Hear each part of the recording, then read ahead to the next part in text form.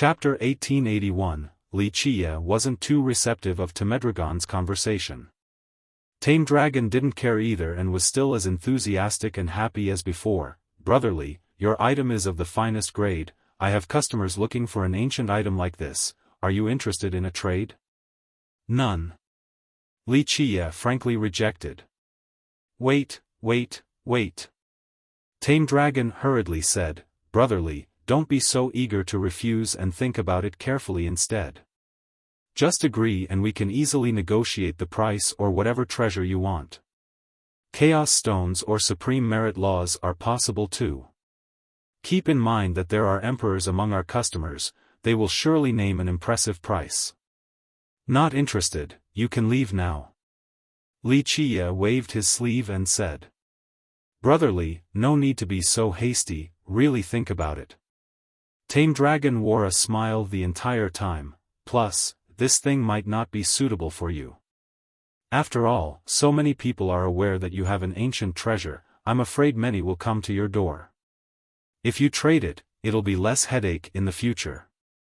How could Wuxia not understand the subtlety in this comment? Thus, he glared at Tame Dragon and said insipidly, Are you threatening me? No way, I do not dare to do so. Tame Dragon quickly responded, You're overly worrying. I consider myself to be somewhat of a businessman, but I do obey the creed of staying honest even in business. That's why I don't have any intention of causing trouble even if you don't trade. He paused for a bit before continuing, but that might not be the case for others. I personally know that a few customers are very intrigued by the item. If they really want it, I don't think anything can stop them. Is that so? If they want it, let them come. The more, the merrier. Wuxia smirked in response. Shoo. Tame Dragon jumped in horror and quickly shushed Wuxia. Brotherly, quiet down a bit since the sky has ears. Some customers are incredible characters, High God is only the starting point, there's no lack of emperors either. Really now? Wuxia chuckled. Yes. Tame Dragon lowered his voice. Your possession of this treasure had made quite a stir and attracted the attention of a few high gods and emperors. If they were ordinary emperors and gods, I could put in a few good words for you using my master's reputation.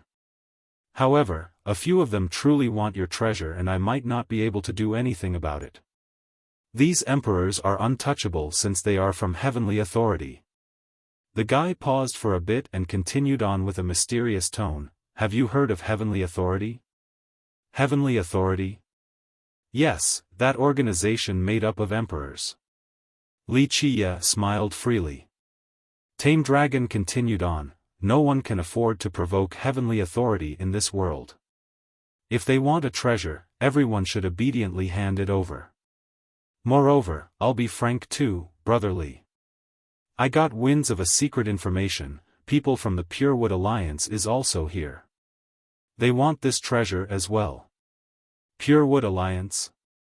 Wuxia had a thick smile after hearing this. Yes, Purewood Alliance, another legendary organization that is invincible. When it took action, not to mention ants like us, even emperors will tremble and the ghosts will cry. Rumor has it that this was a mysterious team started by Purewood Divine Emperor, some referred to it as the Divine Alliance. There were no trustworthy records about it, no one knew which emperors were part of this group. Its existence itself remained a mystery. Looks like you know quite a lot. Wuxia was quite amused. No, it's not me but my master and uncles have many friends. Our Tame Dragon cavalry knows everyone in the world, including many emperors, so I ride on my master's coattails, having more information channels than others. He became quite prideful after bringing up his master. This was understandable, his master, Tame Dragon High God, had 11 totems. His cavalry was a dreadful existence in Pure. It had 9 members but all were high gods. This was why the cavalry was so terrifying, but there was something even worse. They were actually a group of bandits. Tame Dragon High God was once a lowly bandit while the rest of the members had questionable origins as well. All 9 had done their fill of heinous deeds, leaving nothing left in their path. That's why many people secretly called them the bandit cavalry, not tame dragon. Despite their villainous past, many lineages in Pure couldn't do anything to them out of fear. This was the reason why Tame Dragon Child dared to talk back to Feng Yi. His backers were also very powerful. His intention in bringing up his master and the cavalry was clear.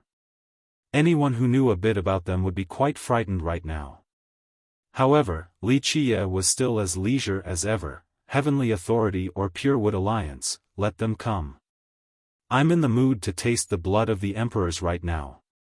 Surely these imperial blood will have an exquisite taste. If you are so well connected, tell those who are interested in my treasure to come in packs. 1 or 2 emperors and high gods aren't enough as an appetizer. Maybe 10 emperors or a legion, cavalry, whatever, that's more fun.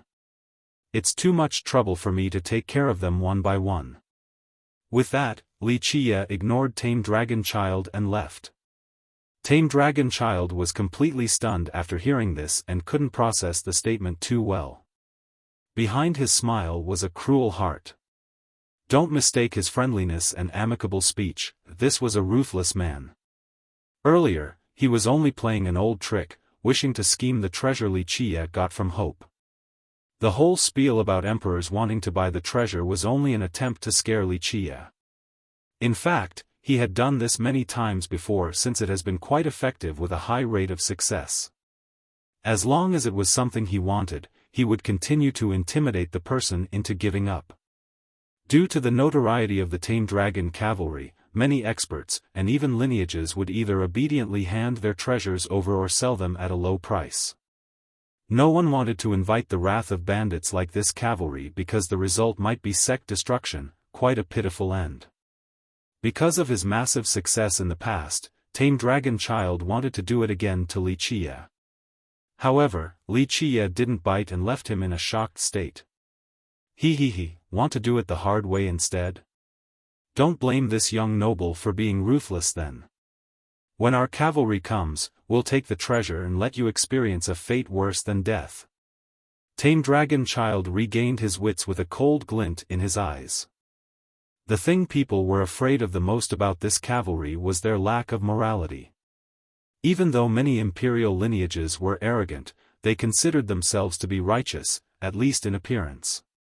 They wouldn't destroy a sect just to steal a treasure since they had their reputation to worry about. On the other hand, the high gods in Tame Dragon Cavalry didn't give a damn at all. Chapter 1882. After ignoring Tame Dragon Child, Wuxia returned to his peak. There was an old man waiting quietly outside before he could enter his room. This was the captain of Eternal. He looked like an ordinary old man, like a next-door neighbor. But one would be sorely mistaken to judge him only by his appearance. What was Eternal? The greatest ship in exploration grounds. All sorts of things happened in this place. Many ships have been robbed before by bandits, but nothing had ever happened to Eternal. In fact, no one ever dared to even think about robbing it. Thus, how could the captain of this monstrous ship be an ordinary person? After seeing Wuxia, the captain bowed deeply and said with reverence, "I hope this tiny and wretched ship is okay for you, sir. Please excuse any inconveniences. There were more than 10,000 passengers here." The captain wouldn't even personally greet imperial successor. The best example was Jilin Princess, who never got a greeting from the captain. But now, he was here in person. Got a problem? Wuxia glanced at the captain and said flatly. No, it's nothing. The captain quickly smiled and said, "Only asking if you would like this lowly one service, sir. If these bandits want to bother you, I can offer my assistance." Few things happening on Eternal could hide from his eyes. The altar matter alone can't attract your attention.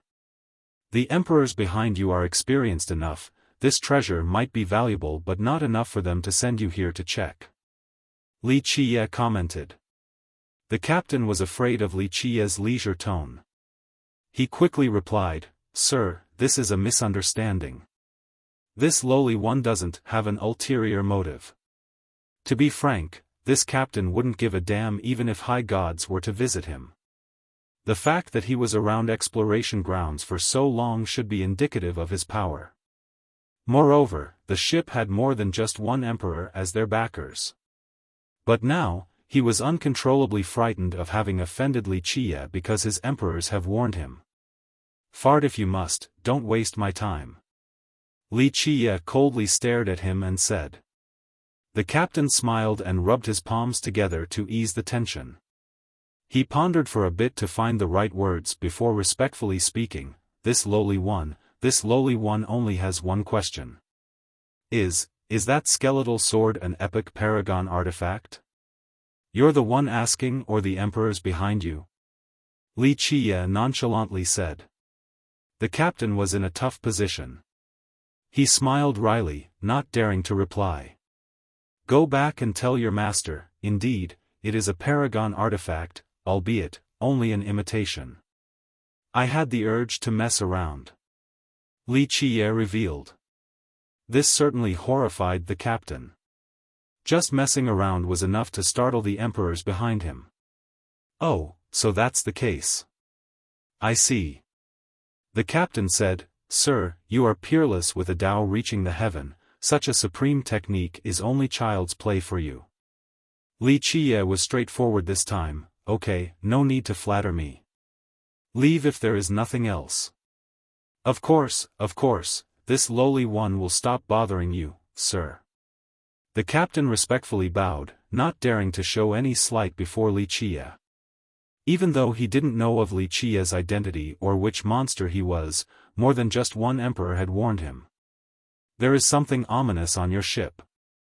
Wuxia spoke as the captain was on his way. The captain stopped and smiled wryly. Sir, you're joking. Our Eternal is very clean after being protected by the emperors. Nothing impure or evil could get on. Is that so? Wuxia gave him the side eye and said flatly, the ship is certainly clean, but your passengers might not be. You certainly know what you are transporting.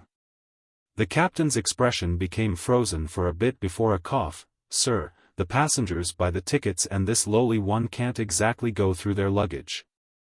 As long as they do not cause trouble on the ship, we welcome everyone. I see. Wuxia asked, then where are these aberrations going? Sir, I'll be honest. They're going to remote wildland. The captain had no choice. As the captain, he shouldn't be revealing passengers' information, but he didn't dare to hide it from this particular being standing before him. Wuxia's eyes turned cold. I see. Looks like all the forces in the 13 continents haven't given up on remote wildland. Ah, this lowly one doesn't know much about this matter, I'm only the driver. The captain didn't wish to be involved in this issue. What about your emperors? Are they going too? Wuxia inquired again. Well, the captain hesitated for a moment before answering, that isn't something this lowly one is eligible to know. But I have heard that something is stirring in remote wildland and some emperors are indeed going there. No one ever stops wandering about that place. A few things there are truly tempting. Wuxia said leisurely, however, go tell your emperors that it is best for them to stay the hell away from me. If they want to be cannon fodders, I'll be happy to drink their imperial blood. This lowly one will send the message. The captain trembled inside. Normally, only emperors would threaten others, not the other way around, especially in a blatant manner like this. Wuxia knew the existences behind Eternal, yet he was still threatening them all the same. Right now, the captain could only think of one possibility, that the guy was Supreme Overlord. Outside of these Supreme Overlords, no one else would dare to threaten the emperors behind Eternal. Good. Wuxia said, top emperors of their position should know the right choice to make. If they want to act like lower emperors and bring their wills here, I'll still be happy all the same. The emperors behind Eternal were indeed very powerful. That's why they were able to notice the imitation of true bones. In the end, the horrified captain didn't dare to say anything else and bowed deeply again before leaving. Afterward, Wuxia stared at the horizon with a smile. Very well, if emperors want to get involved at remote wildland, then let the storm rages, it'll be much more lively. With that, he entered the room. Eternal speed increased after leaving Hope. Even though it stopped at several other points, there was no delay and left at the exact time. The ship also knew the way very well because it had been here countless times. It wouldn't be an exaggeration to say that it had traveled through all the known paths. Nothing happened during this portion of the trip so far, something Eternal has always been proud of, their smooth passage. Wuxia didn't leave the ships during the different resting areas. He continued to cultivate and think about the profundities of the Grand Tao. In these last several days, Wu Fengying didn't come to bother him. Who knows if it was due to the princess advice or she had finally learned her lesson after the previous defeat. Chapter 1883. Finally, Eternal reached a very important stop point, Imperial Change City. We have arrived at Imperial Change City. After stopping at the harbor in space, the captain announced, Eternal will stop here for half a month to get supply. Passengers to remote wildland may leave the ship to relax. Just return before departure. I'm going. After anchorage, many people became excited and jumped off the ship. We're finally here. Even those who have been here before were still ecstatic all the same. Imperial Change City was built by the shore of Buddhist Plain. It was also the only city in exploration grounds. Even though there were emperors and powerful gods hiding all around inside their heavenly grottos, only one true city existed here. It was under the control of many emperors. From Eternal, one could see a world hovering above the vast darkness. It was spewing out a majestic light that had a Buddhist affinity. There were many continents and countless dangerous areas in exploration grounds. However, all were abandoned or broken worlds, similar to Hope. However, this was not the same for this floating world. It was still shining among the dark expanse, albeit with dimness as if a gust of wind could extinguish it like a candle. This world was Buddhist Plain, a colorful world that had disappeared along the river of time. At the front of this world was a port city. It wasn't crazy inside compared to the one spanning for thousands of miles in Pure. It wasn't majestic either in appearance. It was built from some unknown rocks piling on each other. Nevertheless, it still had an immovable presence to spectators.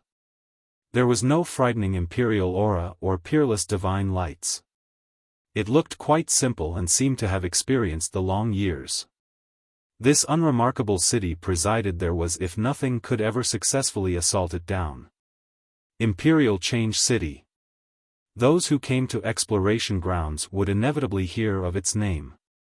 Rumor has it that it was built by the emperors from Pure. Exploration grounds was not a place for cultivation because it contained the remnant chaos energies of previous epochs. This, in turn, led to being more susceptible to chi deviation. This wasn't the case in Imperial Change. Some said that cultivation was possible inside but outsiders weren't privy of the truth. In short, the emperors from Pure worked together to create a new world here, changing this ferocious land into a habitable and unconquerable city. It remained unknown how many emperors were staying in the city. Many emperors in exploration grounds had their own grottos, but some chose to occasionally stay in this city as well. Several emperors would be present at any time in Imperial Change before switching shift. These groups would temporarily make all decisions for the city. If something major were to happen, then a bigger council of eligible emperors would convene and deliberate. The exact identity of the eligible emperors was also a mystery. Imperial Change wasn't an organization or a sect. The emperors here came from all races and worlds. They were equal in this place and didn't place any emphasis on racial and intersect wars. They didn't care about mundane feuds and hatred. Otherwise, they would not be allowed to stay at Imperial Change and be involved in the policy-making process. No one knew why this city was erected, but there was one legend spreading through Pure. It stated that this was a final base in the case of a calamity. Even if the worlds were to be destroyed, imperial change would stand strong, for it was the strongest fortress in existence. It has been blessed and empowered by countless emperors. Their blood and effort have seeped into the foundation of this place. Even 12 will emperors have helped as well. Thus, its toughness gradually became a legendary tale. Of course, when the days of end actually came, only God knows about the people with the ticket to enter. Wuxia was standing on a mountain while gazing at Imperial Change's closed gates with a faint smile. The gates to this great city have always been closed. Outside of emperors, outsiders would find it exceedingly hard to enter without permission or recommendation.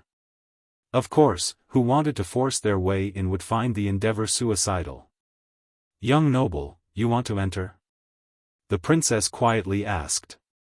In her eyes, Wuxia was definitely someone who could enter without any resistance. Meanwhile, a junior like her wasn't qualified to do so.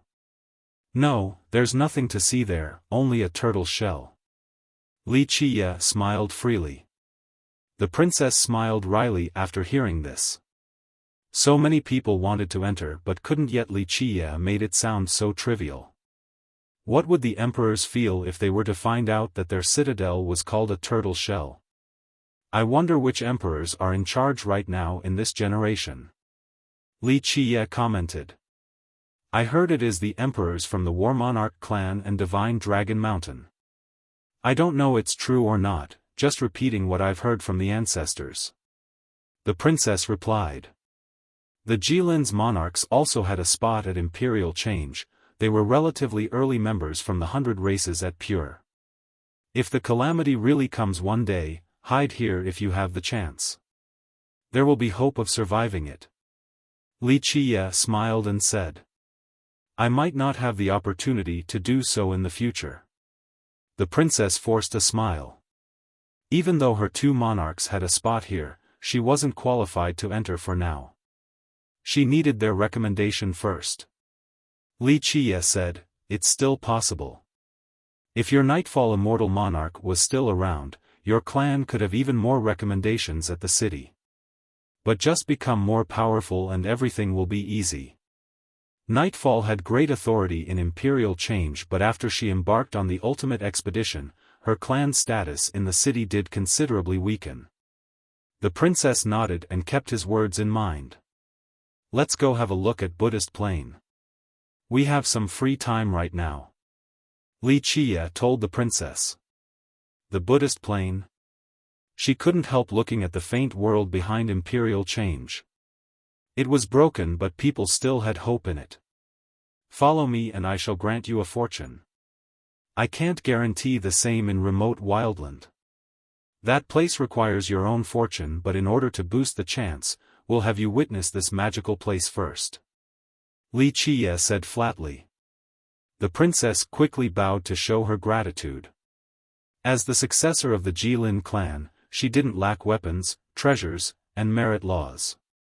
In fact, she had access to all the top merit laws from her clan. However, such words had a different significance coming from Wuxia. After all, a few fortunes in this world couldn't be gauged in a physical sense.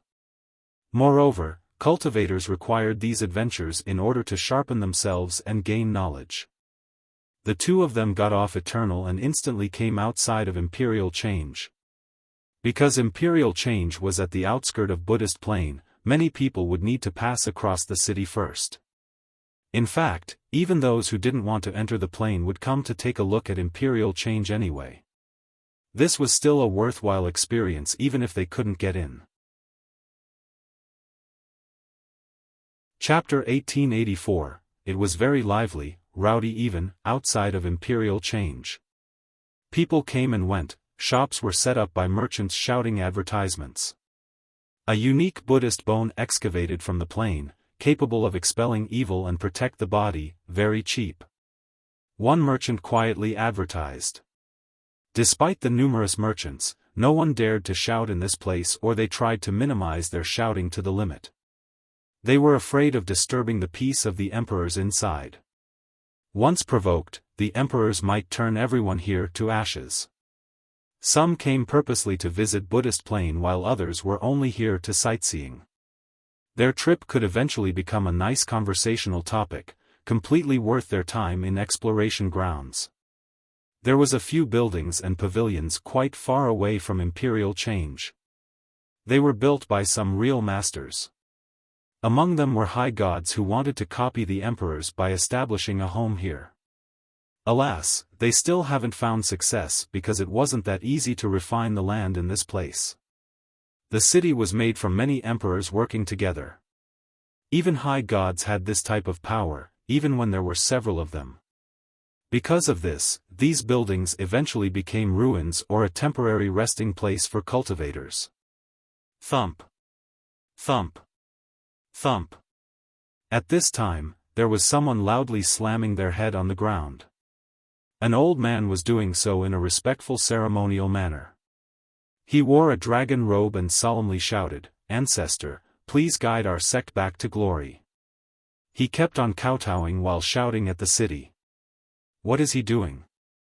The newcomers didn't know what he was doing. That's the Yi clan master. An old man sighed and revealed, he wants guidance from his immortal monarch. The Yi had fallen recently, given the cold shoulder by several races on top of having their territory invaded and annexed. When their monarch was around, no one dared to do anything to them, but not anymore. That's why he wants guidance right now. He has been kowtowing for 3 months, but his ancestor on duty here wouldn't meet him. A young merchant nearby added. Jilin Princess became slightly emotional after seeing this. This was, in fact, a rather common occurrence. After a decline, many sects would come asking for their ancestors to come out and prop up the clan once more. It's not easy being an emperor. Some risked the threat of the heavenly execution and still came into being in order to help their descendants navigate the storm. She murmured. The majority of descendants are useless. Li Qiye said calmly, of course, it's not easy for emperors to sever their blood ties either. He was familiar with this type of scene as well. Some emperors eventually gave up and let their clan and descendants fence for themselves. Return from whence you came. Finally, a voice resounded from within. It had an unquestionable divinity and supreme power. The rowdiness outside the city immediately ceased. Everyone stopped what they're doing. The merchant halted their quiet peddling. All eyes were on the city. No one could see what was going on within, but the voice of an immortal monarch made many shudder. Even though the monarch didn't exert his aura, people still felt a sense of reverence all the same. The clan master went stiff with a gray complexion. His eyes were filled with despair. This was too big of a blow for him. Their clan needed the help of their ancestor, but he didn't care about their fate.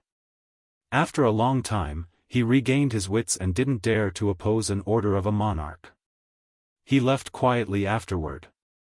People felt sympathy after seeing this. Many great powers have fallen before. They wanted to ask for help, but being abandoned by their ancestors was truly devastating. Looks like the Yi clan won't rise again. Someone said sentimentally while looking at the pitiful departing figure. The refusal meant that the Yi clan no longer had an immortal monarch for their backing. It would be prohibitively difficult for them in the future. Of course, others should act with prudence before deciding to annihilate the Yi clan. Even though this immortal monarch ignored the clan's prosperity, it didn't mean that others could massacre them if they wanted to. It wasn't certain that this monarch would be idle in the worst-case scenario. Next, a carriage slowly came forward. It was simple with only 5 old men accompanying it. They all wore a gray outfit with a hat pushed down low to hide their face. They hid their aura so it was hard to see through their real power. It stopped in front of the city gates. In the beginning, no one cared about it. When a man and woman got off, all eyes were attracted and shocked. The woman was peerlessly noble, just like a phoenix descending from the sky. She had a wondrous nobility with beautiful features that would attract all gazes. Others couldn't help but stare in admiration. The man had a yellow robe without much decoration. It was a simple and low-key style. Nevertheless, the robe was still delicately made and well-suited, seemingly by the best of tailors. It could accentuate his perfect physique. Though he had no bulging muscle nor was he overly tall and stalwart, he was the embodiment of steadiness. A boundless power seemed to be contained beneath this outfit, a true dragon soaring in the horizon he was. He wasn't overly dashing, but there was an inexplicable charm to his cold demeanor. He gave others a metallic impression, as if a knock would produce a tinkling sound. He stood proudly with the sharpness of a spear. Though he had converged his vitality and dispersed his divinity, he still had an unbeatable aura engulfing the myriad realms. Jean Gu and Heavenly Phoenix Princess. People took a deep breath after seeing the two. Jean Gu. Both the young and old were moved after hearing this name. He was the hottest topic in Pure right now. He was the most hopeful candidate to become a Grand Emperor, a talent deemed worthy of obtaining 12 wills. Alas, an ambush had robbed him of his first collection attempt. Many big shots from the Heaven race were full of regrets. The overall situation would change if he could have become a top emperor. Is he here to see his ancestors? The older characters shuddered, knowing that something big was going to happen. Wuxia is here as well. A keen-eyed cultivator also saw Wuxia and Jilin Princess. In a short time, eyes darted between the two groups of duo. Everyone held their breath with anticipation. Jilin Princess also glanced at Wuxia, then over at the two in the distance. She smiled wryly at the upcoming storm. Everyone has heard about Fiercest, especially about his involvement in the death of Heavenly Phoenix Crown Prince and Royal Lord. This news had early spread across Pure. They thought that both the princess and Jean Gu wouldn't be able to swallow this anger. So now, Jean Gu and Fiercest were meeting at Imperial Change. They thought a good show was about to happen. The road is narrow for enemies. They must be eager to fight now. One cultivator murmured. Jean Gu and Heavenly Phoenix Princess also heard someone called out Wuxia's name. Both of their gazes became fixated on him as well. The scene became silent since everyone started focusing on spectating. One could hear the drop of a needle right now. Chapter 1885. At this time, rather than silence, everyone was anticipating a great battle. Jean Gu had threatened the world while Fiercest was a new talent with an unstoppable momentum and bizarre techniques. This was going to be a battle between a dragon and tiger, so the crowd was quite excited to see Jean Ge's attempt at retribution. Meanwhile, Wuxia was completely unaffected with his leisure stroll in spite of his enemies ahead and the imposing city. The princess, on the other hand, wasn't as leisure. A great battle was surely coming from this, even emperors might get involved. In this split second, Jean Gu slightly changed his gaze. There was no blatant aura nor supreme divinity, it was only a slight bat of the eyes. However, a jade-like hand tightly gripped his brutish one. The princess gently shook her head, gesturing her husband to stop. Jean Gu took a deep breath after seeing her expression and withdrew his gaze. He calmed his thoughts and turned to face the city. Next was tidying his attire before coming in front of the gates. Everyone was surprised to see this and couldn't react. In their mind, Jean Gu wouldn't forgive Wuxia. After all, the feud of killing one's father-in-law was irreconcilable. But Jean Gu was able to subdue his anger to the astonishment of the crowd. He held an ancient writ with both hands while the princess accompanied him. He respectfully kneeled and said, "Your unfilial descendant, Jean Gu, is here today to visit you, ancestor." Creak, after 3 bows, the heavy gates slowly opened. There was so much chaos energy inside as if it had turned into its own world. The duo bowed again before standing up. They took a deep breath and walked into the city, hand in hand. As they disappeared into the chaos energy, the gates closed once more. During this event, Wuxia had already entered Buddhist plane. The meeting between him and Jingu was just a glance. The battle was over just like that, leaving behind only one thought: if it wasn't for the princess, Jingu might have attacked. The crowd then turned towards Wuxia's direction, but he was nowhere in sight either. A dragon meeting a tiger, yet no fight. A few cultivators who live for the chaos lamented. Yes. It really is unexpected. No, it's a miracle to be able to restrain this level of anger. Plus, Jingu had never been afraid of anyone in the 13 continents. He still directly fought against Ren Sheng during the competition for the Heaven's Will. Despite the successful ambush, his group still got Ren Sheng back for it later on. One youth stated. His peers felt the same way. I heard the Grand Emperors from the War Monarch clan have the shift right now at Imperial Change. Look, his emperors are right here. Even a stronger enemy would only be an ant. Why didn't he attack? Another youth couldn't understand Jingu. Jingu himself was powerful enough to take down a high god easily as well, let alone fiercest. But under such an advantageous circumstance, Jingu chose inaction and perplexed the crowd. Of course, no one would dare to mock him for cowardice. They didn't think he feared fiercest either, since he had experienced countless battles and bathed with the blood of his enemies. It's because he married a virtuous and intelligent wife. Nothing is more important than becoming an emperor right now.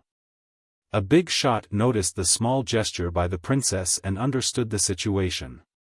He continued on, the princess isn't blinded by hatred. After the last ambush, she realized how to keep a low profile and maintain her forces. Only the Heavens would make them go all out. Personal feuds are trivial before the business of the throne. These older characters were quite impressed. Any woman would lose their rationality after having their brother and father killed. Vengeance would be on their mind, especially when she had military power. But she chose against it and didn't even want her husband to be distracted. She wanted his full focus on obtaining the Heaven's wills. Meanwhile, Jilin Princess, who was with Wuxia, commented, Heavenly Phoenix Princess is very rational despite coming from an imperial lineage. She's indeed worthy of becoming the imperial queen. Wuxia replied, it's understandable. She's an outsider, yet the War Monarch clan still gave her great authority. Even if the ancestors of that clan have grown senile, their experienced Grand Emperors certainly aren't. The decision to entrust her wasn't something an ordinary person in the clan could decide. They needed permission from someone like War Monarch Heaven Emperor. And for this high-level character, they wouldn't pick an ordinary girl to be their daughter-in-law. Wuxia was only casually commenting on what he had heard about Heavenly Phoenix Princess. Nevertheless, he got all the essential facts straight right away. The princess felt that this was correct since she was from an imperial lineage as well. It wasn't easy for someone outside the clan to be in power. It showed the trust the clan had placed in Heavenly Phoenix Princess. But this was also the reason for her family's demise. Her brother and father thought they had an unbelievably strong backing, so they treated others with contempt, resulting in their death. The two were in Buddhist plane right now, an endless plain was in sight. Strange enough, it was hard for exploration grounds to have any vegetation. Not to mention a tree, not even a grass could be seen. This was not the case for Buddhist plain. There were yellow grasses growing everywhere on this plain. They fluttered in the wind like beautiful ladies. However, these grasses had a yellow dryness upon inception and looked a bit burnt. They gave the feeling of being near death, as if they carried a fatal disease right away and could wither at any moment. Nevertheless, these young grasses persevered and populated the plain. How can grasses grow in this place? Jilin Princess had heard curious stories about the plain. Despite their sorry state, they still had life unlike other places in exploration ground. Exploration grounds consisted of broken temporal planes like a shattered river of time. Each of these epochs had been destroyed. Thus, life cannot grow here, unless there is something extremely heaven-defying going on. The phenomenon you see here is quite mystical. How so? The princess yearned for more knowledge. A safeguarding power. Wuxia said, in fact, the existences of these broken continents alone are impressive enough. They contain the power of an entire world, or they wouldn't have survived when the river of time broke. However, this place is different from the rest. The princess listened without interrupting. One day, when the world is on the verge of collapsing, what is your course of action? Wuxia looked at her and asked. Self-preservation. The princess didn't need to think. Her answer was simply common sense, an instinct in all creatures. Chapter 1886. One shouldn't be criticized for choosing survival over all else during perilous times. Yes, self-preservation. Wuxia gently nodded. It is rational, many people would do so as well. Wuxia became quiet with a slightly disappointed expression after saying this. The princess became a bit uneasy after seeing his attitude. Young noble, did I say something wrong? Wuxia looked up and gently shook his head. No, you're right. Self-preservation is instinctive, any living being would do so. However, it is easier said than done on that day. One must pay a great price. He turned back towards the horizon with a pensive stare. The princess didn't quite understand the vague comment. After a while, Wuxia continued, even a so-called savior would fence for themselves. It's already commendable that they do not sacrifice the heaven and earth and all existences. This type of masters should be praised. Sacrifice everything. The princess murmured in rumination and thought about the tales he told before. She thought of a terrorizing possibility, causing her mind to tremble. In just a wink, she realized why Wuxia kept on repeating, "Don't wait for a world savior." All right. No need to talk about this any longer. Wuxia withdrew his gaze and chuckled. The reason why grasses can grow here is because many supreme overlords have blessed this place with their protection. Trillions of existences shared an indomitable belief. This protective power and faith allowed this place to have life. However, the annihilative force was unimaginable and impossible to stop. Even the strongest of protection and endless faith couldn't protect this world. These grasses are barely surviving. Unlike the grasses outside, they are born weak from the tribulation. Wuxia sighed and didn't add anything else. The princess became immersed in the might of this epoch and its amazing existences. Alas, they still became broken in the end. Come, to Buddhist Ridge we go. He continued forward. The ridge wasn't too far from imperial change, only 100,000 miles. However, it was only the beginning of the plain. Only by crossing this path would one finally step into the plain and truly bask in its magicalness. This was a majestic mountain range spanning for thousands of miles. But the shocking part wasn't the geography, the buildings on top were much more magnificent. Countless broken walls and ruins laid on top as far as the eyes can see. These ancient Buddhist temples were wonderful once. There was one, in particular, spanning for 10,000 meters. Just one pillar from it could reach the sky. Alas, they were mere ruins now.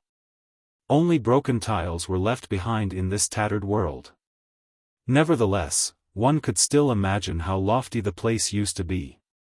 Perhaps this was a Buddhist kingdom with numerous holy monks cultivating and meditating. Unfortunately, all ceased to be here.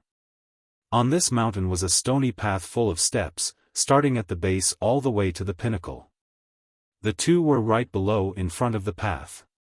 While staring at it, one got the sensation that this was the path towards the Grand Tao. Though they no longer had the colorful lights associated with power, people would suddenly have a vision of many beings kneeling and worshipping in this place, one bow for each step. I just saw something. The princess said with uncertainty. At her level, she wouldn't see illusions easily due to her firm Tao heart. That's normal. Wuxia said, if you were born in that era, when you stand here, not to mention your current cultivation, even as a low-level high god, you would already be on your knees, more than happy to kowtow once each step. Alas, too much time had passed and the destruction here was too much. It had destroyed the enlightenment here. Otherwise, you would be a Buddhist right now. Such swift conversion. What kind of demonic art is that? The princess felt a bit of dread after hearing this. Demonic art? Wuxia smiled and shook his head, it's the most righteous and orthodox path. If we were to compare it to an imperial art, then it would be at the apex in terms of profundity. It could convert someone after a split second due to the immense faith of the beings here. There is no forceful conversion here from one being to another, only the accumulation of faith in an entire epoch. Trillions of existences worshipping from one generation to another, full of sympathy, light, benevolence, and peace. After enough time, the will of one is only a bubble in the ocean, completely insignificant, and so are you before it, a drop of rain in the sea, just going along with the flow. Faith can become a Tao. The princess got a clue from this statement. Yes. Wuxia said, believe in my Tao and I shall grant you protection. But this isn't to say that I'm your savior, it is only a type of coexistence. That's why the Buddhist plane has a protective power, one of faith. The princess realized why this place was special. Go up, we'll light an incense. Wuxia commanded. The princess trod onward, but there was one thing perplexing her. She opened her mouth but no words came out. Little lass, go ahead. Wuxia was amused by her demeanor. Young noble, you would also offer someone your respect? She finally let it out. In her mind, he was a supreme overlord standing at the top of this world. Who would be worthy of him performing such a respectful gesture? It is showing respect for the sages of old. Wuxia took his time answering, despite a lack of a true savior, there were brave soldiers and never violating their heart even at the darkest time of destruction. They are worthy of respect. Never violating their heart. The princess murmured. What do you think is a cultivator's primal wish? Wuxia asked while she carefully took everything in. She pondered in silence. For many cultivators, their first intent was to become an emperor. What about after becoming an emperor? Wuxia could read her thoughts. She had no answer because she wasn't one. A battle to the end. Wuxia said, after stepping on this path, it means you will feel weak and want to grow even stronger. In the beginning, you want to become stronger than others. Next, you want to surpass your own limits and finally, to fight against the heaven and escape from the shackles of this world. That's why you need to fight to the end. However, some have chosen to compromise on this path. Not everyone can continue forever. There had been majestic existences that eventually let go of their primal wish. But some decided to fight to the end, resulting in their death. The latter is worthy of respect. He gently sighed and continued, this is why the Tao heart is so important. Only a firm one would allow you to fight to the end. Without one day, you will only become an existence that you once hated. The people that compromised, are they still lurking in the darkness? The princess couldn't help and ask with a shuddering voice. The answer could be frightening, something others didn't want to face.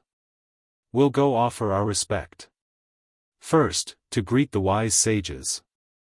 Second, to see if we'll get the blessing of the spirit butterfly. Wuxia didn't answer her and continued forward instead.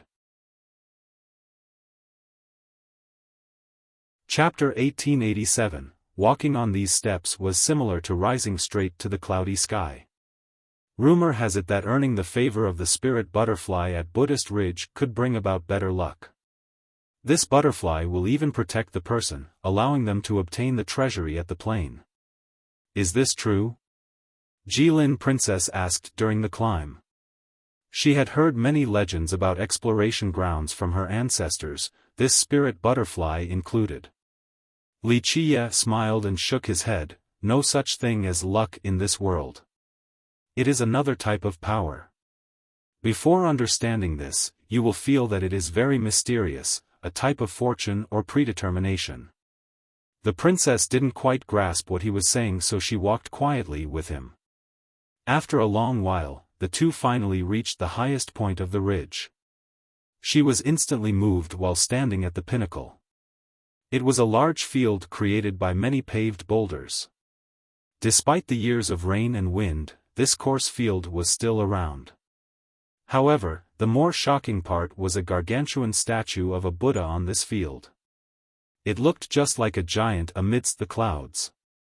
It was sitting in the meditative pose with one hand forming a mudra while the other was situated before the stomach. Its head was looking down, seemingly pondering the Tao. One had no choice but to look up at this statue. It was incomplete with many cracks as if it had been wounded. The right ear was gone and the facial features unrecognizable. It was as if its face has been destroyed, not allowing anyone else to look at it. The astonishing part about the statue wasn't its mere size alone. There was an indescribable temperament to it, one of soul invincibility. Even the high heaven seemed so distant and the earth was lying beneath its feet. The heaven above couldn't make it put down its hands. Even the earth couldn't stop its movement. Because of this, anyone would have the urge to bow before this Buddha, wanting to kiss its feet to show their utmost reverence. The princess had a powerful cultivation and a firm Tao heart, but she also felt the urge to prostrate before this Buddha. The heaven does not allow one to see the face of this Buddha. Damn its wretchedness! Wuxia coldly said. The princess was startled. This was her first time hearing someone curse out the high heaven like this. She looked up and opened her heavenly gaze. Alas, she couldn't see the statue's face as if it had been sealed. No need to look. The heaven had forbidden it. Wuxia told her. But why? She asked. Wuxia stared at the statue and said, "This is an old sage, the starter of an epoch. As the river of time continued to flow, it shouldered the faith of countless existences. Do you know how insignificant the world and the myriad Tao are compared to this faith? It can replace everything, turning all into a world of light. But after its destruction, the heaven forbid anyone from seeing this Buddha's face again." The princess was in awe. She was trying to imagine the amazing epoch of light after hearing him. There were more than just them present before this Buddha. There were many cultivators standing in a line, slowly inching forward without uttering a word. Before Wuxia was a divine carriage with the shade of the evening red clouds. It seemed to be running amidst the clouds. Inside was a woman around 30 of age. She was titillating with her mature appearance like a ripe grape. Others couldn't help wanting to take a bite. Her alluring eyes could steal the soul with its boundless charm. Sunset Glow Valley Lord. The princess didn't expect to see a familiar face here. Young Sis Ji, long time no see. The woman greeted back. Her name was Een Huali, the Lord of Sunset Glow. This was a lineage of the devil race with 2 emperors impure. It had considerable power. Even though there was racial tension, imperial lineages like Sunset Glow and the Ji clan still had some ties. While chatting with the princess, Huali couldn't help analyzing Wuxia. She had heard of his stories before and didn't want to provoke this mysterious man. The experts continued forward. It didn't matter their initial attitude before coming here. While standing in front of this statue, they lit an incense and kneeled to offer their respect straight from the heart. After placing the incense, some experts couldn't help but stare at the shoulder of the Buddha. It was quite large, like a mountain range. There were many inconspicuous spirit butterflies lying on its shoulder that required careful observation to spot. One would find that these butterflies were made of a faint light. They were very famous because earning their favor would mean a safe journey in Buddhist plane. They could even bring you to the hidden treasures of the plain. Rumor has it that 3 people have obtained the favor of these butterflies: World Emperor, Holy Emperor, and Mortal Reversion Ancient God. Some later on even thought that because of this event, the 3 of them found an amazing fortune, resulting in their achievements later. Despite a lack of evidence, cultivators would always respectfully come here to worship. Of course, nothing could be better than also gaining the favor of the butterflies. Alas, these butterflies were lying on the shoulder with no intention of befriending anyone. After a long time, it was finally Wuxia and the princess' turn. He lit an incense and bowed while articulating, "The path of men is full of ups and downs. Oh, the wise sages of past, watch as I sweep through everything in the future." His words made everyone glance at each other. They were aware of his title, Fiercest. They felt that this guy was indeed fierce enough, always spouting crazy words wherever he went. The princess was much more respectful in comparison. After lighting the incense, she bowed 3 times towards this Buddha. When the 2 were about to leave, there was suddenly a poof. The butterflies lying on the shoulder of the statue suddenly started flying.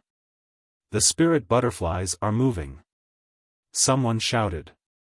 The butterflies flew down and circled Wuxia from top to bottom as if they were happy fairies. "What, this can't be right?" An old expert shouted, "I've been here more than 10 times but I haven't seen one butterfly moving, let alone all of them. How unbelievable. Back when World Emperor got here, only one butterfly circled around him but Fiercest got all of them right now." Another knowledgeable ancestor became shocked. How can he be so lucky? Is this what you call the heaven's favorite? One cultivator became jealous and said. Even Jilin Princess' mouth became agape at this astonishing scene. "Return, just one is enough," Wuxia said before blowing a puff of air. He blew all the butterflies away with the exception of one lingering on his shoulder.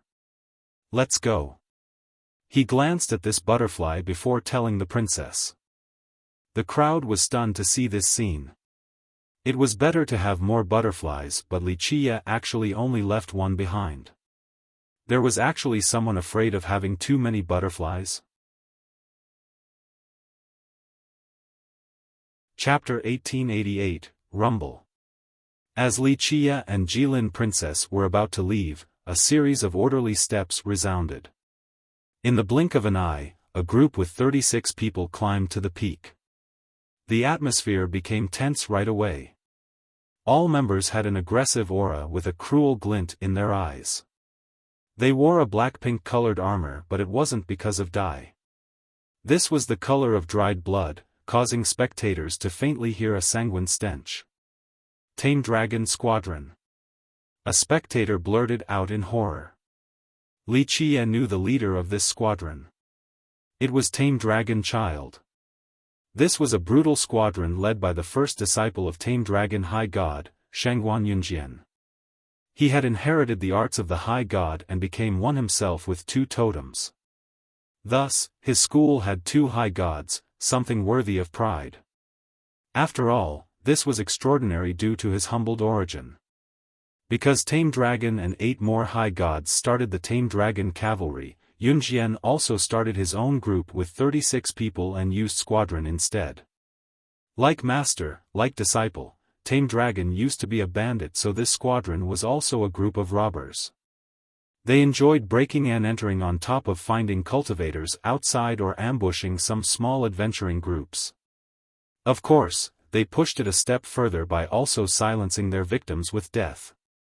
Many people knew that the culprits were this squadron, but since all the victims were killed, there was no evidence to condemn them.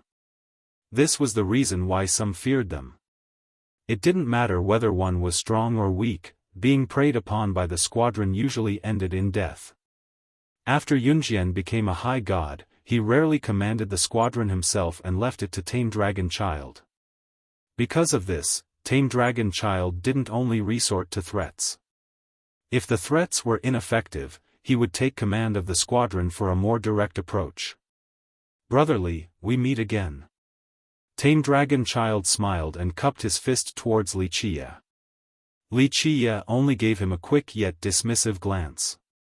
This didn't diminish his enthusiasm. These are my brothers, the Tame Dragon Squadron. They are courageous men who appreciate other heroes the most. Your tales of fearlessness have traveled far and wide. We brothers respect you. If you need anything in the future, just say the word and we'll jump into the boiling fire. Don't be reserved because we'll be brothers too. With that, Tame Dragon Child beat his chest with great fanfare.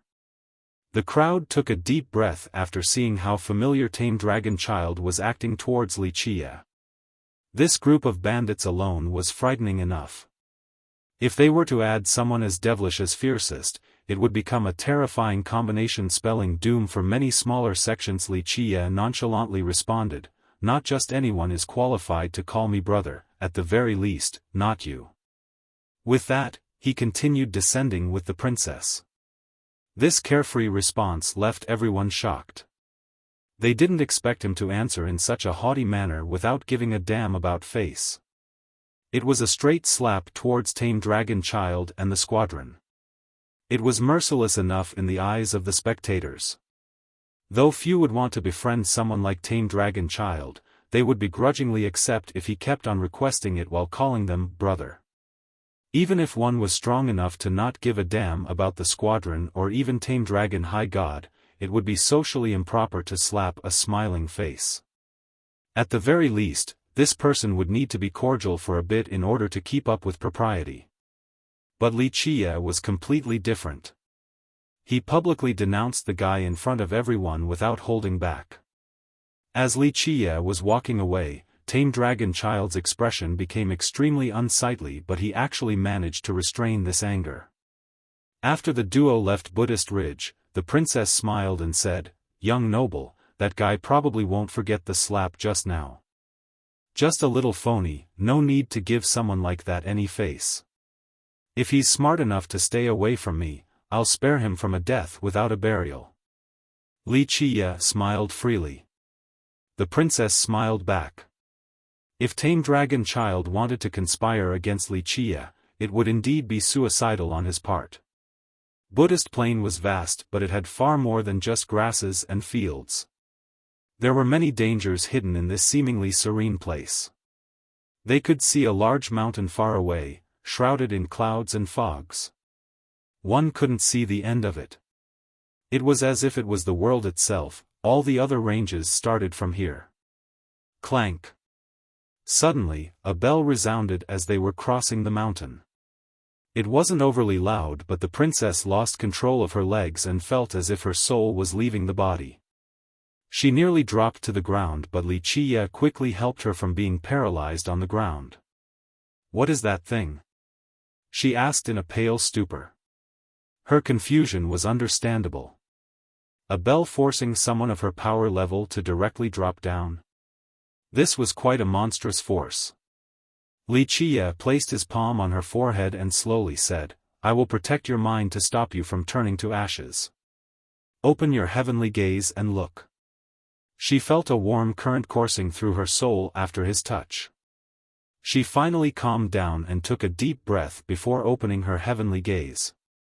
Her vision penetrated the fogs shrouding the mountain. Behold, it was a sight of ruins, with the divine mountain being completely split horizontally. This majestic mountain pierced through the sky. It should be surrounded with stars and galaxies, but some unknown power had slashed it in half. The stars nearby were destroyed as well, only broken pieces were left. At the very top of this broken world was a floating bell. It was gigantic and made of pure gold, still shining. The sound earlier came from this bell. "This bell is the thing that destroyed this divine mountain?" she asked. "No, the bell wishes to protect this area. Unfortunately, struggling is meaningless before the destruction," Wuxia said flatly. "Isn't this a supreme treasure, completely unstoppable?" the princess murmured. "That's right, supreme it is. It might not be an epic paragon artifact, but it is still an incredible Buddhist treasure." Wuxia nodded. why does no one come and take it? She became surprised. No one has been able to reach it. Look closer, don't you see people hiding up there? Wuxia smiled. She focused more, and after a long time, she found that there was an old man in a royal robe in one of the penetrated stars. He was hiding in the hole with layers of defense around him, powered by divine metals. Intuition told her that this was a high god. The more she looked, the more people she found hiding among the debris in space. They were powerful and had defensive barriers ready, seemingly vigilant of a certain thing. At the same time, they were staring at the bell as if wanting to find a weakness. Now! A person roared and rushed out with 3 totems. He turned into a gigantic dragon with 8 wings lunging for the bell. Next, his palm came for the bell, wishing to suppress and take it away. Winged High God, a veteran with 3 totems. The knowledgeable princess became startled. Clank! Another bell sound came out right before the palm was about to make contact. The sound wave attacked, causing blood to go everywhere. His hands exploded first before the rest of his body. Chapter 1889, Ah! Winged High God turned into a rain of blood with a flash within. He was still a high god. In this perilous moment, he used his totems to protect his true fate and made it out of this space. Nevertheless, his true fate was dimmed now. Despite surviving, he would need, perhaps, several 10,000s of years to recover back to his peak state. The moment the bell sounded, the ones hiding nearby used their defensive barriers. The sound wave came and shattered these barriers one by one. Some even vomited blood from the impact. Of course, it was a much better outcome than what happened to Winged High God. All of them were high gods that have been hiding here for a long time to study the bell. This was why they came prepared with defensive barriers before each ring. Alas, this was still not enough to completely stop the bell's power. The princess took a deep breath. Even an old high god with 3 totems were instantly destroyed. If it was her, she would have been rendered to ashes in a split second with no chance to run. That bell is quite terrifying. The princess felt fear. Their clan might not be able to muster up a treasure of the same level to oppose it. Yes. Wuxia said flatly, with this bell, one can contest against a heaven punishment weapon. It is strong enough to stop the power of destruction. The princess shuddered after hearing this. A heaven punishment weapon? These were legendary artifacts created by emperors for the final battle with unimaginable might. Moreover, they were exceedingly rare, but now, Wuxia said that this bell was on the same level as one. This was too much to take in. Even though the benevolent spear belonging to Star Stomper was also a heaven punishment weapon, it was only an unfinished one. Immortal Emperor Minren felt that it couldn't surpass his true immortal armament, so he stopped refining it and gave it to Star Stomper. If this bell is amazing like this, how come top-level emperors don't come to try and take it? The princess asked. The bell is too strong. Ordinary emperors might not be able to take it, but the ones strong enough don't want to either. Wuxia said, this is a bell of will, created by the offering of many supreme Buddhas. They sacrificed their body and refined their Buddhist Tao to finally create this great bell. They wanted to use their everything in order to protect. Moreover, countless believers offered their flesh and respect towards the Buddhist doctrine in order to create its life. They had hopes of stopping the power of destruction. Unfortunately, back to ashes was the final result. Wuxia gently sighed. The princess shuddered. Such devoutness was quite unbelievable, ending in an amazing artifact. Take a careful look, this bell is full of karma. A truly mighty emperor does not want to be involved in this type of karma because it had the wills of the Buddhists. This was an immense amount of karma during the second of destruction. One would need a lot of time and effort in order to erase this level of karma. They are better off refine a heaven punishment weapon that is more suitable. He pointed out the difference. The princess got the point instantly. This treasure might be amazing, but it wasn't suitable. Only high gods would come here, the high-level emperors refrained from doing so. Let's go. Wuxia withdrew his palm and told her. She looked away and followed after him, not daring to linger for long. This bell was too terrifying, just one ring alone was enough to suppress her. Along the way, she broadened her horizon quite a bit after seeing many incredible spectacles. On Buddhist Plain, the princess saw a gigantic Buddha that had shattered on the ground. It looked full of hatred for the heaven while holding an evil subduing staff and pointing it at the sky. All it could do was maintain this pose because some unknown power had penetrated its forehead, leaving a great hole behind.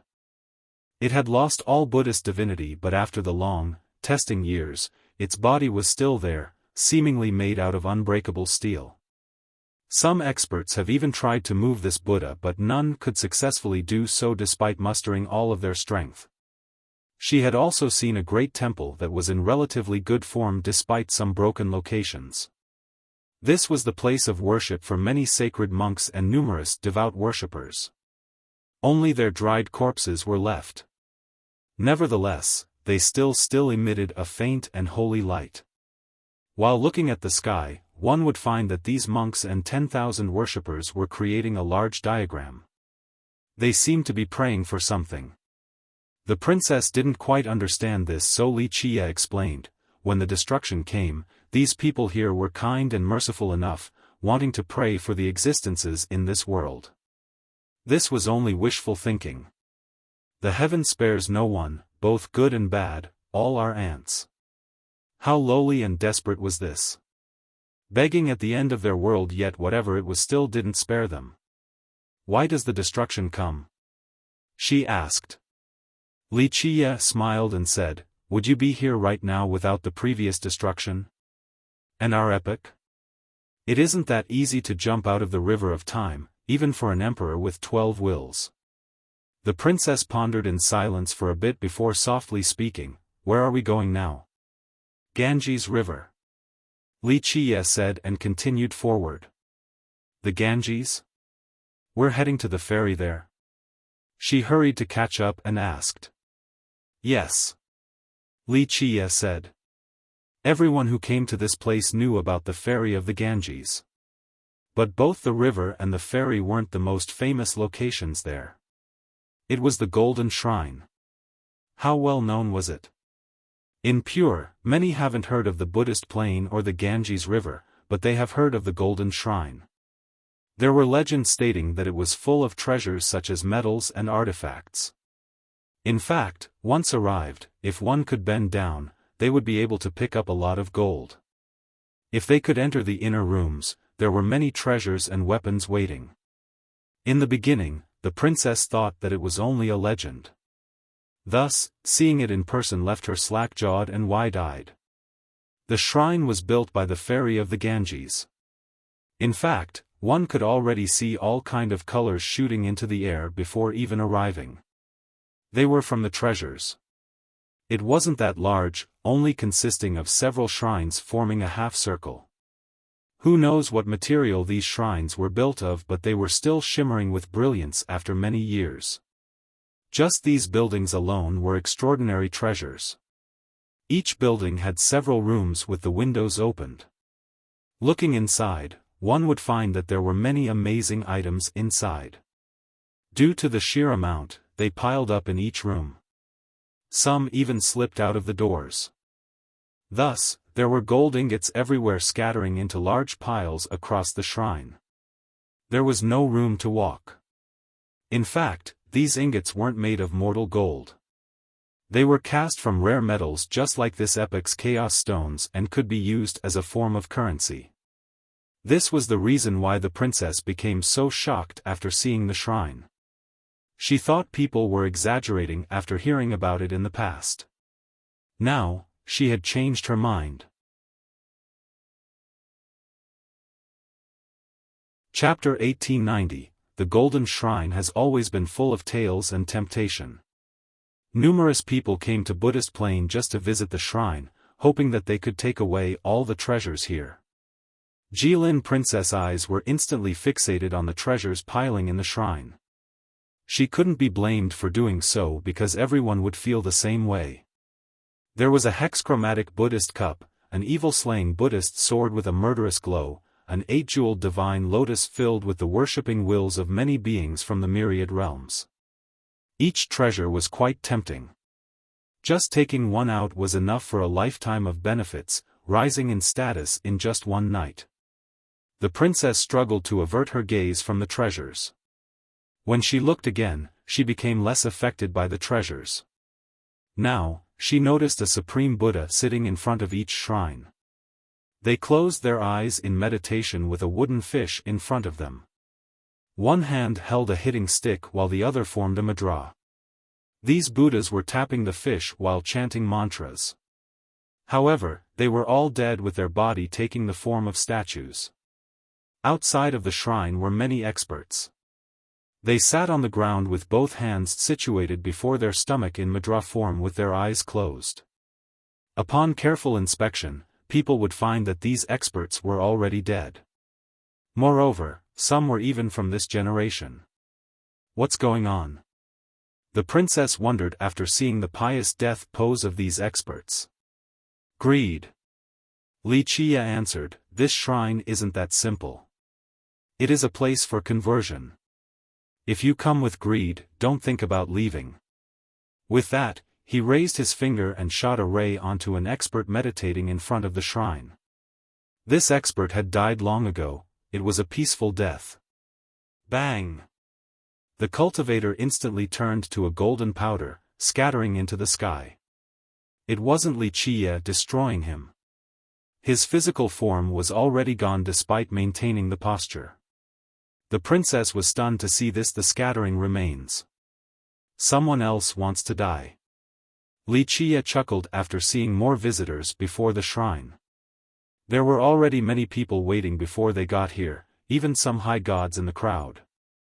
Everyone came for the treasures here, but a successful attempt has never been recorded before. I don't believe that it's impossible.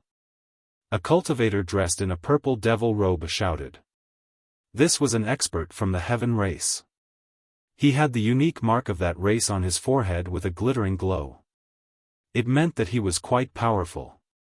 He couldn't stay calm after seeing the countless treasures and stepped into the shrine. Buzz. His robe emitted waves of evil lights around him just like protecting rings. This was an incredible treasure, so he felt quite safe with it on. Nothing happened to him after entering the shrine. That's all? Nothing can touch me when I have this devil robe on. The expert gloated at the inactivity. Fool. The big shots who have been here before sneered. All of these treasures are mine. The expert became ecstatic and rushed for one of the rooms. In this blink of an eye, his body froze up with his actions seemingly slowing down, as if isolated from this physical realm. No! The expert screamed, one with indignation and despair. His body trembled next. With a buzzing noise, clear and blinding rays of light oozed out of his body. They looked like the essences of all things. He's done for. An experienced master commented, his karma has been taken away, no different from death. The clear rays were instantly absorbed by the shrine and appeasing it. This expert suddenly became very calm and respectful. He sat down on the ground and formed a mudra before closing his eyes. This was a silent death. That's really scary. The first-timers were shuddering. There was no competition or destruction, an expert had gone down without a fight as if an invisible hand had reaped him of his life. What happened? The princess didn't see it clearly either. This was an epoch that cares about karmic ties and cycles.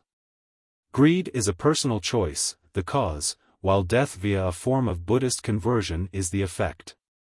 Look at that river ahead. Wuxia said while pointing at the river. It was flowing quietly as if crossing through an eternity itself from an old epoch till now in a never-changing manner. There was no visible shore on the other side. It was a faint image of a Buddhist kingdom, a holy ground of eternal life. Crossing the Ganges leads to eternal life, escaping from the reincarnation cycle. She thought about a popular adage. That is a phrase from the old epic, no longer applied in our own. Wuxia chuckled. In that old epic, if one wanted to convert themselves, they would need to throw all karmas and everything else away. Cross this river toward salvation, leaving behind pain for perpetual happiness and become a Buddha with everlasting life. He then glanced back at the shrine. That's why the shrine exists. In order to become saved, people needed to let go of their previous karma and connections. Treasures and wealth must be thrown away here. Only by letting go of materialism would one be able to reach the other shore. The princess finally understood why there were piles of treasures at the shrine. So those who wanted to cross the river threw them away back then. This was abandoning extreme karmic ties, so if anyone wants to obtain the rare treasures here, they need to be strong enough to sever the existing ties. Wuxia said. She realized why the ones who came in for the treasures would die now. Wuxia got closer to the ferry to stare at the other shore. Everyone was focused on the shrine because of the treasures. Only a few were judging the river itself. For many, reaching salvation was unrealistic while the treasures over yonder were real and tangible. The princess stared at the quiet current then the other shore, but she couldn't see through it despite using her heavenly gaze. Is this river really that magical? Rumor says it can even grant rebirth. The princess asked. That's another distant thing not belonging to our epoch. Wuxia smiled and shook his head. The river wasn't like this back in its own epoch. According to the ancient text, this used to be a temporal crossing river, not a physical one with water. All the faith of an epoch gathered here so it continued to flow within its epoch. If you were born in that era, then bathing in this water can wash away your fatigue and wounds while satisfying you of all physical appetites. Of course, this is predicated on having a devout Tao heart. He paused and sighed. It is a river grasping a holy power. Alas, it still couldn't protect this world. However, the fact that the Buddhist plane is still around from this old epoch, to a large extent, is because of this river. Chapter 1891. The princess pondered after hearing Wuxia's explanation of the river. She wondered about the epoch with Buddhism as the focus. Just how magical was it? Do we want to cross? She asked after returning from rumination. Wuxia gently nodded. Yes, I shall give you a fortune, and there is no better one than crossing this river in the Buddhist plane. But as for what you can get out of it, that's up to you. It's possible? She said. Rumor has it that there had been emperors who got lost in this river, never returning. Wuxia agreed. That's right. Too many have lost their way in this river, including emperors and top high gods. Forcing the issue is very difficult. This is a very long river of time. One would die from old age before reaching its source. Only a crossing vessel would be able to do it in our time. Why would these emperors be lost since their Tao heart is so firm? The princess found this quite astonishing. Not to mention their power, those who could become emperor were all determined. Try once, you'll see right away. Wuxia smiled. Well, her expression instantly changed, not out of cowardice but just being realistic. Even emperors have lost themselves here, she couldn't compare to them at all. It's all right under my protection. Just try, this might be beneficial to your future fortune. Just take a step, I'll pull you back when necessary. Wuxia added. She heaved a sigh of relief and composed herself by the shore before solemnly declaring, I'm ready. Go. Wuxia's voice came from behind. He gave her a nudge forward and she stepped into the river. The moment she made contact, she instantly disappeared. The scene before her changed. The Ganges River was no longer there, replaced by a large city with an indescribable aura. This aura had a calming effect. The princess wasn't nervous at all and was still in charge of her senses. It was a cacophony of noise with people walking about in this prosperous place. She watched people came and went. They wore a style that she had never seen before. There was all kind of races, some of which were new to her as well, same with their languages. The people here also took several glances at her. She found them strange and different so naturally, they found her new as well. Despite her unfitting appearance, the ones here didn't crowd her. On the contrary, they nodded and gave her a friendly smile. She felt that this was an illusion, so she greeted someone next to her, holding their hands tightly. There was a warm and real sensation as if she was actually here in this new world. Her mind was still lucid enough to tell her that this wasn't the case. She continued walking across the city to understand its culture. She found that this was a place ruled by Buddhism. Many mortals aspired to become a Buddha. As time passed, she grew to understand this world even more after traveling to many cities and witnessing the lands. She found herself loving this world due to its serene nature and inadvertently found herself assimilating with it. In the beginning, she was very clear of her situation, but as her fondness for this world intensified, she no longer cared where she came from. Despite knowing that she wasn't part of this world, she still wanted to be a part of it. During her stay, she felt a call from the depth summoning her, telling her to return. At this juncture, it was beyond her control and she instinctively followed in that direction. When she came to the right place, the scenery suddenly changed. Everything disappeared and the quiet Ganges River returned. She was petrified with fear, with sweat dripping down her body at the realization that she had lost herself in that world. If it wasn't for Wuxia pulling her back at the last second, she would eventually reach a state where she wouldn't obey the summoning. It took a while before she calmed down and said, "How long have I been away?" "Only the blink of an eye." Wuxia chuckled. "I saw one corner of a world." She took a deep breath and said, "No, you only saw a single grain of sand in the Ganges River, a very short time in an epoch. For example, our own epoch had countless generations and emperors while you were only there for several days, an insignificant amount of time." Wuxia said. The princess became even more frightened. If her time there was so short yet she was already lost, there was no chance for her ever returning without Wuxia's help. She got a better picture of why even emperors have lost themselves in the Ganges River. It was the same as waiting out an entire epoch. She said in a daze, "I don't think anyone can last that long, it's practically unheard of. As long as you have eternal life and an immovable Tao heart, you can surpass an epoch in that manner." Wuxia said with a smile. "There is someone capable of that in this world?" She didn't doubt the Tao heart of the emperors, but they weren't immortal. Trying to experience an entire epoch would undoubtedly end in death from old age. Someone once did it, entering the Ganges River and walked through the myriad ages, experiencing all the corners of that epoch before reaching the other shore to see a legend. Wuxia looked at the water and revealed. "An emperor with 12 wills, right? Is it Purewood Divine Emperor?" The princess blurted out the name of the legendary emperor. But she quickly changed her mind after noticing his faint smile and his gaze towards the river. "It was you, young noble." Wuxia maintained his smile, not answering. She was completely astounded. She knew that Wuxia was a supreme overlord, but now, she had a clearer look at his unfathomable self. She was lost in that epoch in such a short period, but he had experienced it in whole. What kind of monster was this? An existence capable of walking through the river of time. It was virtually the same as escape the limit of death. He was definitely not inferior to any emperor with 12 wills.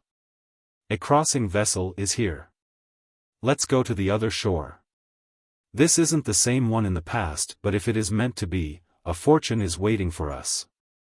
Wuxia looked up and said. The princess also looked over and saw a tiny boat appearing on the river. It was going at a normal pace, neither fast or slow. It could accommodate around 5 people and was completely black, made from an unknown type of wood. The rower was a monk. When the boat got closer, everyone would notice that the monk was already dead. Despite the pale complexion and hollow eyes, he was still agile as if he was alive. Chapter 1892, The crossing vessel is here. Someone shouted after seeing the boat. Many experts in front of the golden shrine circled around for a look. Even the ones that couldn't come closer all quickly glanced over. Is someone boarding? A guy had to ask. What happens if we go up there? Maybe we can get to the other shore.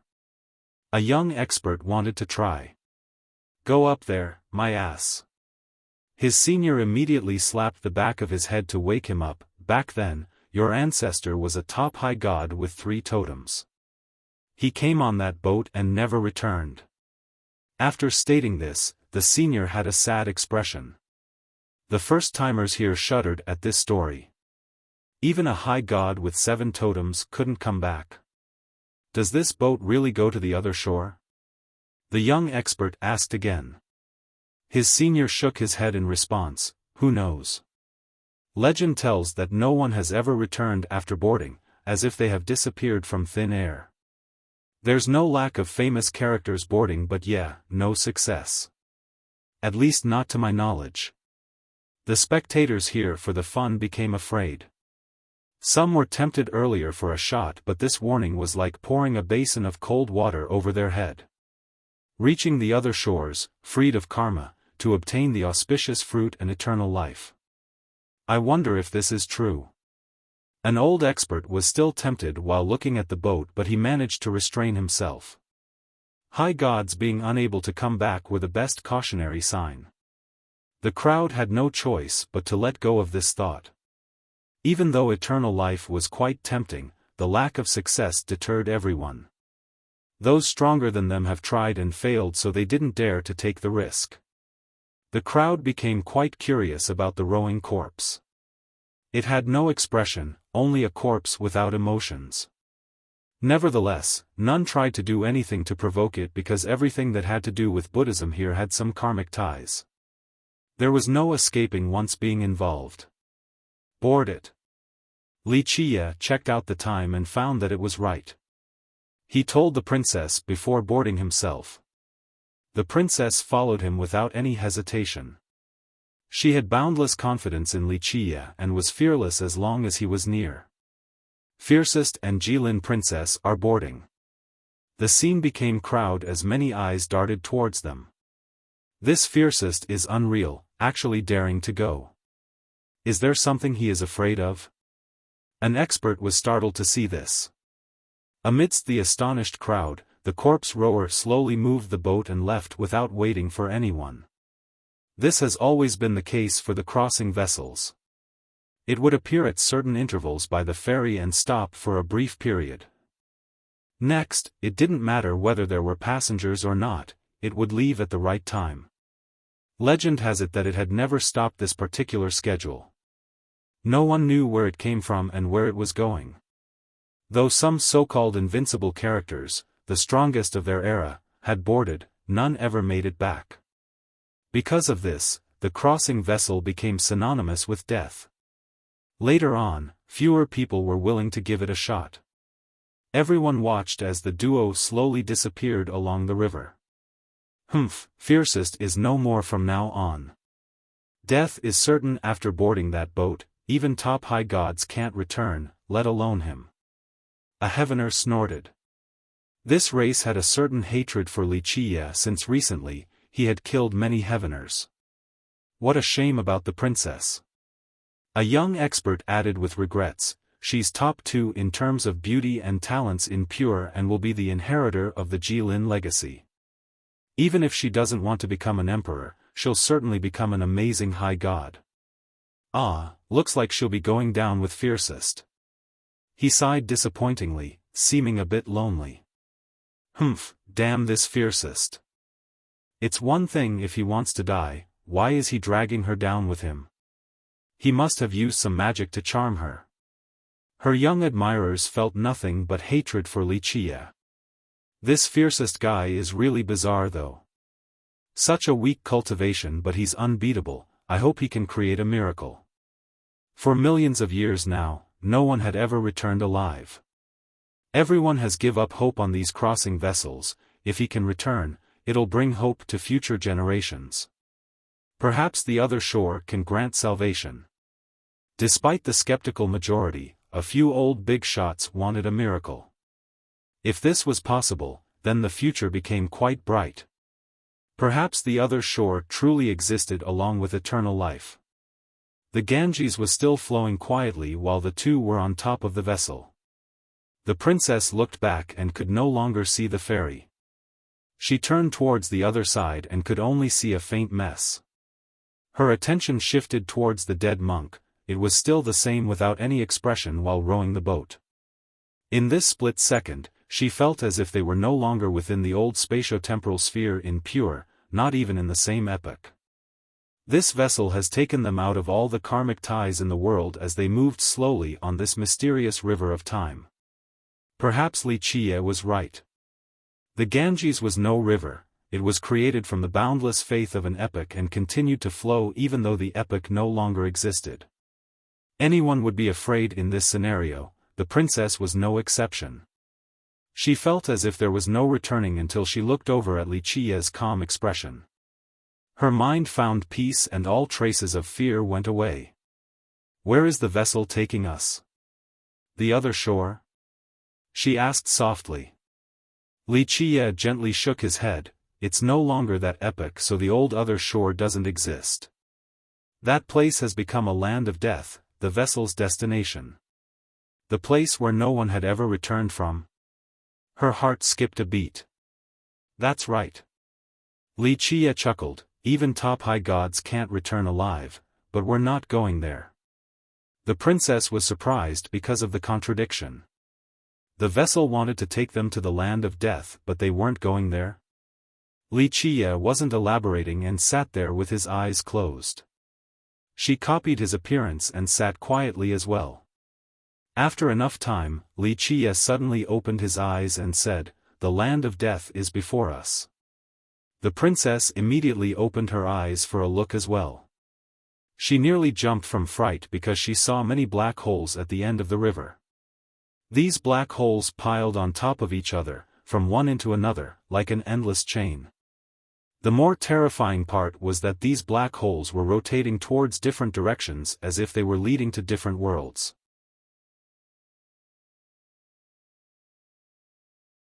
Chapter 1893, The Black Holes Were All Devouring Abysses. Existences, time, and karmic ties were all swallowed. As these black holes were rotating towards different places, they looked like many beasts opening their jaw. Anything entering would be crushed to pieces. But the river was still able to flow through these black holes, completely unaffected. The princess shuddered while staring at these black holes. She became frozen and felt her soul leaving the body, being sucked out by the black holes. She was completely helpless against this power, unable to lift a single finger. Her Tao heart couldn't protect her soul either. She could see her body standing there and became horrified, feeling that it was over. But suddenly, a warm current touched her soul and pulled her back into her body. After returning, she nearly fell over, but Wuxia quickly caught her. "Don't look at them, your Tao heart right now can't resist its power," Wuxia said.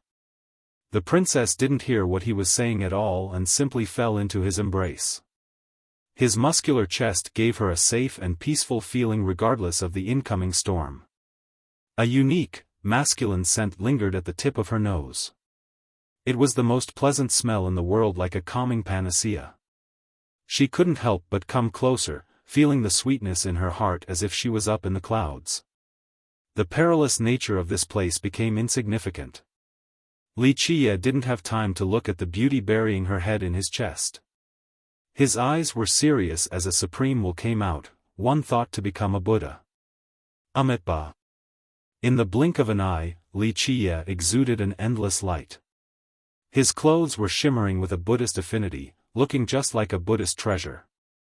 It turned out to be an ancient kasaya, capable of engulfing a world and turning it into a Buddhist kingdom. More shockingly, a Buddhist disc appeared behind him. It rotated, each revolution was the rise and fall of an epoch or the moving 3,000 worlds. It didn't matter how time passed, the change in karma and the derivation of the Tao, he would be able to cross it all. At this time, he was Buddha and Buddha was him. His one thought could create myriad Buddhist kingdoms and save trillions of existences. Another could calm all the chaos in the world. The princess looked up and saw the boundless Buddhist light. If she wasn't in his embrace, she would already be kneeling on the ground to worship him, even going as far as kissing his feet.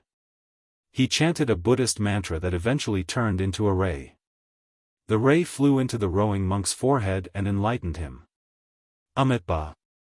The corpse actually chanted as well and placed his palms together. In the blink of an eye, the ray in his forehead exploded and spread across his entire body. He exuded a Buddhist brilliance as if coming back to life as an enlightened monk. He was still a corpse but he had boundless Buddhist affinity right now. This aura seemed to be granting him a new form of life. Bang! The crossing vessel was heading for the black holes but the rower instantly turned the boat to the right. He still didn't have any emotion and expression, just rowing the boat the same way as before but it still changed direction. Keep in mind that this was virtually impossible. The passengers could only go where the boat take them but a miracle had happened. The rower was now taking the duo away from the black holes to the princess' astonishment. The boat got farther away from the black holes before they were nowhere in sight. Despite the change in direction, the boat was still on the quiet Ganges. It seemed to be omnipresent, always staying in sight. Wuxia had dispersed his Buddhist light and recalled his will to reveal his true form again as an ordinary man. However, the rower still had the same Buddhist affinity because Wuxia had left it there. Such an affinity wouldn't go away for a long time. The princess was still in a daze. She wouldn't believe it if she didn't see it with her own eyes. Is it that comfortable? Wuxia's leisure voice rang by her ear. She became startled and realized her embarrassing position, hugging him so tightly with no intention of letting go. She instantly blushed and let go of both hands, feeling a heat wave channeling through her entire body. An indescribable emotion filled her. Nevertheless, she found it to be a joyous feeling, a sweet one that permeated her heart. She stole a glance and found him to be completely natural and at ease. This calmed her quite a bit. She eventually asked, "What was that earlier?" "One thought to become a Buddha," Wuxia leisurely said. His nonchalant answer left her astonished. She continued, "Just a single thought is capable of that? Some people cultivated tens of thousand years and couldn't become a Buddha. Such a feat was simply legendary. That depends on the person." Wuxia chuckled, "As long as you have a firm Tao heart, everything is possible with a single thought, such as becoming a devil or a Buddha. It has nothing to do with your pre-existing luck or cultivation, only the Tao heart. It rules everything about who you are. You aren't a Buddha just because you cultivate a Buddhist scripture and not a devil because you cultivate an evil art."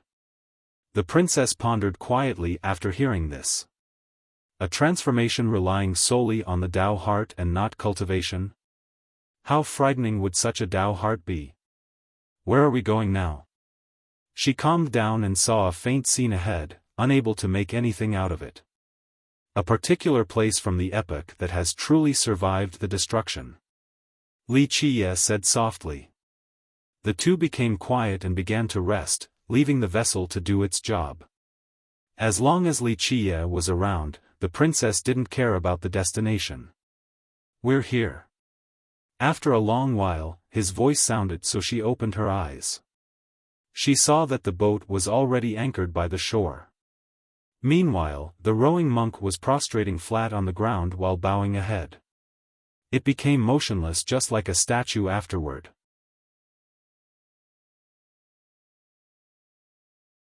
Chapter 1894, Wuxia got on shore first and the princess quickly followed. She became astonished again right away. There was another stone stairway leading up a peak. From the base, one could see the curved rooftop of a shrine. Along the stairway were trees everywhere, including Bodhi, Vajra, and Arhat trees. Such a scene was too ordinary and pure. This mountain wasn't that big and sacred. Even the stairway was normal-looking, consisting of regular rocks with weeds growing from the cracks. Yes, this scene was all too common. However, it was a different story in exploration grounds. The princess couldn't believe her eyes due to all the green trees. This was the first time she saw living plants in exploration grounds. Even though Buddhist Plain was full of yellow grasses, they weren't true lush vegetation unlike this place here. Keep in mind that these were ruins of ancient epochs and have been crushed by a destructive power before. It was hard to see life. Alas, the trees here were no different from the ones in Pure. If not for knowing her current location already, she would mistake herself for being in a peak in Pure. This place didn't have the impure chaos energies either. She couldn't help rubbing her eyes at this spectacle. No need for that. Wuxia said flatly, what you are seeing is real. It's so precious, the destruction wasn't thorough enough. She became shocked after the confirmation. Buddhist Plain was already destroyed, no longer part of the current temporal sphere. It was a land of death outside of this lush location. What kind of power had managed to protect it? The princess quickly gave chase since Wuxia was already climbing the steps. Meanwhile, the rowing monk was still lying on the ground, not daring to follow Wuxia. It didn't take long before the two made it to the top. Despite its mediocre height, the mountain seemed so close to the sky. One could reach out and touch the stars in this place. It was mystical, seemingly not part of the karmic and reincarnation cycles. Wuxia had entered the old shrine with the princess behind him. There weren't that many items inside, only 8 Buddhist statues in meditation. Upon careful inspection, one would find that these were the bodies of supreme Buddhas, not statues. Their bodies were perfectly preserved. There was no frightening divinity or boundless Buddhist affinity. They were dried up and dark, not as hard as steel, and looked quite relaxed like the body of a dying old man. After seeing these normal bodies, the princess uncontrollably dropped to the ground with great reverence. She didn't wish to do so, but it was an instinctive submission. She had no way of opposing it, and more importantly, she didn't wish to do so either. Her respect came from the heart. There was no invincible power suppressing her, but she simply wanted to prostrate. Meanwhile, Wuxia stood there calmly and gazed at the 8 bodies without saying anything. It seemed that time had stopped at this moment. He was going back in time through the epochs for a chat. An unknown amount of time passed by.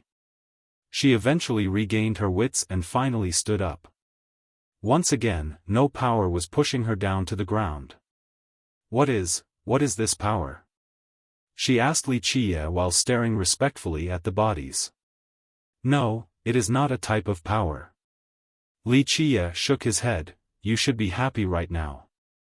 Back in that epoch, this would be the greatest of fortune, to be able to prostrate before the 8 golden Buddhas. Only brilliant prodigies who are masters of Buddhism would be qualified to do so, the best ones in an era. This is a fateful encounter. It looks like as you took a step forward in the Ganges earlier, you have sowed a karmic fruit. The princess was surprised. When she was in that other world, she did feel something calling her. So it was the fateful connection with Buddhism.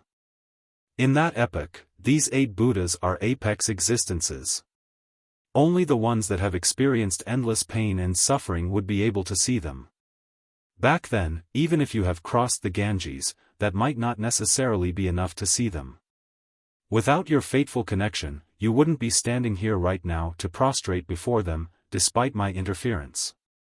This is an amazing fortune. Wuxia stared at the shocked princess and explained.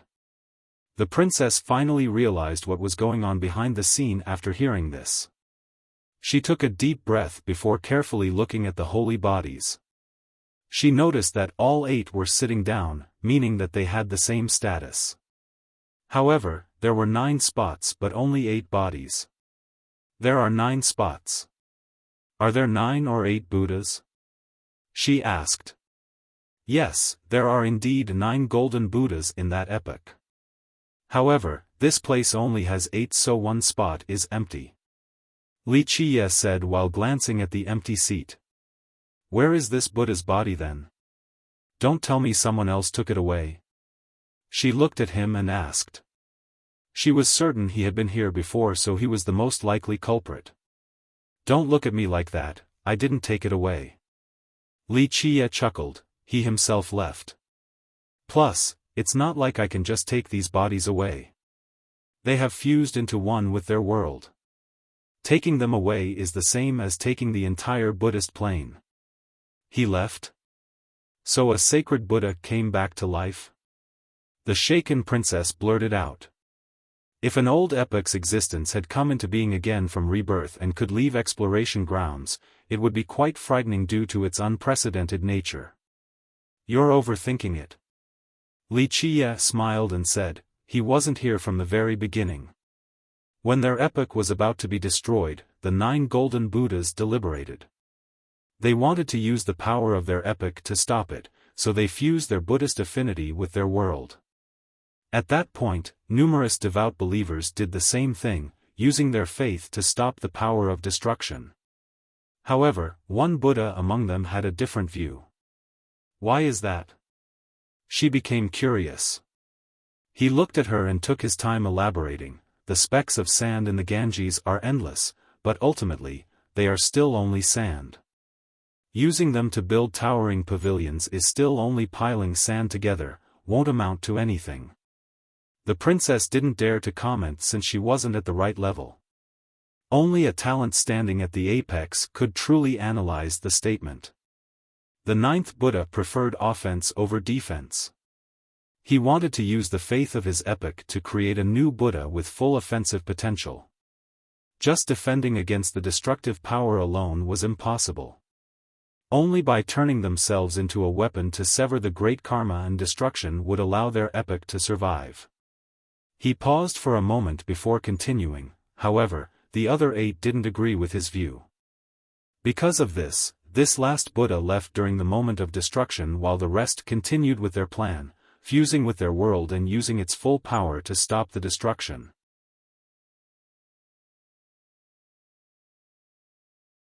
Chapter 1895, Wuxia couldn't help but sigh. Unfortunately, this method still failed, unable to protect their epoch.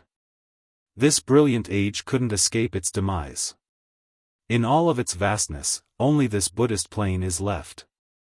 The power of an entire epoch couldn't stop the destruction. The princess was shaken. She couldn't possibly fathom the power of destruction that could put down an epoch. It's not about the quantity. Wuxia looked at her and said, at a certain level, it's not about how many you have since it won't be a clear addition of power. This was an epoch that cared about karma. Since they gathered all the power of an epoch, they also gathered all of its karma from all of the inhabitants.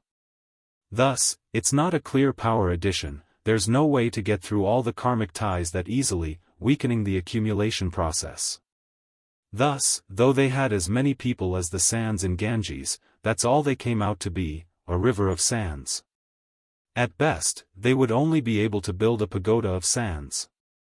With that, he looked at the 4 Buddhas ahead. The quiet princess wondered, what about the golden Buddha that left? Is he dead? No, he left and managed to escape the destruction of an epoch. Wuxia revealed, but so what if he managed to survive? His origin has turned to ashes, no longer belonging to any epoch. The world does not allow for him to appear again, so he could only hide.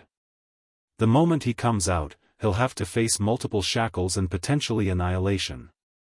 Someone has actually survived the end of an epoch. The princess was shocked at this revelation. Where is this Buddha hiding? Wuxia only chuckled and didn't answer her. She didn't dare to push the issue either.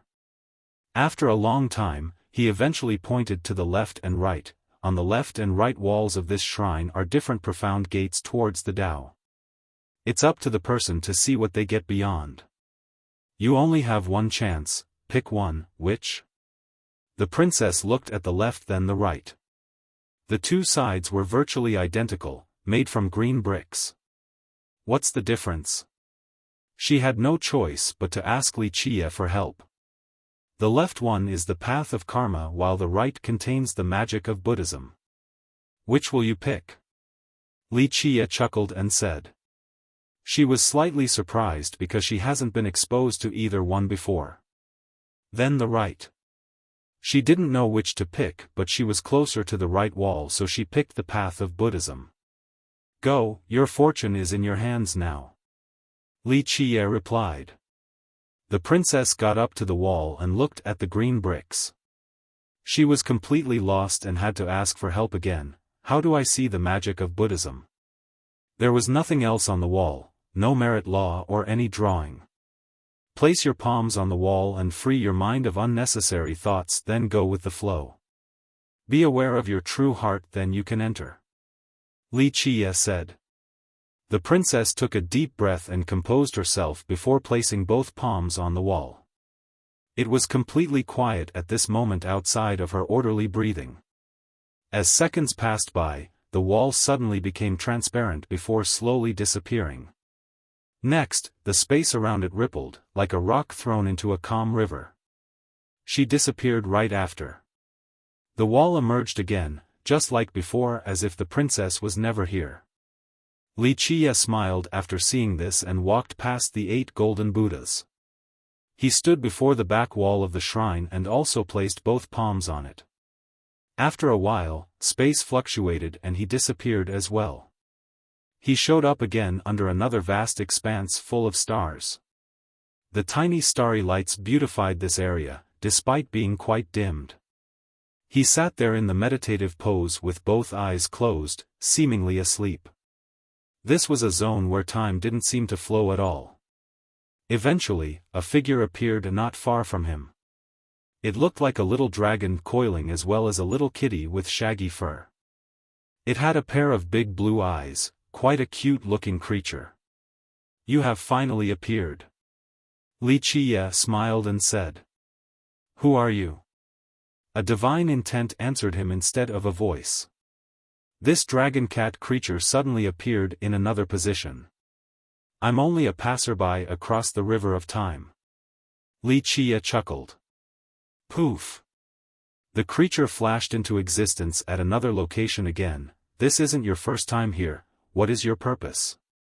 The voice wasn't old but definitely ancient, as if it was coming from a distant epoch. You are only a strand of Buddhist intent originating from the source to here. You think I got something to ask of you? I know virtually everything I want to know, such as your epoch and origin, or the great karma of your 9 golden Buddhas. If you know already, then why come here again? The creature kept on teleporting randomly with poofing noises. No, there is still one more thing. Wuxia said flatly, I know virtually all the epochs except for one particular world. What world? The creature asked. A world that doesn't exist. If I am not mistaken, one of your 9 Buddhas knew about it, or he had tried something at least. Wuxia smiled. A world that doesn't exist? No such thing then. The dragon appeared next to Wuxia this time. It stared at him with its blue eyes, seeming wanting to see through him. Others might not know, but don't forget, I am someone who had experienced your epoch after crossing the Ganges. The non-existent world exists. I need it to reach the heaven. Wuxia slowly said. I'm afraid I can't tell you since they do not exist. The creature replied. Wuxia retorted, is that so? Your 9 Buddhas never tried to research it before as a method to avoid the destruction? I'm sure when all of you became aware that there was no escaping, you all tried to come up with a method to send a seed of your epoch to a safe location, one that the villainous heaven can't reach. I'm sure that not just you Buddhas but other supreme overlords of your epoch looked for it too. That world certainly exists. The creature stood face to face with him and said, "Surely there are reasons for its non-existence. Even if it is around, it won't allow anyone to enter, because it doesn't exist." Li Qie chuckled, "No need to play around with me. Your Buddhas have figured out how to enter and even how to leave. I want to know the details." "So, you wish to go there?" The creature stared intensely at him. He met its gaze with ease and said, "I must go there to fulfill my wish. I can't help you then, it is outside of my knowledge." The creature shook its head. "If necessary, I don't mind walking through the Ganges again or even flip it over. When I do so, Buddhist plain will become ashes. At that point, the Buddhist epoch and the 9 golden Buddhas will cease to exist. No trace will be left, forever erased from the river of time," Li Qie declared.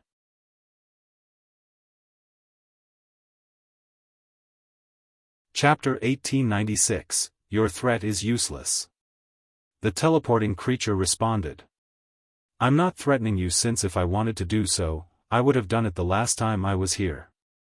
I'm just telling you right now, since this is my last visit to Buddhist plain, no need to do so anymore. Thus, I need the answer or I will make it truly disappear from history.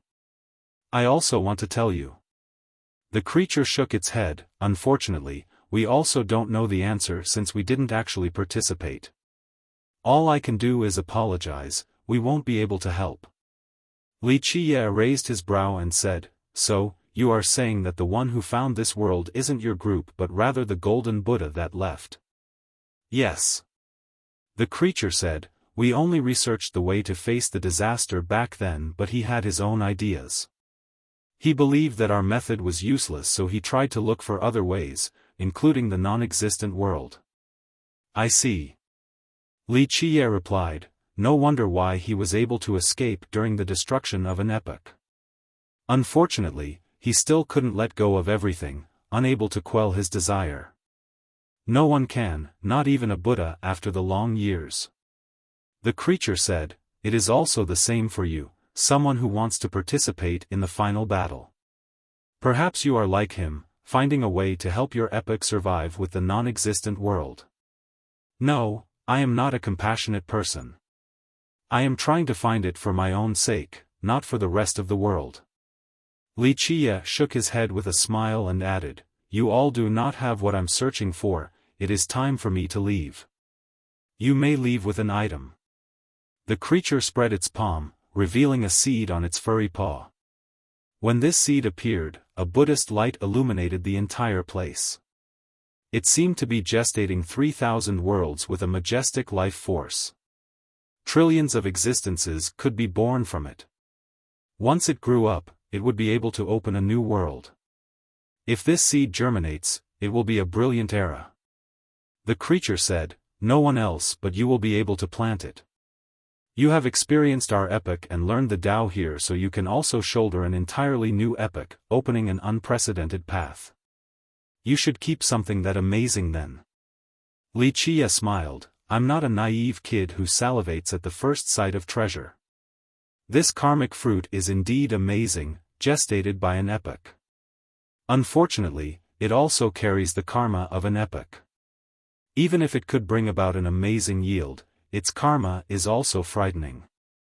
Severing this karma to start a new age is quite problematic, so go ahead and keep it, let the faithful have it instead." He stood up after saying this. "Outside of this seed, perhaps we could give you even more." The creature said, "As long as you plant this seed outside, you'll get more from our world. You're an exceptional person, you should know that there is no escaping the destruction. Don't you know what you should do during that period?" Li Qie couldn't help but smile. He sat down again, trying to persuade me. "In terms of treasures, to be frank, I'm not interested in any of them. There are countless in the world, why would I need to be involved in your karma?" He paused and continued, "As for the destruction of the world, I have also researched enough epochs, not just yours. That's why I know exactly what will happen and the consequences. You are a sage with vast knowledge and should know how to save the world. Even though we have failed, we have experienced that power and know it quite well. We can teach it to you. The creature said. No, you are mistaken again. I'm no world savior, thinking about how to save everyone. If you are thinking about teaching me about those things, you're talking to the wrong person. Wuxia smiled. If you won't try to save the world, will you hide in the darkness then? The creature asked. Wuxia shook his head. Those aren't the only two options. Saving the world has nothing to do with me, I will simply cut down everyone in my path. What below my feet will be a new age, so why bother saving anything else? Your plan was flawed from the start, thinking about saving the world during the destruction instead of taking down the inevitableness. The high heaven does not have sympathy, no one else does. Doing so will only be burying an opportunity. You might be able to save one era, but what about the rest? Only by severing the Tao would the world be able to exist forever, but of course, this brings up another problem afterward, a real test for your Tao hearts. The reason for a lack of a true savior is because everything is up to the heart of people. In all honesty, both darkness and destruction are due to the nature of beings. Even if you are able to save your world, you won't be able to change the heart of all. The creature was silent. At their level, they were able to see through this clearly. Nevertheless, they still had their own stance about it. In your epoch, the Buddhist light illuminated everything with mercy, but it still wasn't enough. Wuxia chuckled. Everyone knows that saving the world can't be done in just one day. The villainous heaven knows this too. Everything is just a cycle, it's not about you or me or even the heaven. It's all in the heart of people. If you don't want to save the world, why do you try so hard without giving up? With your current makings, it is more than enough to run far away. Why fight to the end? The creature said slowly. I want an answer, thus, I must fight the final battle. Wuxia chuckled. The creature said, no one can answer your question, but perhaps you know this already in your heart, that even the final battle might not give you an answer. No problem, even if I have an answer already, I'll still seek another one.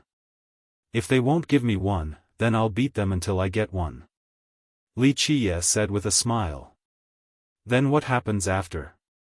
The creature asked. After success, like you have said earlier, the world will be beneath your feet. Why would you not save it then? Like I said, the real world is in everyone's heart. Saving or not saving it is up to everyone else. Let the heaven and earth be the judge. This particular phrase isn't just a legend, imperceptible it might be, but it has always been there. Wuxia smiled mysteriously. Because of this, when people look up at the sky with the descending destruction, they should touch their chest and have a moment of reflection. This intangible judge will always be there, even across the cycles and world destructions.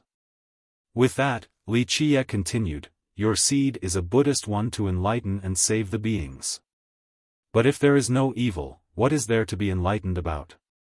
You all have done it for many generations but couldn't be completely thorough. Is it because you lack the necessary amount of compassion, or is there just too much evil in the world? Or perhaps there is no good or evil in the first place and no need for you to enlighten anyone. The creature didn't respond. Because of this, my path will be different from all the other epochs. It doesn't matter if I become a Buddha, a devil, a god, or an immortal. I will only plant the judgment of the heaven and earth in this epoch. In the future, the people's heart will determine the state of the world. As long as the fair judgment is there when I make it to the final battle, I will have accomplished what needs to be done. Everyone has a responsibility for their world since youth. That's why no savior will save them, since such salvation is only ephemeral in nature. But with enough solidarity, they just might be able to do something about it instead of doing something self-indulging like waiting for a savior. Wuxia's expression became solemn. He never talked about this with others, but the being before him was at the level to truly have a real discussion.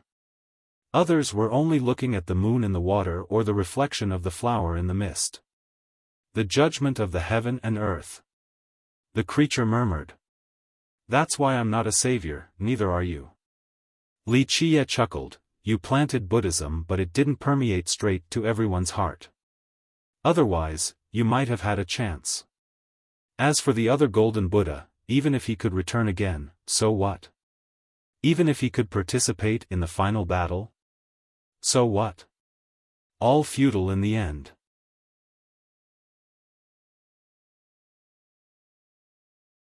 Chapter 1897. After a long time, the dragon cat brought its fuzzy palm in front of Li Qie and said, we couldn't bring Buddhism to everyone but this is a chance right now.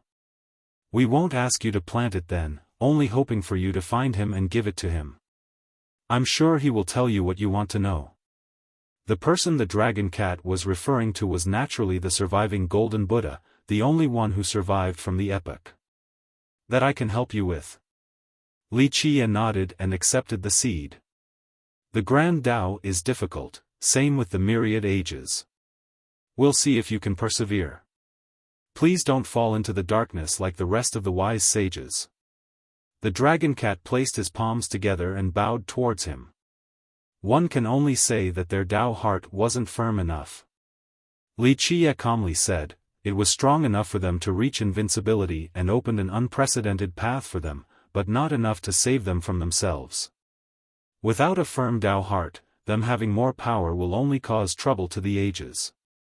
So many living beings, but how many actually end from starting? Everything starts and ends with greed. The dragon cat sighed sentimentally. You mean others have come here already? Li Qie noticed something and asked, looks like your Buddhist plane is still quite popular and precious. I'm only a lingering intent, not precious at all. Just have a few items that they desire, that's all. The creature said. That's true. Li Qie smiled, crossing the river of time to see the accumulation of faith. So many desires immortality and believes the popular adage of reaching the other shore and obtain the auspicious fruit of the living. But they think they are worthy? The smile turned into a snort of derision at the end. The auspicious karmic fruit is no longer around, so no immortality. But those with greed in their heart hope for such a thing. The creature responded. Even if your other shore and karmic fruit were still around, if they want it, they must ask me for permission first. Hiding inside the river of time was one thing, but they want immortality too.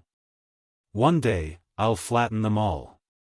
Li Qie was usually calm, but his words carried great fanfare this time around. You can't hide your compassion for the other beings or you wouldn't care about this. The creature smiled. No, not for living beings. They simply want to stand in my way, so I will show no mercy, not caring or showing respect for their history. Li Qie smiled and said. I'm sure you can do it. The creature said, the end of the world is far away. Take your time, be prudent. Perhaps the destruction and new cycle won't come in the future, the real answer is in the heart. Take care.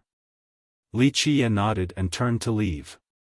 After returning to the old shrine, he sighed while looking at the 8 golden Buddhas. Death was the final outcome for these apex existences of an epoch. How many actually remembered them now? He smiled, mocking himself and said, Savior, that has never been my thing. Only death and massacre. If there must be a new world, let it be born from blood. Alas, the dragon cat was right. There was still a long way to go before reaching the end of the world. Buzz. Next, the wall of the shrine lit up with the fluctuation of space. The princess was pushed out. Young noble. She revealed a kingdom-topping smile after seeing him. Not a bad fortune, this is a grand creation. He looked at her and nodded. It is all thanks to your guidance.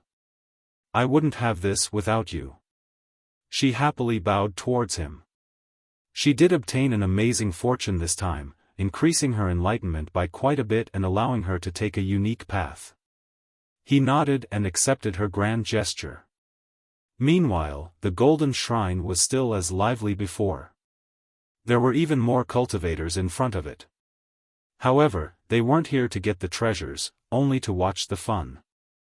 In fact, many have given up about these treasures because quite a few have tried already without success. Even some high gods have died here. Even though the treasures were tempting, life was even more precious. There was no room to get into the shrine right now. All the spectators were crowding together for the fun show. The stars were no one else but Jingu and Qin Bailey. Only characters like them would cause such a commotion. At this time, there was a table on top of piles of gold. On one side was Qin Bailey and the other, Jingu. Their appearance together here attracted all the spectators. They were both famous as supreme geniuses in pure. Even though Qin Bailey had lost before, this didn't diminish his fame. As for Jingu, he was someone who was about to become a grand emperor. Thus, he was destined to be in the spotlight. Of course, their bet commanded even more attention. The two of them prepared a table here in order to have a contest. Remember, many would be on guard after entering the Golden Shrine. The place itself wouldn't attack anyone, but a single strand of greed would guarantee death. Who wouldn't have a greedy urge while surrounded by gold and treasures? No one would dare to claim to have control over their Tao heart in this scenario. Because of this incapability, no one dared to stand inside the shrine unless they have made up their mind after risking it all for the treasures. At this moment, the duo was sitting calmly in the shrine. Just their decisiveness alone was worthy of admiration. Ultimately, one was about to become an emperor while the other had immeasurable potential. Other geniuses wouldn't take this risk, but the two of them were deep in there. They had a very special competition going on. It was a test of vision and will about the treasures here. They would each pick an item in the shrine, then compare the items. The better picker would win. In the beginning, they started with the scattered gold before moving to rarer and better treasures, including divine artifacts and Buddhist relics. As long as one was only appreciating the treasure without greed, they would be fine in the shrine. However, the first greedy intent or the slightest palpitation from wanting to take something away would definitely end in death. The two were from imperial lineages and have seen numerous imperial treasures before. Ordinary treasures wouldn't be able to get into their sight, let alone shaking their Tao heart. Nevertheless, the treasures here were quite amazing, not inferior to any imperial treasury. It was one thing to take a glance over yonder, but a close inspection would certainly incite greed. This was a suicidal endeavor. Bang! Qin Bailey placed a golden cup on the table while Jingu chose a precious pearl. The two of them carefully looked at each other's choice. Jingu started the conversation. "Brother Qin, your cup must belong to a supreme Buddha since it has an eternal essence. It might even be from the legendary other shore. My pearl was incubated by a heavenly dragon and has reached a great level, but it is indeed inferior compared to an item from the other shore. You win this round, Brother Qin." Gulp. After Jingu finished his assessment, many spectators swallowed their saliva. Both the cup and pearl were priceless treasures. They would be dead right now if they were inside the shrine. However, both Jingu and Qin Bailey were fine. This showed that these items didn't tempt them. "I'm just lucky, that's all." Qin Bailey smiled and said, "We have both won 3 rounds, do you wish to continue, Brother Jingu? We're both here already, might as well enjoy ourselves." Jingu smiled and said, "Very well, I'll entertain you then." Qin Bailey laughed freely in response. I'm not sure the first phrase is clear. It means living and dying in a natural manner.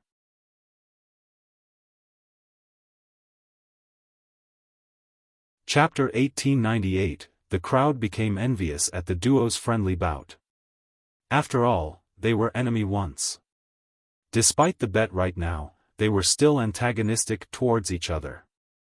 However, they were able to maintain an amicable attitude towards each other like old friends. This was a pure competition of the Tao without any personal feud.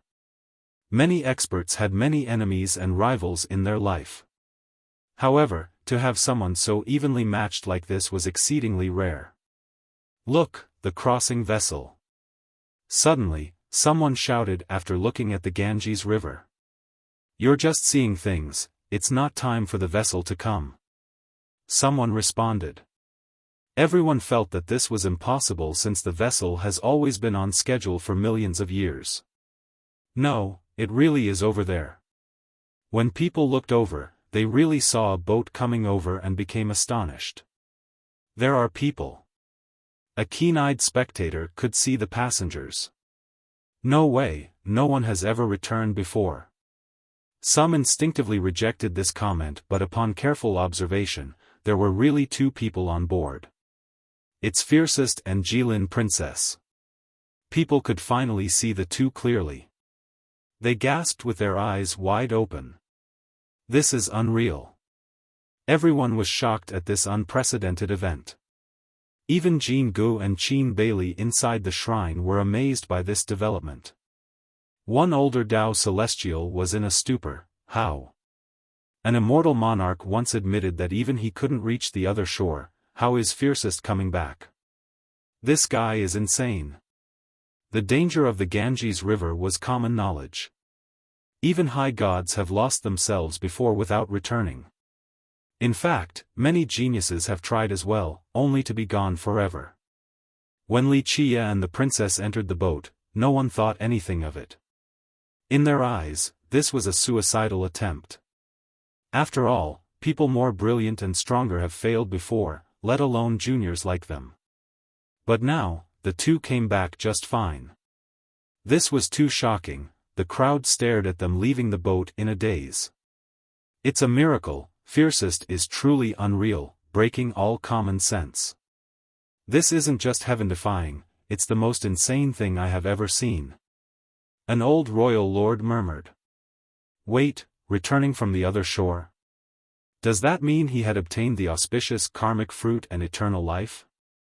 Someone else blurted out. In a short time, many curious eyes were on them. The crowd wondered what they have obtained after their trip.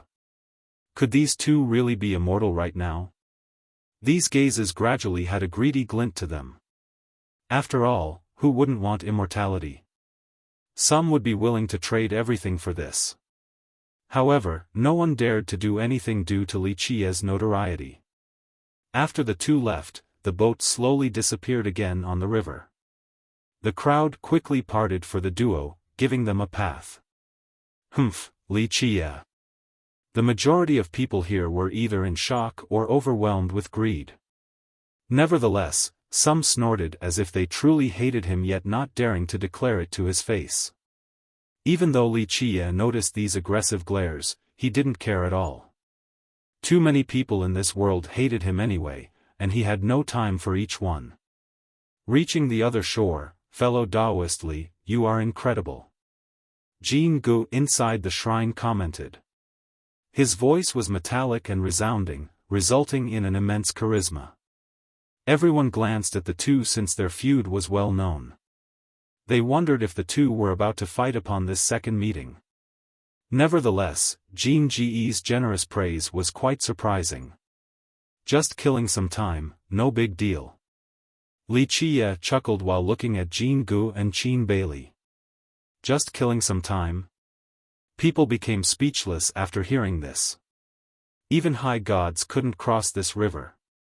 For him to make this statement was so domineering as if he could tread across the myriad ages without any trouble. However, no one felt that he was being arrogant. After all, he was qualified to say so after returning alive. Fellow Taoist Li, your phrase just now is quite domineering. Qin Bailey smiled wryly, conceding to Wuxia's achievement. The crowd was impressed by the friendly tone between the 3. There was no sign of a battle at all despite their grievances. They're exceptional for a reason. People like us can't compare. An old man said with a tinge of emotions. Wuxia only smiled and said, the shrine has a couple of wonderful weapons. The 2 of you can give it a shot. Qin Bailey clapped with laughter. There are really too many treasures in here. Brother Jin Gu and I have been looking for a while now. Unfortunately, I can't recognize the top items. If you are interested, how about joining us? Yes, we'll do a bet then. Jin Gu also spoke with an indomitable momentum. I am famous for being magnificent while you are renowned for being devilish. I want to see just how devilish you are, fellow Taoist Li. It's beginning now. Someone batted their eyes and said, a duel between a dragon and tiger. Maybe this is Jin Ji's chance to avenge his brother-in-law. The ones with their Tao heart shaken will die in the shrine. This is pretty much a fatal contest. An expert speculated. What do you want to bet? Li Qia looked at Jin Gu. We're not betting items, only testing our Tao heart. Jin Gu responded, fellow Taoist Li, you killed my father and brother-in-law, we'll eventually settle this feud. However, we won't be talking about that matter today. It is about the Grand Tao today, a test of our Tao heart. Let's not stain our effort to reach the Tao with ulterior motives. Jin Gu made everything clear with this straightforward statement. That's a future emperor for you, he's qualified to become one with his attitude alone. Even the experts from the 100 races found Jin Gu impressive. Li Qia shook his head in response. In terms of Tao heart, if I, Li Qia, claim to be number 2, no one else would dare to claim the top spot. It is certain defeat for the two of you in this contest. A clear disadvantage from the start. Damn! Everyone was left speechless again. Some glanced at each other and thought, does he not care about offending the emperors? He's not scared about having more powerful enemies? Your statement is only making my blood boil with competitiveness. Bailey laughed and said, in terms of Tao laws, we're no match for the previous generations just yet. But the Tao heart is something we can work on. Brotherly, broaden my horizon then. There is no giving up on the path towards the Grand Tao. Jin Gu also fiercely bit back. Even if you have the best Tao heart in the world, Jin Gu will still bet against you. The victor has yet to be decided.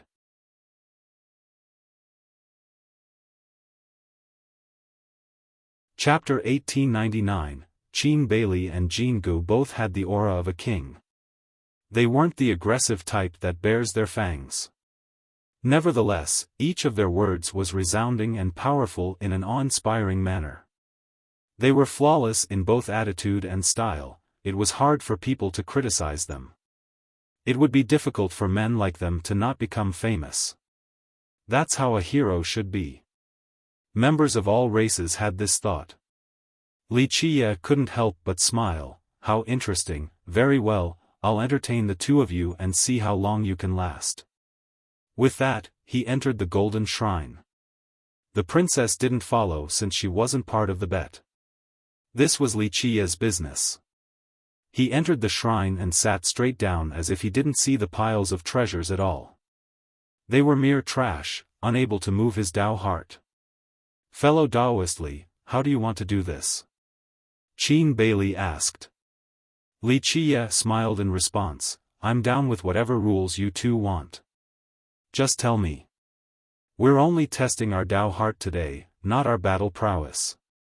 Whoever can resist temptation the best will be the winner. What do you think? Jin Gu said. That's fine since you two are wanting to do that. Li Qia looked at the two of them and said, when you think you can't handle it anymore, quickly run. I don't want your lives today and will give you a chance. The contest has yet to begin, but Li Qia was already so domineering in tone. It made the spectators outside glance at each other. Those who were fans of Bailey and Jin Gu became quite unhappy. Humph, he's boasting already. We'll see who wins in the end. A heavener scowled. On the other hand, Jin Gu and Bailey didn't become angry at all. Bailey said, in that case, we'll thank you then for sparing us.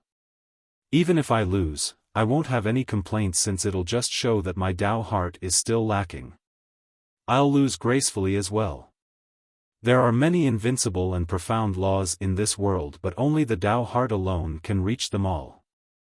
Jin Gu said, one can be crafty with the Grand Tao and explain the mysteries, only the Tao heart requires step-by-step cultivation. If I lose to you in this regards, it'll be a clear defeat. True, the thing you're missing now is the heaven's will. If it wasn't for the ambush, you would have become a grand emperor. Li Qie looked at Jin Gu and said, "Thanks for the kind words, I will keep on trying." Jin Gu was straightforward without being overly humble. This was outside of everyone's expectation. They thought that Jin Gu and Li Qie would fight to the death for sure. But now, the two were just chatting it up without hostility, or if they were old friends. We can't understand the world of geniuses. A young expert smiled wryly. If it was me, I would have rushed over to fight fiercest already due to his disdain for our race. Qin Bailey said, "How about each of us pick a treasure, the best one wins just like before." "I have no objection." Jin Gu replied, like fellow Taoist Li said, "If we might not be able to stabilize our Tao heart upon a close inspection, leave instantly. Deciding a winner is good enough, no need to take it too far." Li Qie looked at the two and smiled, "If you two don't mind, I can also pick a treasure for each of you. Of course, you can also select one yourself." "That's fine too." Jin Gu looked back and said, "The only thing that matters in the Golden Shrine is the Tao heart. You are an apex genius, I'm sure you won't take advantage of this. Foe or friend, I'm sure fellow Taoist Li will be righteous in this place. I won't speak for brother Jin Gu, but I don't mind at all. You can pick one for me."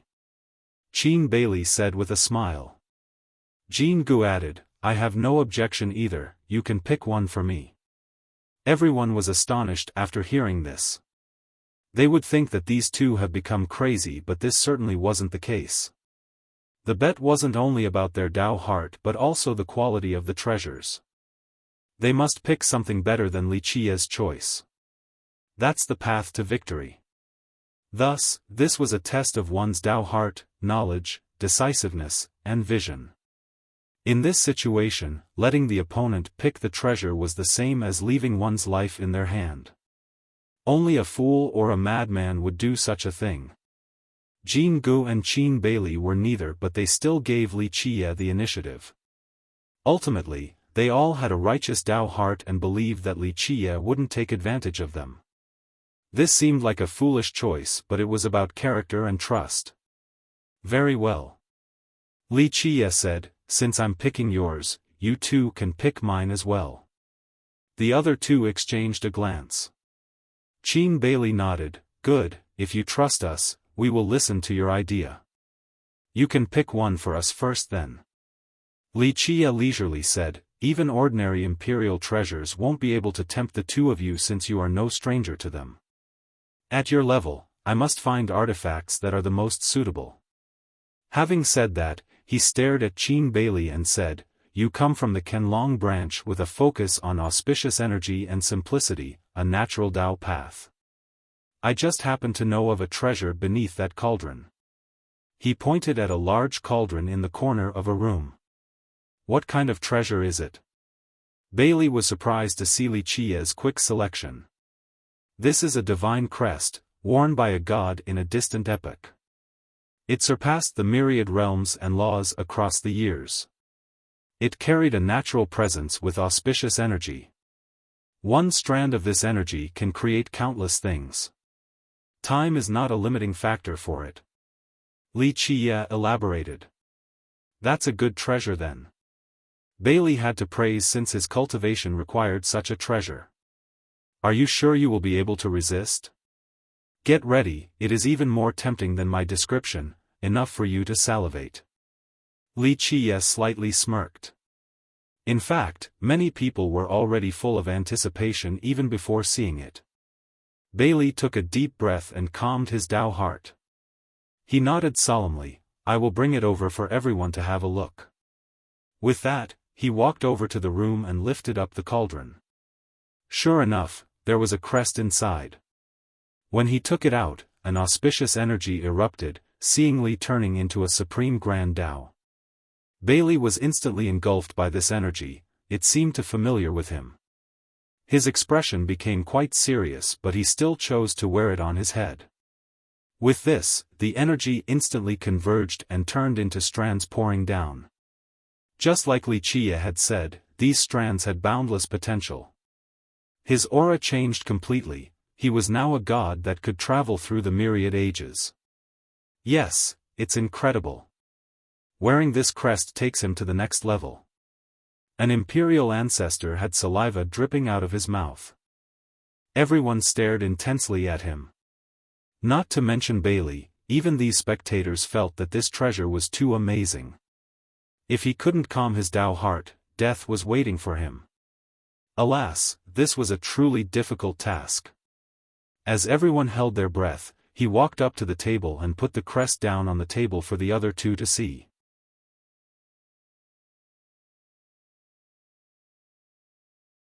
Chapter 1900, What a Crest!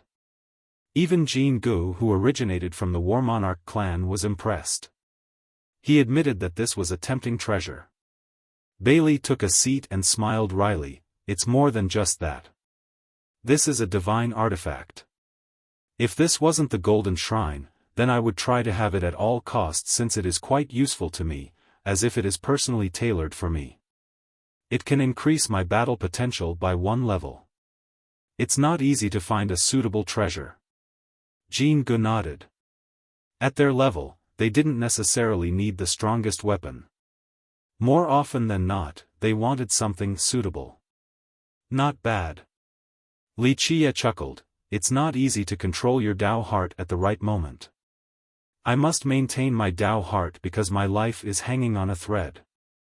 I wouldn't be able to do so at a different location. Bailey said. Outside of the shrine was a covetous horde, even though this crest wasn't suitable for them. It still made their heart beat faster. But it did seem tailored for Qin Bailey. At the very last second, he managed to calm his Tao heart and stopped any thought of greed. What will you pick for me, fellow Taoist Li? Jin Gu was fired up and ready to try. It wasn't that he must win this in order to defeat Wuxia. The only thing he wanted to do now was challenging himself. In his mind, facing a suitable treasure while maintaining a calm Tao heart just like Qin Bailey was defeating the self. He wondered if he could replicate Bailey's performance, so he was ready to give it a shot. Wuxia looked at him and said, Your War Monarch clan has 5 emperors with countless imperial arts. However, your origin is from celestial court, thus your heavenly marking is different from others, a yellow hue with a glow. This is evidence that you have learned the cultivation techniques of the palace.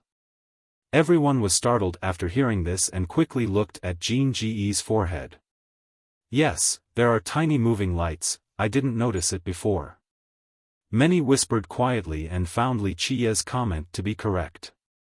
Fellow Taoist Li is indeed amazing, no wonder why people call you devilish. You're the first outsider who can see through my origin. Jin Gu was shocked as well. Jin Gu was utterly convinced by his enemy's capabilities. Outside of their War Monarch's top ancestors and the supreme existences from the celestial court, no one else knew about this. But now, Wuxia was able to discern it so easily. Just how acute was his insight? Jin Ji's admittance shocked the crowd too. Everyone knew that he had inherited the legacy of the War Monarch clan and the imperial arts. No one thought that his true root was actually from the celestial court. They shuddered once more. This meant that his clan also had the backing of the heavenly race. Of course, after thinking about it again, it wasn't that surprising. The clan always had a good relationship with the celestial court, especially War Monarch Heaven Emperor. He was virtually inseparable from this other power. The secret arts from the palace might elude others but not me. Wuxia said leisurely, Your grand Tao is pure, capable of shouldering the heaven and earth on top of possessing a tyrannical strength. This foundation is capable of both offense and defense. I know that over in that corner is an imperial gauntlet, extremely suitable for you. It alone is enough to sweep through the world. He pointed at the right corner of another room. Alright, I'll take a look. Jean Gu didn't hesitate and went for the room. Clank, clank. He pushed the piles of treasures away and took out a gauntlet. Keep in mind that these were amazing artifacts, but Jean Gu wasn't moved at all. He only took the gauntlet away. A brilliance oozed out with its appearance. It seemed to be cast from gold with many scales. Each scale had little dots, each dot looked just like a sun. Buzz. In the blink of an eye, the heavenly marking on his forehead seemed to be quaking from an influx of power. It lit up with haste. Such incredible power. Jean Gu instantly closed his eyes and took a deep breath to calm his mind. This imperial gauntlet possessed an immense strength that permeated through him, granting him a great transformation. This was a moment of life and death for him. Open. He shouted and channeled his own vitality into the gauntlet. Boom. The gauntlet poured out even more golden light. It shot to the sky and illuminated this entire region. People had a hard time keeping their eyes open from this blinding brightness. Amitba. The chant echoed as a Buddhist kingdom emerged on his right hand. Numerous sacred Buddhas appeared along with a divine beast. It was a Chilan drowned in Buddhist light, everything here seemed to be created from it. Even the sacred Buddhas were formed from its breathing. The crowd all had an illusion that Jean Ge's right hand could drill through the world or shatter the sky vault right now. It had an unstoppable and endless power. Anything would instantly explode back to the origin from one punch. While wielding this gauntlet, Jean Gu changed completely, just like a supreme Buddhist emperor that could reign for an era. That's something. Jean Gu gently rubbed the gauntlet before a clank sounded. He actually took it off and placed it on the table. The mass was astonished.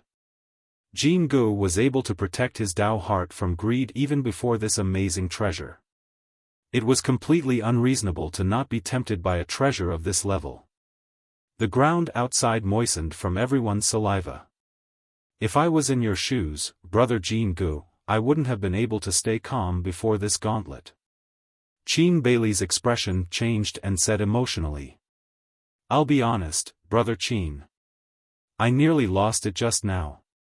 I was mentally prepared first before testing the power of this gauntlet, or I would have lost it. Jean Gu frankly laughed without hiding. Brother Jean Gu, you have done it better than me. I calmed my Dao heart right after standing up, but you waited until after grabbing the treasure. I lost there. Qin Bailey admitted. For them, it was fine to gracefully accept defeat. It wasn't a humiliating matter at all to accept the disparity in skills. Brother Qin, you are being too humble. Jean Gu smiled back. Li Qia also smiled and joined in. It is indeed brilliant to calm the Dao heart after grabbing this treasure. One would certainly be lying if they claim being unaffected by the gauntlet. It is capable of both offense and defense on top of penetrating all obstacles. To fellow Daoist Li, please stop. If you keep on praising it, I'm not confident I'll be able to stay calm for much longer. Jean Gu joked. The crowd remained impressed by their friendly exchanges despite being enemies. For many experts, just being able to meet an enemy like this was more than enough.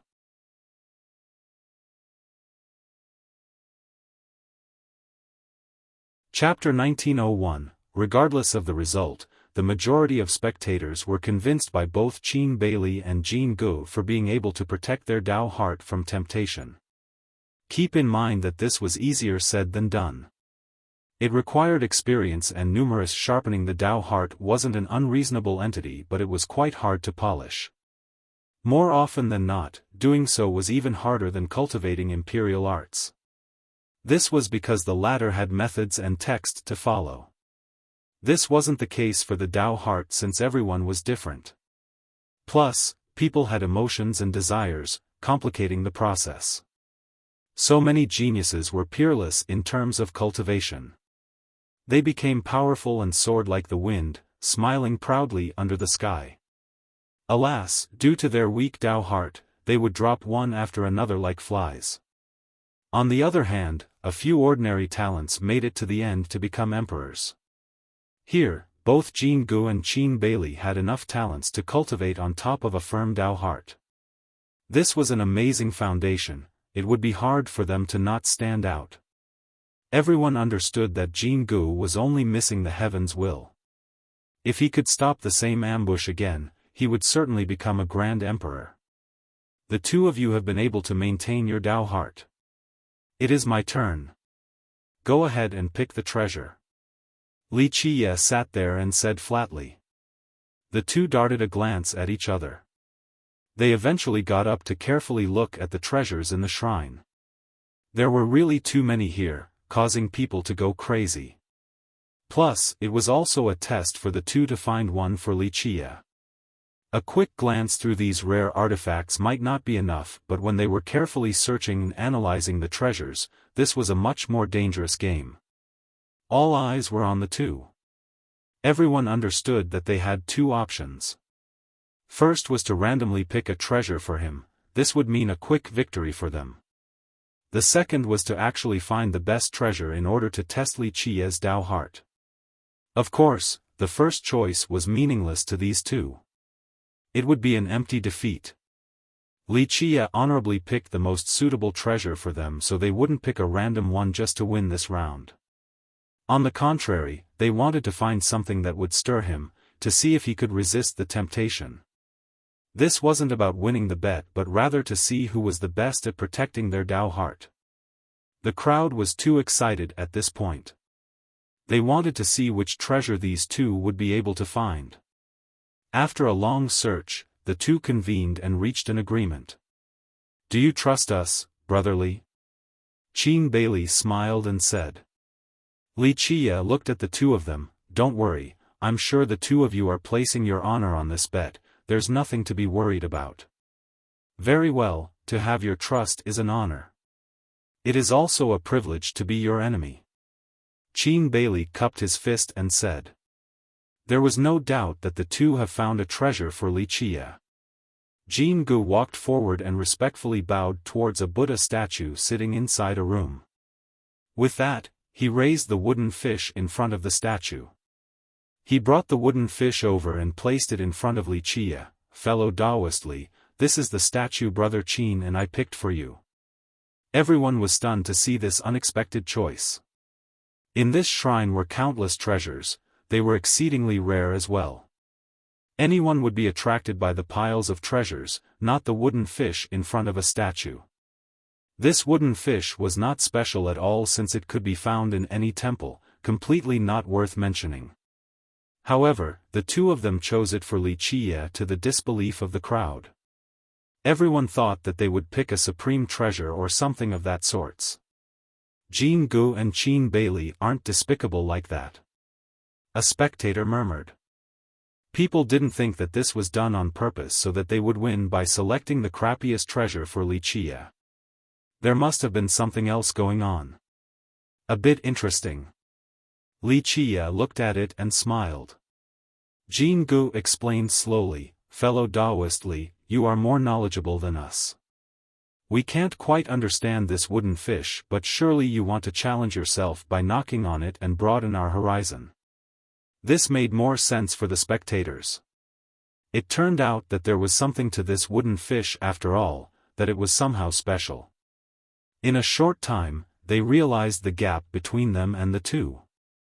In their eyes, this block was very simple without anything special. Meanwhile, Jin Gu and Qin Bailey also didn't see through it, but they were aware that it was amazing.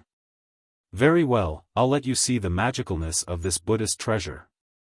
Li Qiye smiled and placed his palms together while chanting, Amitabha. In the blink of an eye, this chant reverberated across the world. Li Qiye was engulfed in a Buddhist brilliance illuminating everything. He was now a sacred Buddha. He had a golden avatar for a body with each inch of his flesh seemingly made from gold. His robe became resplendent as well. This was now a priceless kasaya. A Buddhist disc emerged behind him. Numerous Buddhas were inside their kingdoms. Countless existences were chanting for him. This created an entirely different atmosphere. Click. He finally tapped the wooden fish. Next was a buzzing noise.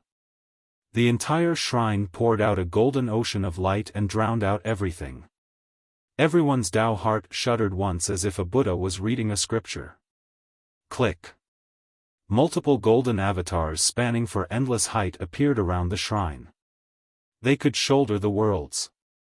Tao turned into laws and Buddhist affinity that could enlighten all beings. Thump. With the second knock, the majority of cultivators outside the shrine dropped to their knees. Click. The third knock resounded. The entire Buddhist plain was filled with this sacred affinity. The chanting of Buddhist scripture unceasingly echoed in everyone's mind. They found themselves lost in a Buddhist kingdom. All beings were bathing under a Buddhist light and prostrating before the sacred Buddha. Even Qin Bailey and Jin Gu became astounded. They fortified their Tao heart in order to avoid being affected by this Buddhist affinity. Powerful beings like them still felt a great pressure, robbing them of their breath. After 3 knocks, Wuxia recalled his Buddhist affinity and dispersed the great brilliance. The power of Buddhism dissipated into smoke. It was as if nothing had happened. Wuxia was still himself, sitting in the same spot. Same with the wooden fish. If it wasn't for the kneeling crowd around the shrine, people wouldn't believe that something like this had happened just now. Many were frightened by the transpired event. They couldn't handle a few knocking of this wooden fish. We lost. Qin Bailey sighed and said, "You exceed us in both knowledge and Tao heart. I have no complaints about losing."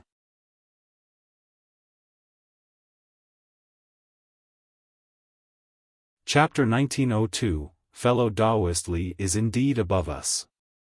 Jin Gu said slowly while staring at Wuxia, "Your Tao heart is not just as hard as steel, you can freely use it however you want. A single thought to turn into a Buddha or a devil. It has nothing to do with cultivation any longer. With your Tao heart, there is no fear of not becoming an immortal monarch, surely capable of reaching 12 wills. Unfortunately, I have lost my first chance, or I wouldn't mind meeting you again at the apex, to see which of us is better then." He was full of regrets at this point. The discerning fella understood Wuxia's worth. At the same time, he was still fierce enough.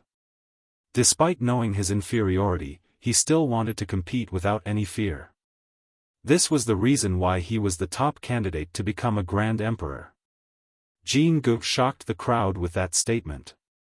He was considered the greatest genius with few rivals in both cultivation and innate talents. But now, he dared to claim that Wuxia was capable of becoming a 12-will immortal monarch. This was an acceptance of Wuxia's status. Remember that in the contemporary, the 100 races only have one emperor with 12 wills, immortal monarch Yi. If Wuxia were to reach this level, it would completely change the current landscape. The 100 races would have 2 top emperors then, quite a shocking development. Fiercest will be the first human with 12 wills. The humans here felt their blood boiling. Immortal monarch Yi was ultimately a half-human, half-charming spirit. In fact, rumor has it that his human bloodline is very faint. Because of this, on a stricter level, he wasn't counted as an immortal monarch of the human race. It was just that many humans preferred to view him as such to elevate their own race. Wuxia only smiled and didn't reply to Jin Ji's evaluation. Fellow Taoist Li has won this match completely. Brother Jin Gu, do you think we should continue? Personally, I think conceding is the right choice now. Bailey shook his head and said. Previously, Bailey and Jin Gu were quite evenly matched in their bet with 3 wins each.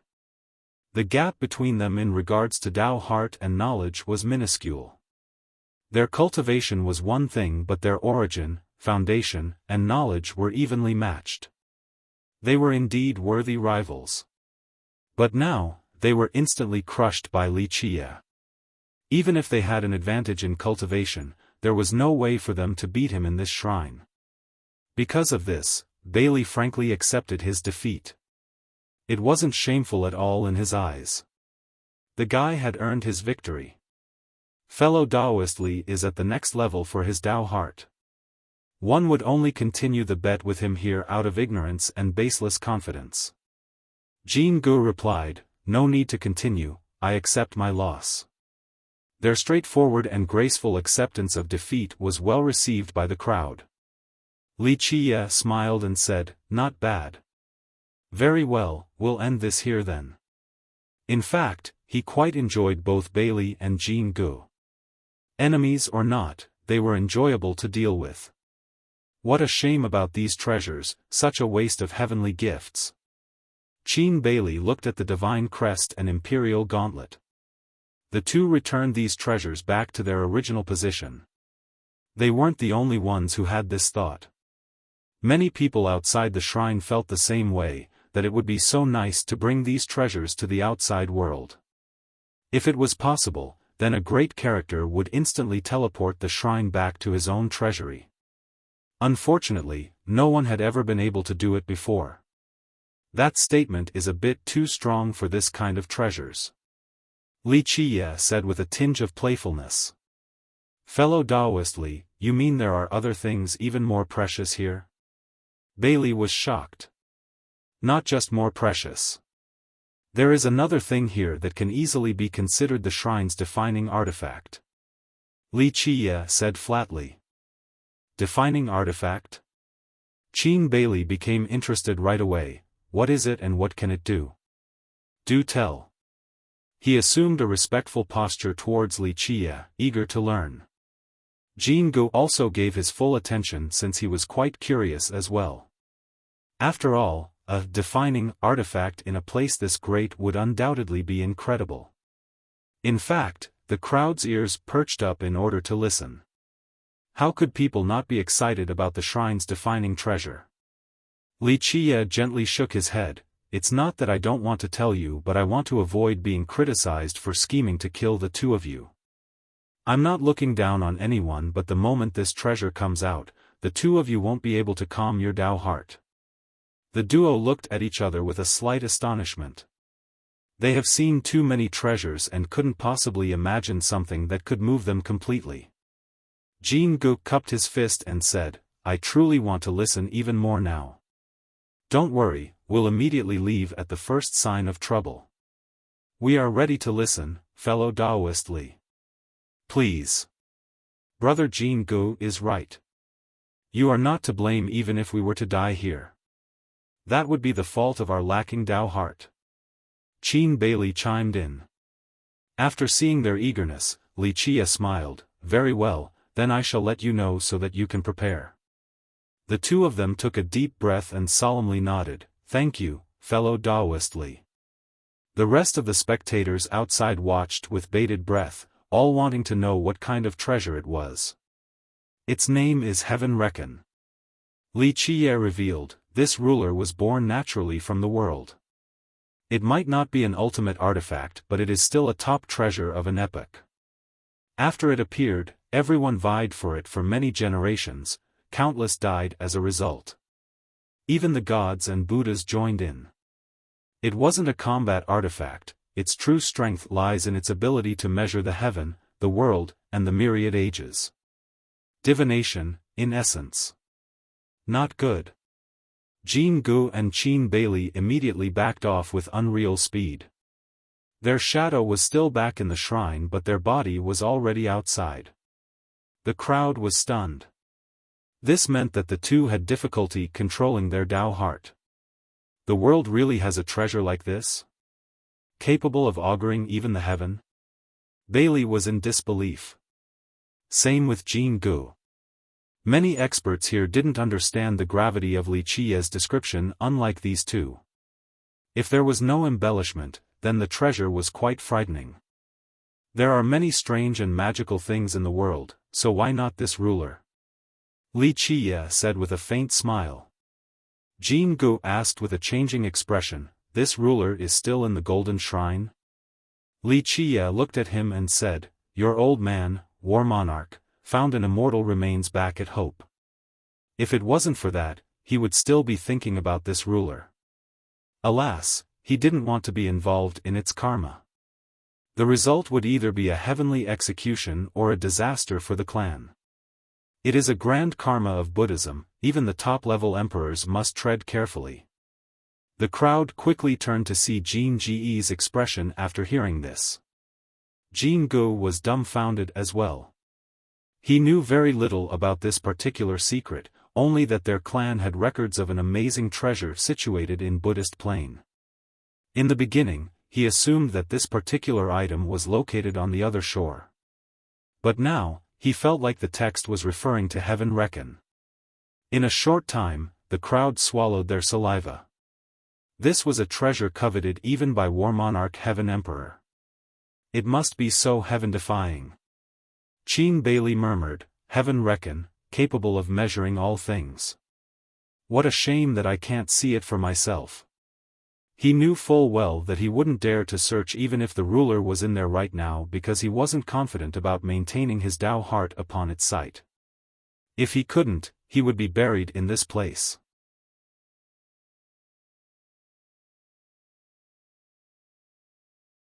Chapter 1903, It's Not Hard to Take a Look.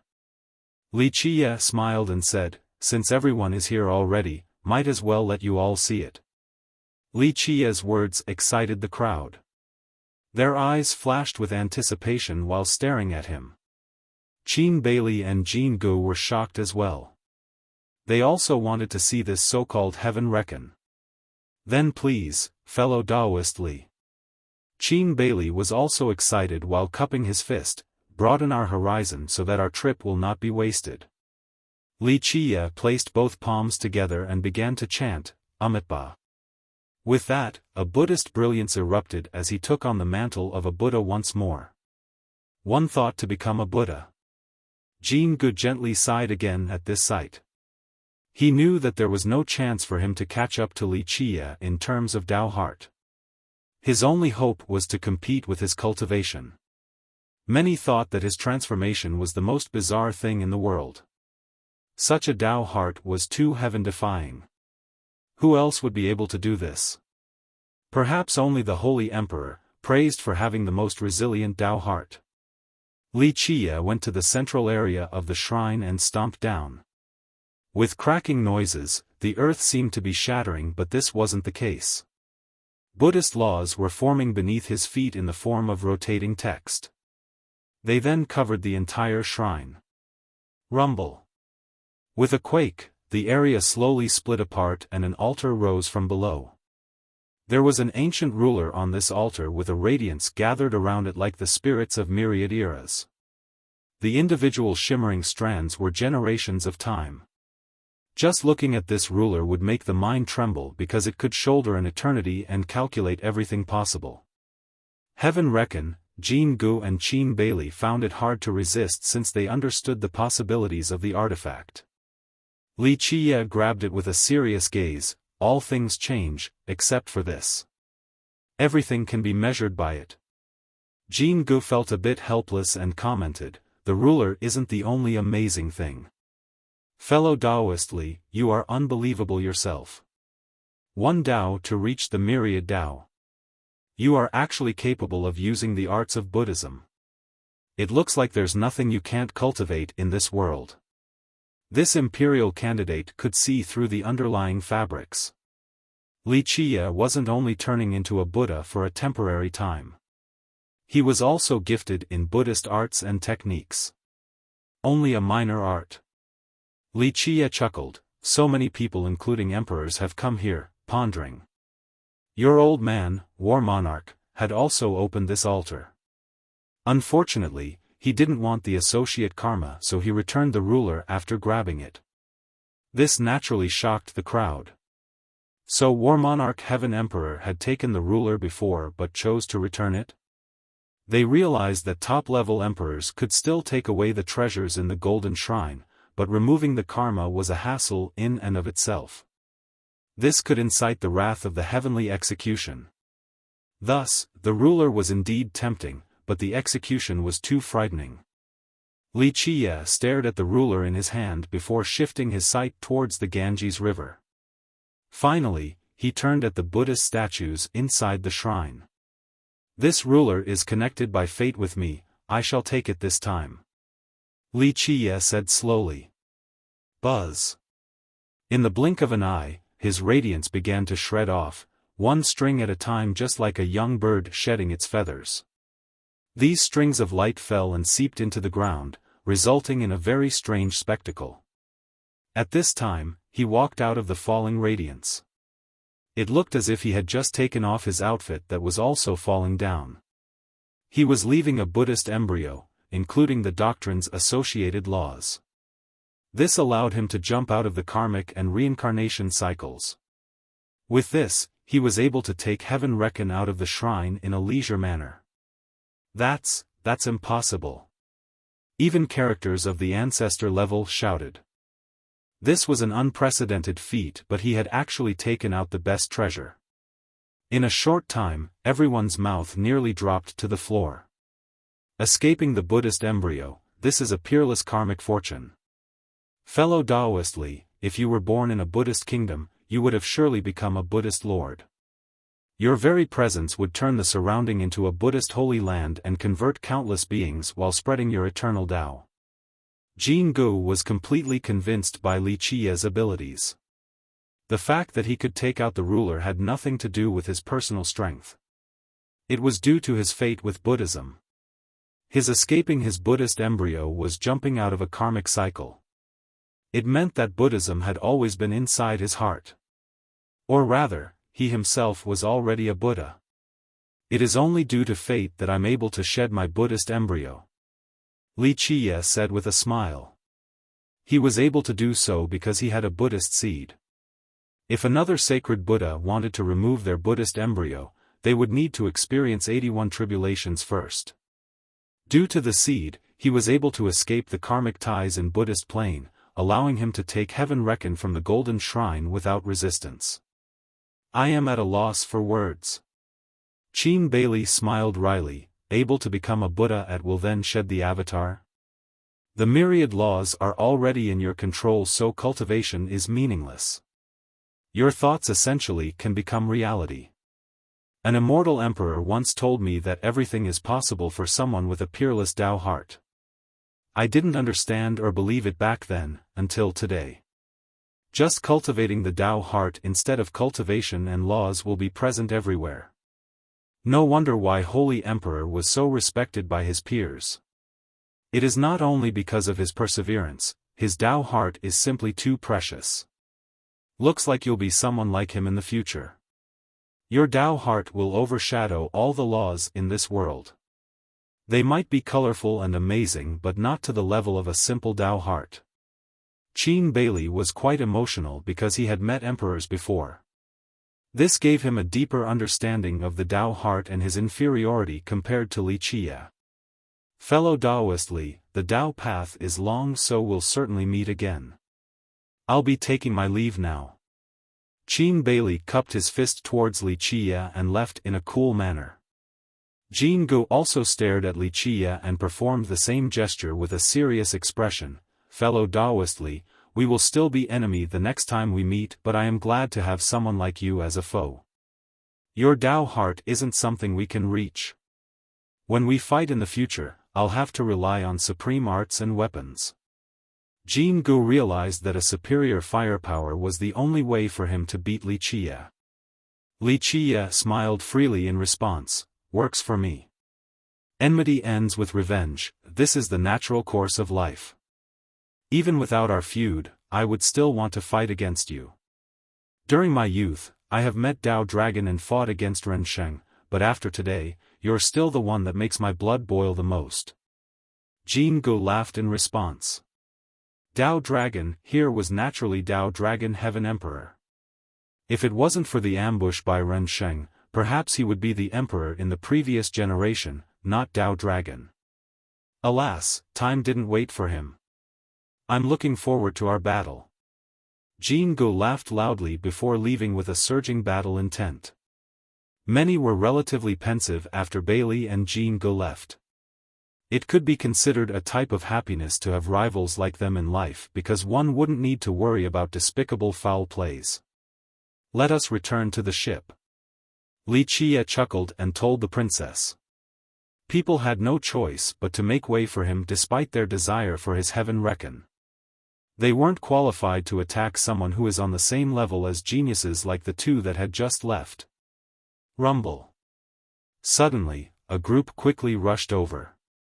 It's the Tame Dragon Squadron. Someone shouted. The frightened crowd immediately jumped to the side. Many believed that this squadron was here to rob Li Qia's heaven reckon.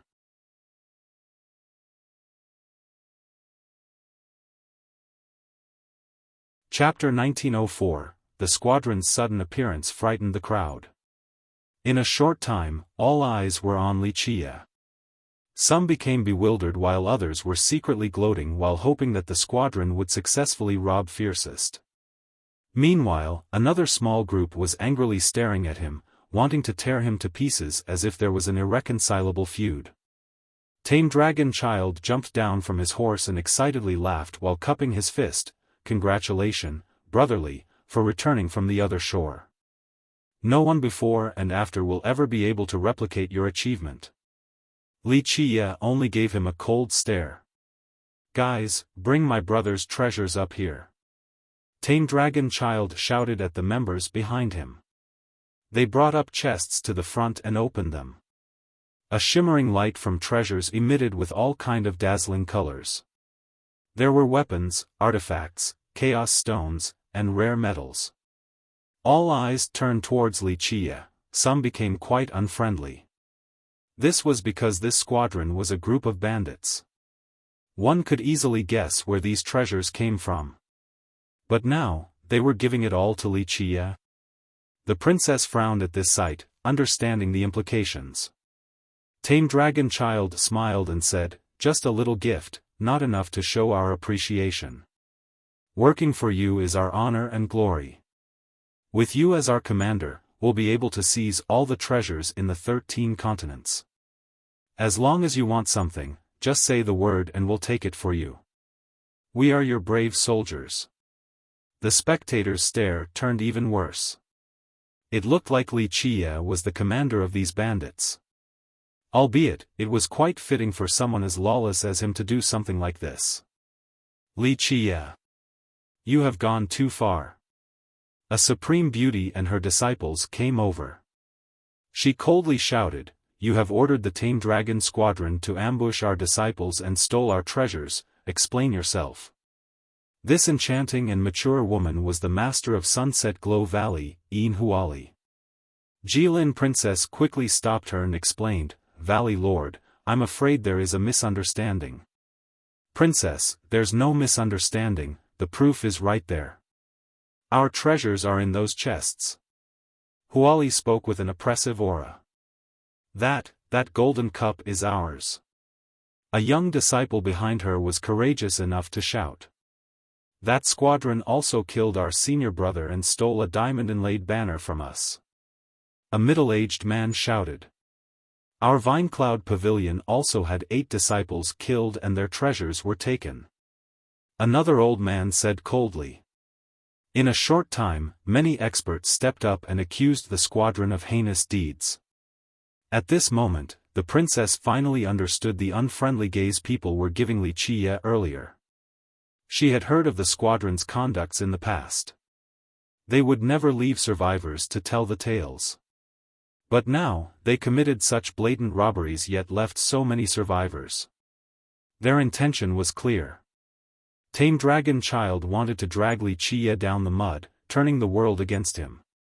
Tame Dragon sneered and declared, "Just these little treasures are nothing. You should be honored that Brotherly even wants your treasures, plus, he even spared your life. Thank him for showing mercy already." The victims were ready to tear Li Qia to pieces in order to avenge their fallen sect members.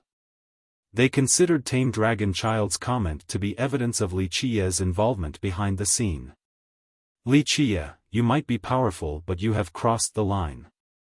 Give us a reasonable explanation or this won't end." Huali glared at him and said. "An explanation?" Li Qia looked at the crowd then Tame Dragon Child. He smirked and said, "I don't need to explain myself to anyone. That's right, our brother Li is a deity among men, the future immortal monarch with 12 wills. Why does he need to answer to you? Tame Dragon Child shouted, wanting to invoke even more chaos.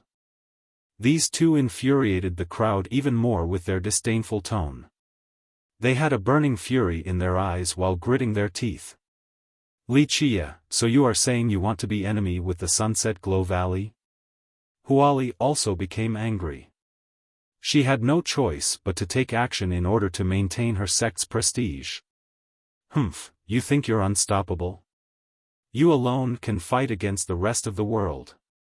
Such an arrogant viewpoint. Another victim said with hatred. We can't just let this go. The others chimed in. Wuxia ignored their shouting and smiled at Tame Dragon Child. So you all wish to work for me? Tame Dragon Child laughed loudly. Yes, Brother Li is the best and we are the biggest fans of your unstoppable style. It is our honor to work for the future immortal monarch. Just say the word and we'll even jump into the boiling water or courageously flatten a path for you. He was especially loud so that everyone could hear him. Earlier, he was afraid that Wuxia would defend his innocence, but Wuxia didn't even bother to do so. This was going even smoother than he had anticipated. No need to jump into the boiling water. Wuxia leisurely said, Go, the Ganges River is right there, just jump into that. Tame Dragon Child was caught off guard and coughed awkwardly. You sure know how to joke, Brother Li. I've never been a joker. Jump now, I'm losing my patience. Wuxia waved his sleeve dismissively. Tame Dragon Child wasn't the only one shocked now. The entire audience was staring at the two in a daze. Brother Li, this joke isn't funny anymore. Tame Dragon Child still tried to maintain an amicable appearance. Who says I'm joking? If you all wish to work for me, then the least you can do is obey my order. Wuxia continued. Tame Dragon Child finally turned cold. Brother Li, we're willing to contribute to your cause, not minding antagonizing the rest of the world so that we can offer you all the treasures you want. But I'm afraid we won't obey such a suicidal order. That's not up to you. If you want to be my lackeys, then learn how to act like one. Obey your master now. Wuxia chuckled. You. Tame Dragon Child's expression became extremely unsightly. The members of the squadron angrily glared at him too. They were merciless robbers, but now, Wuxia called them lackeys? This was hard to swallow. What are you looking at? Kneel and acknowledge your mistake, then jump into the Ganges. This is my order to you, dogs. Wuxia coldly stared at him and proclaimed. In a short time, the members of the squadron became furious. They were only doing a play in order to frame Wuxia. They didn't expect him to actually treat them in this manner. Now, they were riding a tiger and couldn't get down easily. No one expected this development. The atmosphere became tense with the focus completely on Wuxia and Tame Dragon Child. 1. The word for lackey here has the character, dog. It is normally a derogatory term, referring to evil assistants, a person who helps someone harm people. In essence, anything with the word dog is normally a big insult. I thought about using just dog or hound, but it would have sounded a bit weird. If you want to be my dogs. 2. Dog works better in this line versus lackeys.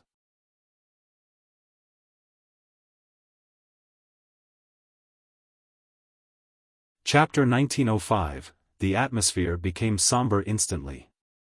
Those who were furious with Wuxia felt their anger subsiding after seeing this. People calmed down and regained their wits, realizing that this might not be what it seemed on the surface. Brother Li, I guess we don't have the same idea then. Tame Dragon Child cupped his fist and said, We brothers are full of sincerity, wanting to work for you and make something out of ourselves, but you view us as hounds. That's quite disappointing. You think too highly of yourselves. Just your group is qualified to be my hounds?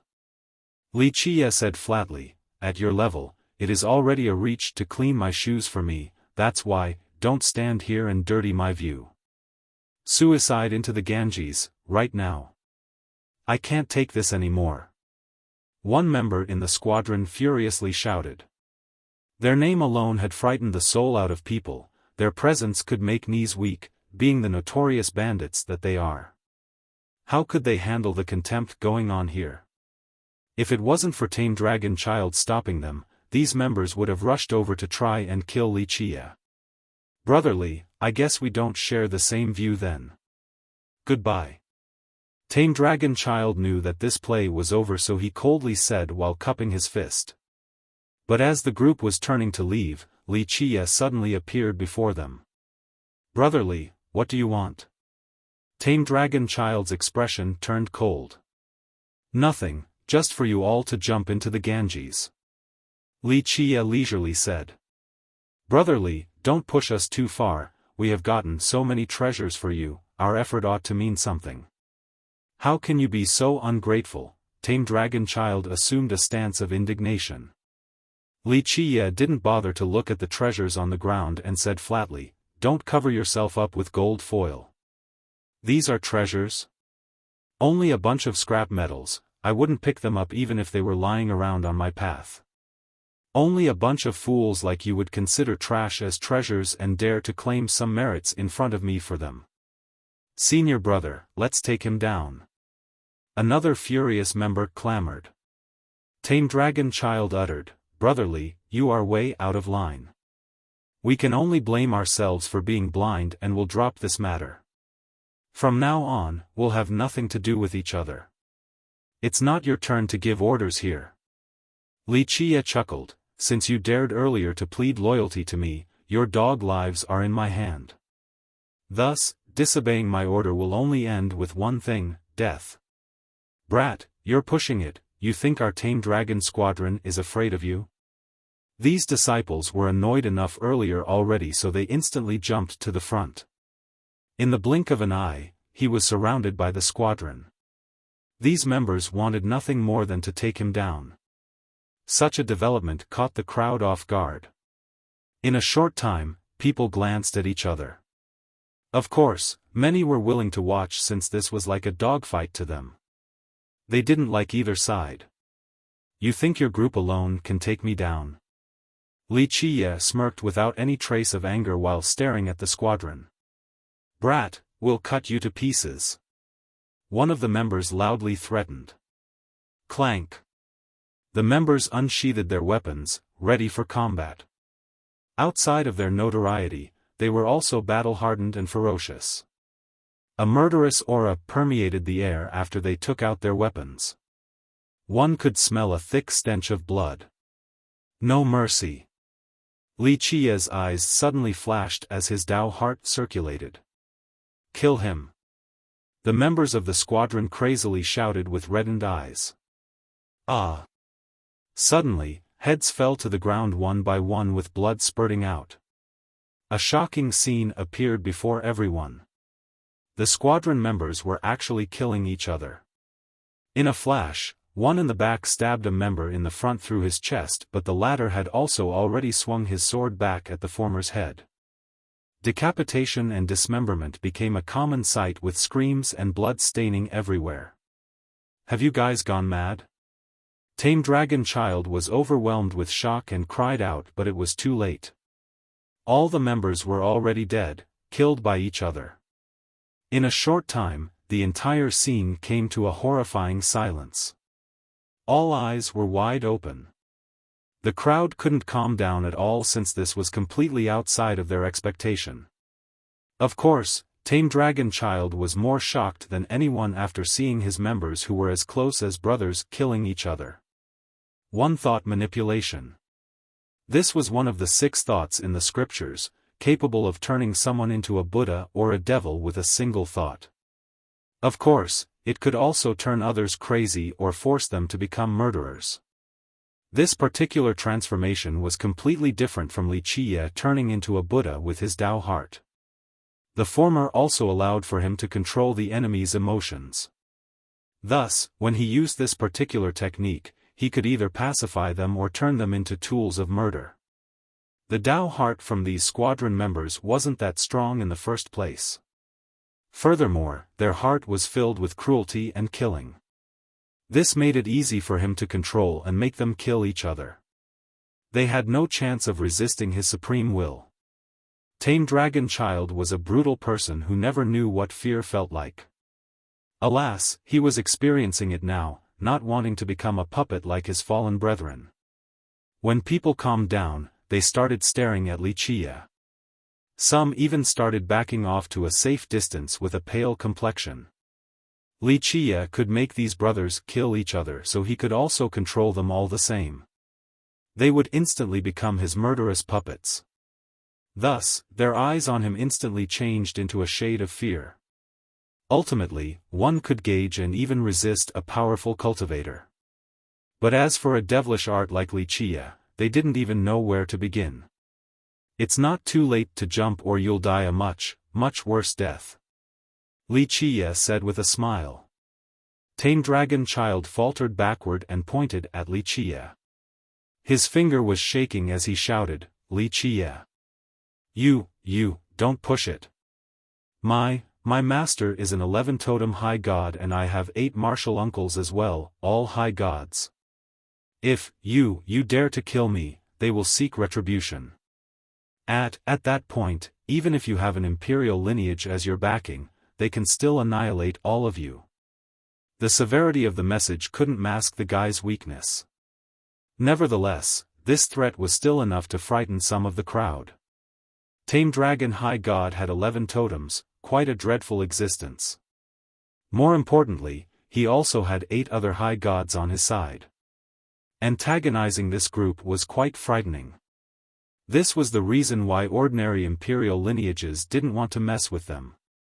This made it possible for Tame Dragon Child and his group to do whatever they wanted since their masters would back them up. An 11-totem high god? Only a nobody can't reach the apex. Let them come since I'm in the mood for a refreshing cup of high god's blood. Wuxia happily responded. The crowd was speechless to hear this. How many in this world would look down on an 11-totem high god like this? A low-level emperor would still need to be very careful because some have died to high gods before. But now, Wuxia's arrogance, evident by his comment, was simply impossible for anyone to replicate.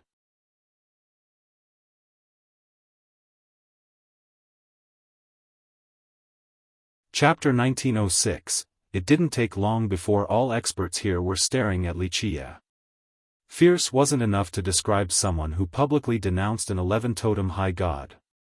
Such a big tone. Suddenly, a voice detonated like the thunder across the sky, "Insulting my master will end in death." With that, a chilling aura froze everything and turned the world into one of ice. All the cultivators present shuddered. The weaker ones felt themselves turning into an ice sculpture. The most terrorizing thing about this aura was the murderous intent within. It acted like a sharp knife scraping everyone's bones. The pain forced everyone back, unable to withstand this murderous intent. An old man descended from the sky and stood in front of Tame Dragon Child. He wore a treasure robe and had a crest with the symbol of a cloud, looking like he could hold the world in disdain. He exuded the power of a high god. As strands of laws poured out like waterfalls, they wove together and formed a pair of holy wings. One flap from them could break through all obstacles. First brother. Tame Dragon Child was ecstatic to see the old man. Sima Yun. An ancestor from a big power recognized him and shouted in horror. Sima Yun. Many trembled in fear after hearing this name. Even sect masters were frightened. This butcher is here too?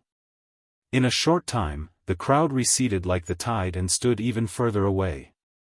Sima Yun was the oldest disciple of Tame Dragon High God and the creator of the Tame Dragon Squadron. He was a high god with 2 totems but was well known for being a butcher because he had killed too many people.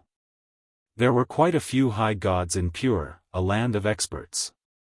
However, after reaching a certain level, most high gods would focus on improving themselves, rarely bothering with those below their ranks. This wasn't the case for Sima Yun. There was an adage, a dragon birth a dragon, a phoenix birth a phoenix, the offspring of a rat knows how to dig caves. The master was a bandit, so the disciple was naturally one as well. After becoming a high god, Sima Yun didn't lose his old habits. Moreover, he was even more rampant than his master. His master had no need of robbing lower-level characters. But as for Sima Yun, it didn't matter whether his victims were strong or weak. As long as he was tempted, he would rob and silence all of his victims. Some believe that he had even killed more people than his master, hence his title. Tame Dragon Child thought that since his first brother was a two-totem high god, Li Qiye was dead for sure, regardless of how powerful he was. Little animal, your end is here. He cruelly glared at Li Qiye and told Sima Yun, senior brother, this little animal is the one who killed our brothers with some devious art. Clank. Sima Yun's eyes turned into a sharp sword. Those lacking courage were paralyzed on the ground. Daring to oppose me? You won't die so easily. I'll let you taste a fate worse than death. Sima Yun said with a sinister tone. Where did this dog come from, barking in front of me? Slap. Li Qiye didn't even bother to look at Sima Yun. Boom. In a split second, a Buddhist palm came out of nowhere and rushed for Sima Yun.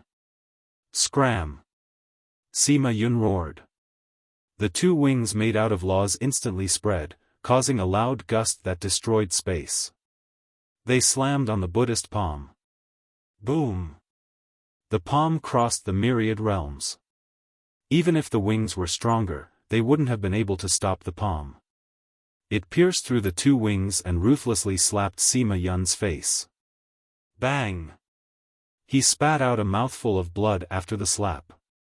Keep in mind that as a high god, his body was as tough as steel, but blood still gushed like crazy. A tooth fell out as well. The crowd was silent at the outcome of this first exchange. A high god with two totems was at a disadvantage and suffered a great humiliation. Little animal, you're dead. Sima Yun couldn't stay calm. This was the most humiliating moment since his debut, being slapped like this. If he couldn't take down Li Qiye now, there was no need for him to show his face in public in the future. Boom! A mountain seal exploded in his hand. Next, an evil mountain descended from the sky, wishing to flatten Li Qiye. But the Buddhist palm with runes rotating around it stopped the mountain.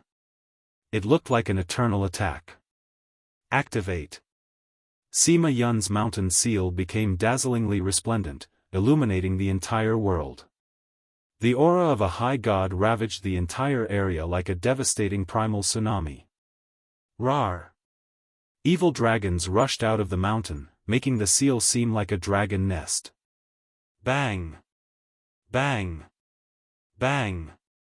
Evil dragons rushed for the Buddhist palm. Under their assault, the light of the palm weakened as if it could be shattered at any moment. Little animal, I'm going to taste your blood. With a cruel expression, Sima Yun's eyes flashed with a bloodthirsty glint. As long as he captured Li Qiye, the worst of torture would ensue. A high god with two totems is truly strong. Many turned pale, wondering if Li Qiye could handle it or not. Bang! The palm eventually crumbled. Rawr! Several hundred evil dragons howled after they left the nest and went straight for Li Qiye in order to eviscerate him. Little animal, you're finished. Sima Yun shouted in a frenzy. I am Buddha. Li Qiye only chuckled and chanted a resonating phrase. With a loud explosion, an immeasurable foot of a Buddha stomped down from above. One could see a sun, moon, and other celestials hovering around it. Galaxies were hanging above and flowing like waterfalls. Boundless runes covered this foot like an ocean, capable of drowning the entire Buddhist plain. Boom! The dragons were instantly crushed like insignificant little worms. Ah! Next, Sima Yun was trampled on the ground with his blood spurting out. Crack! The bones in his body broke one by one. This foot acted as a monstrous world pushing down on him. He was powerless to resist in this scenario. This scene shocked everyone more than anything they have seen earlier. A two-totem high god was completely defeated and trampled by this foot. They would never believe this tale if they didn't witness it with their own eyes. Even the emperors inside Imperial Change were startled by the gigantic foot from the sky. They looked at it in silence. Despite not knowing who it was, these emperors understood that an overlord had taken action. This had to be a supreme Buddha, a master of the Tao of Buddhism. It was quite unwise to oppose such a being inside Buddhist realm. At this time, someone looked up at the foot. There was no end in sight, as if there was indeed a Buddha situated in the crevice of the sky. It was as large as the heaven and earth, mountains and rivers were so tiny in comparison.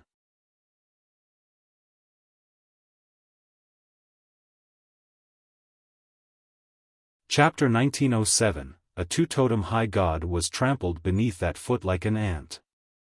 It made everyone feel that he was completely trivial. The crowd gasped after seeing this. Just how powerful was this foot to be able to accomplish this task? Li Qie glanced at Sima Yun and said flatly, "A two-totem high god can't even be an appetizer for me. In the Buddhist plane, even an ancient god needs to tuck their tail between their legs before me." He had the Buddhist seed right now, so he could control the entire plane. The strength of an entire epoch was in his possession. Even though it was only the remnant of an epoch, it still allowed him to be invincible. Not to mention the surroundings, even the entire plane was silent. It wasn't a personal power at this moment but the congregation of the might of the plane itself. "Brat, you," Sima Yun cried out while feeling both anger and fear. "Ah!" With a cracking sound, the foot pushed down, rendering him into a bloody meat paste.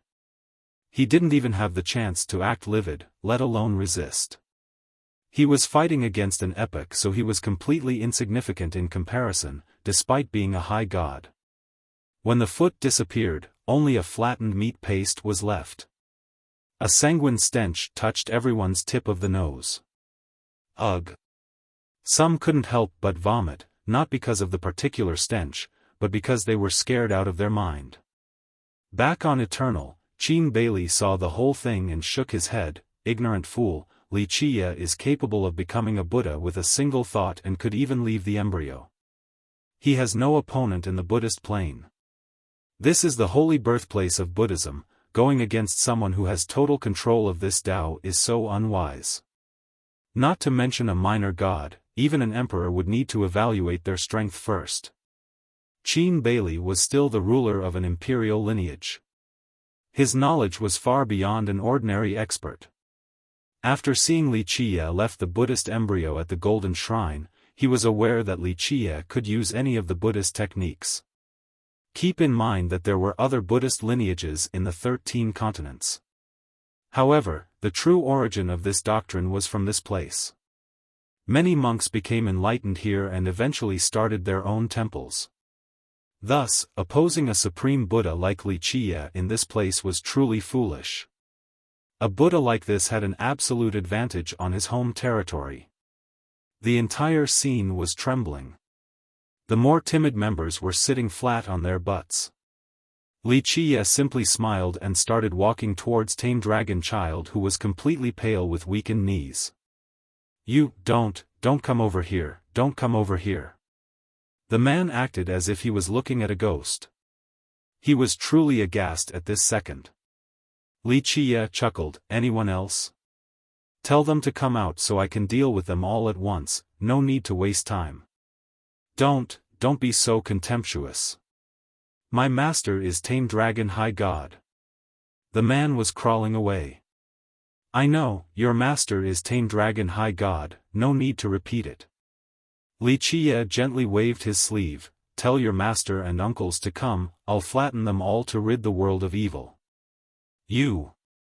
Tame Dragon Child was speechless. He realized that the fame of his master was not enough to deter Li Qie. Some spectators felt quite good to see this guy pissing in his pants, especially those who have suffered in his hand. They felt that Wuxia was ridding them of indignation. If your worthless master isn't coming, then I'll break your bones and peel your skin. Oh, I'll hang your skin outside of Imperial Change so that your master can go pick up your corpse later. Wuxia smirked at the frightened man. Little animal. I'm going to take you down. Tame Dragon Child was pushed to the edge and crazily screamed. With a cracking noise, his forehead actually broke to pieces and strings of light rushed out. Buzz. These were strings of bright blood. They seemed to be weightless and were floating in front of Tame Dragon Child. As more blood came out, they gathered together to form a single drop.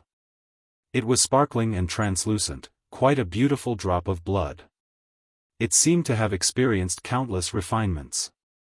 Blood of the heart, this is the essence of the essence, he doesn't want to live. Someone cried out. It was the most precious drop of blood from Tame Dragon Child.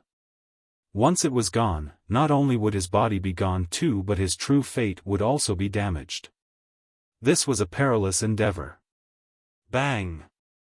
This blood jewel suddenly collapsed. Rumble. The might of high gods ravaged the four directions like a tsunami engulfing everything. The entire earth quaked in response. Buzz.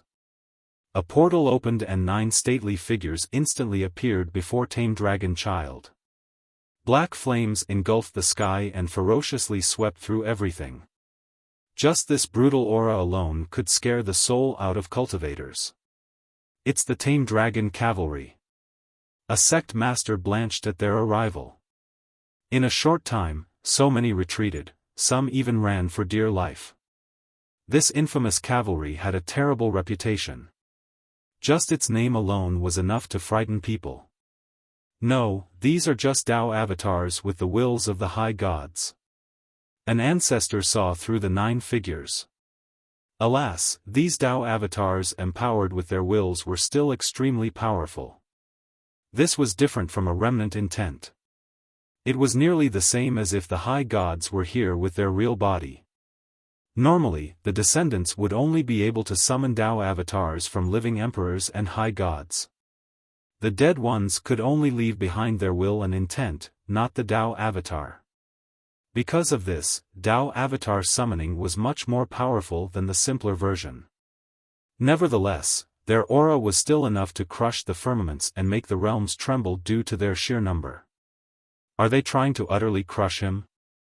The crowd felt their scalp tingling from horror. This cavalry hasn't appeared for a long time now, so their re-emergence was naturally shocking. Master, he's the one who killed first brother. You must avenge him. Tame Dragon Child grew bolder after seeing these Tao avatars. In the blink of an eye, the avatars stared at Wuxia. Their glare was quite frightening, capable of penetrating all things in this world. Brat, will you commit suicide or do we have to do it for you? The largest figure among the 9 asked. That's Tame Dragon High God. An ancestor immediately recognized the voice and knew who it was despite the figures being unrecognizable. He turned pale even though he was a character of the ancestor level. Tame Dragon High God was quite brutal and had a penchant for torture. Because of this, people were afraid of just hearing his name, let alone his actual voice. Only a bunch of nobodies. Wuxia glanced at the high god and said, even if your real body was here, you're only ants in my eyes yet you dare to hoot in front of me? I should be the one asking, will you all commit suicide or do I have to do it? Such a matchless domineering style, looking down on even the gods. One with 11 totems was actually called a nobody by Wuxia.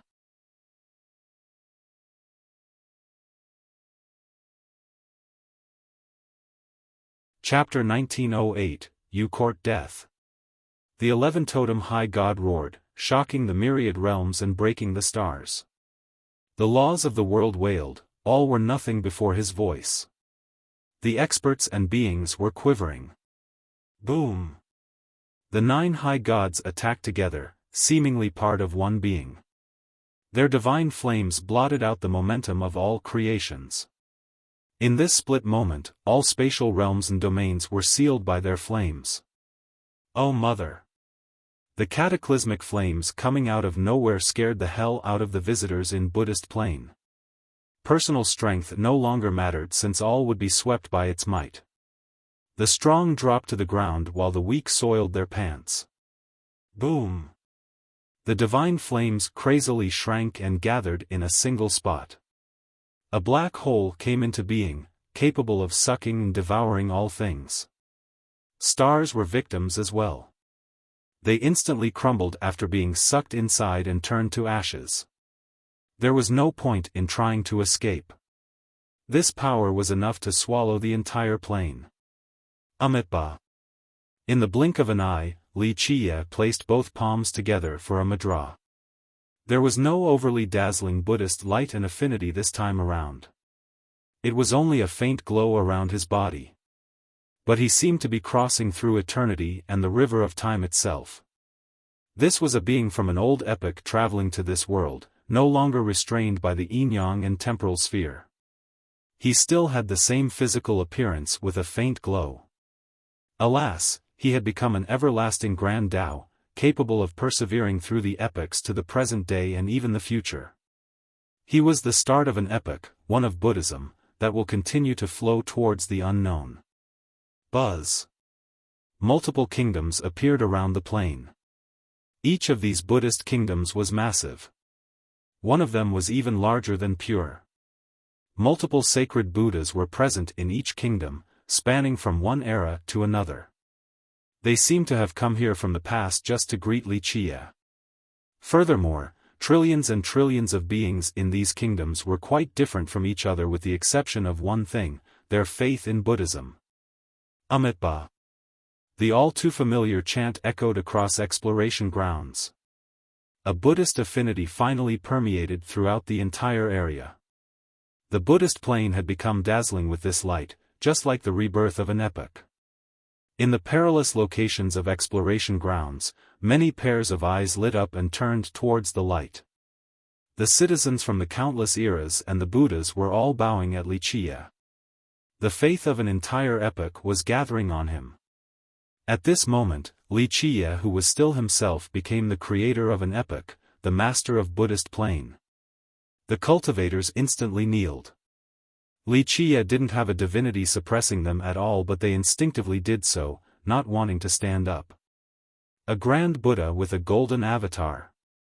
The princess was aware of the significance. Boom! Wuxia slightly raised his fist and a Buddhist palm descended. It instantly crushed the black hole and went straight for the 9 high gods. You dare? Tame Dragon High God furiously shouted, but the palm was already before them. Boom! Their struggle was meaningless since they were instantly rendered to ashes without the chance to scream. This shocking scene made other high gods and even emperors who were watching tremble in fear. Even though it wasn't their real body, this was still a formidable force, yet it was annihilated with a single palm. These members of the Tame Dragon Squadron were mere ants before him, not enough to do anything. Buddhist plane fell into a silence again. Cultivators were prostrating on the ground without moving in the slightest. They didn't even dare to look up at all. Too weak. Wuxia said leisurely, maybe a 12-will emperor will be able to put up a good fight. Such a nonchalant comment was quite frightening. An 11-totem high god was too weak? The latter part of that sentence was even more domineering. After the Buddhist seed showed its power, some emperors inside imperial change gently sighed. They had nothing to say since they were aware of this thing in Wuxia's possession. The seed allowed him to be invincible in this area since he could control the plane. What was left of an epoch was under his grasp. In fact, when they built imperial change outside of Buddhist plane, they were already thinking about the seed. In the end, none was able to obtain it. This wasn't to say that these emperors were too weak. First, they didn't have the right Buddhist fate. Second, they didn't wish to be involved in the associated karma due to the threat of the heavenly annihilation. At that point, even hiding in exploration grounds would be pointless. The execution would come down and destroy them.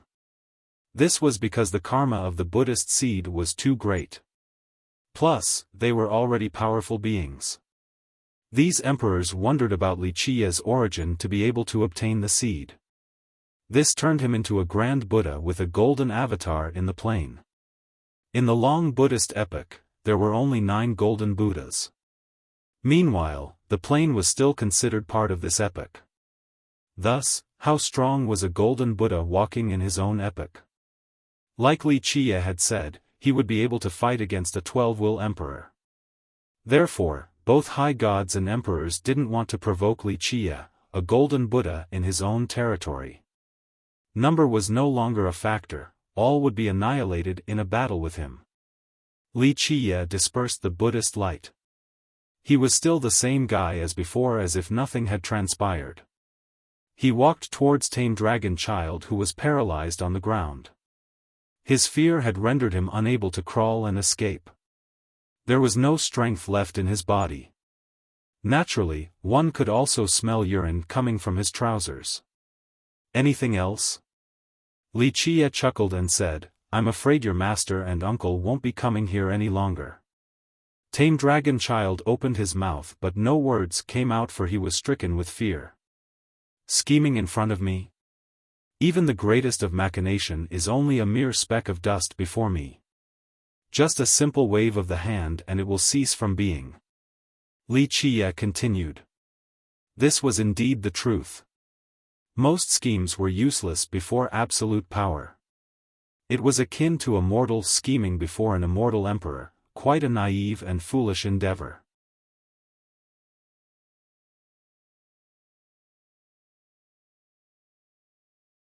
Chapter 1909, If there's nothing else, then I'll bid you goodbye.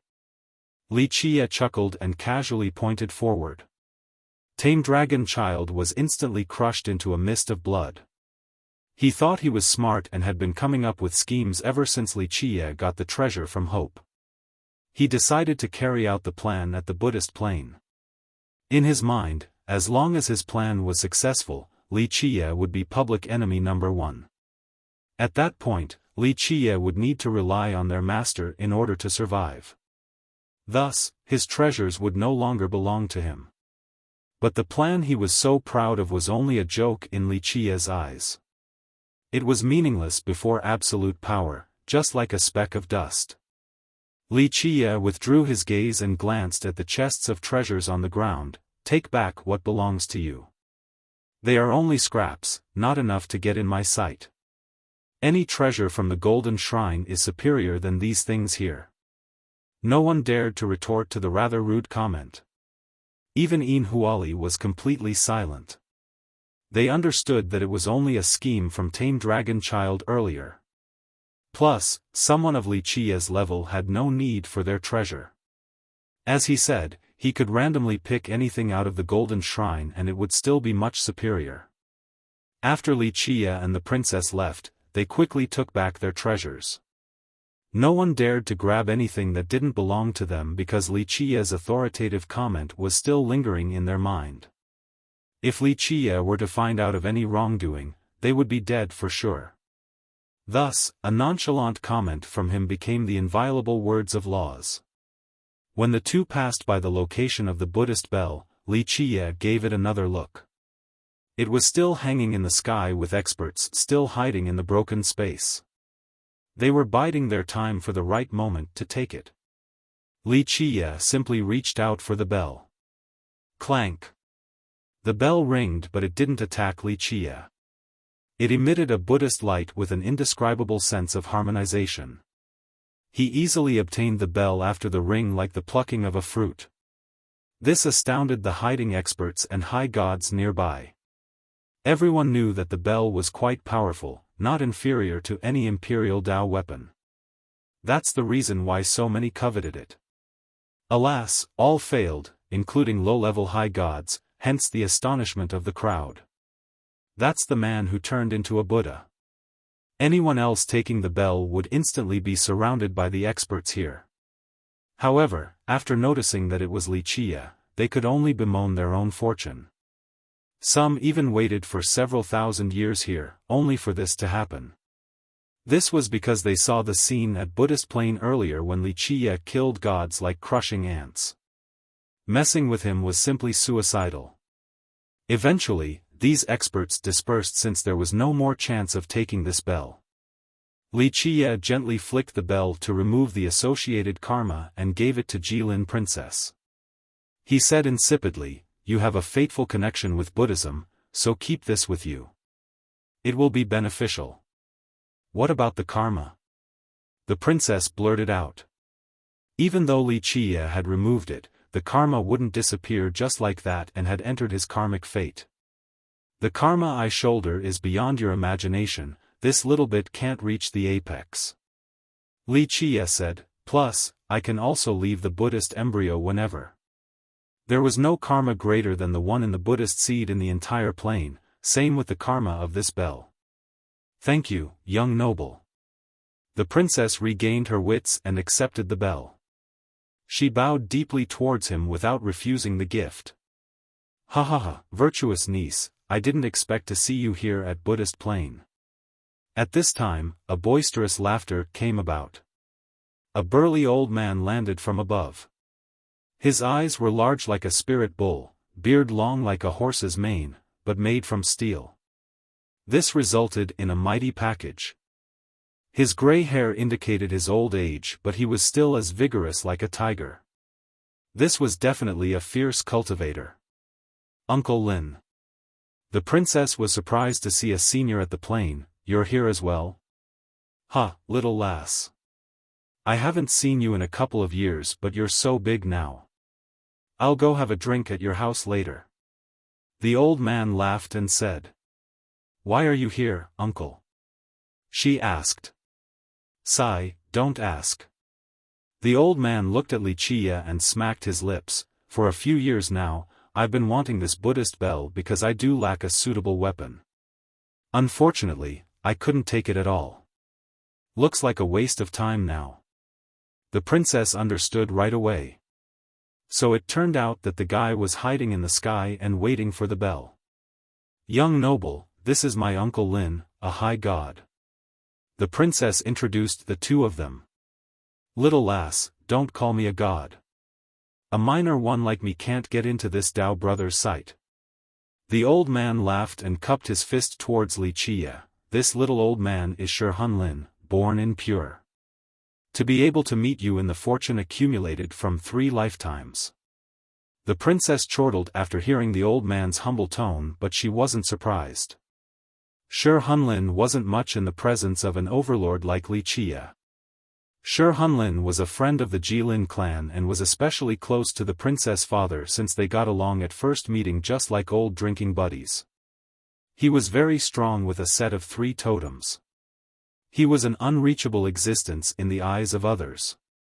However, he was still humble as ever when talking to Wuxia despite his old age and great power. He even referred to Wuxia as Tao brother while calling himself little old man. He had seen Wuxia's Buddhist transformation process with his own eyes. This was a being capable of meeting God, slaying God. He wasn't much compared to the group of tame dragon high god, who himself had 11 totems. Their avatars got instantly annihilated. Thus, Hunlin didn't dare to be disrespectful with his verbal formalities. Wuxia only glanced at him and slightly nodded. Others might view this as a lack of courtesy, but Hunlin didn't think so. Someone who was capable of turning into a grand Buddha with a golden avatar was qualified to act so imperiously.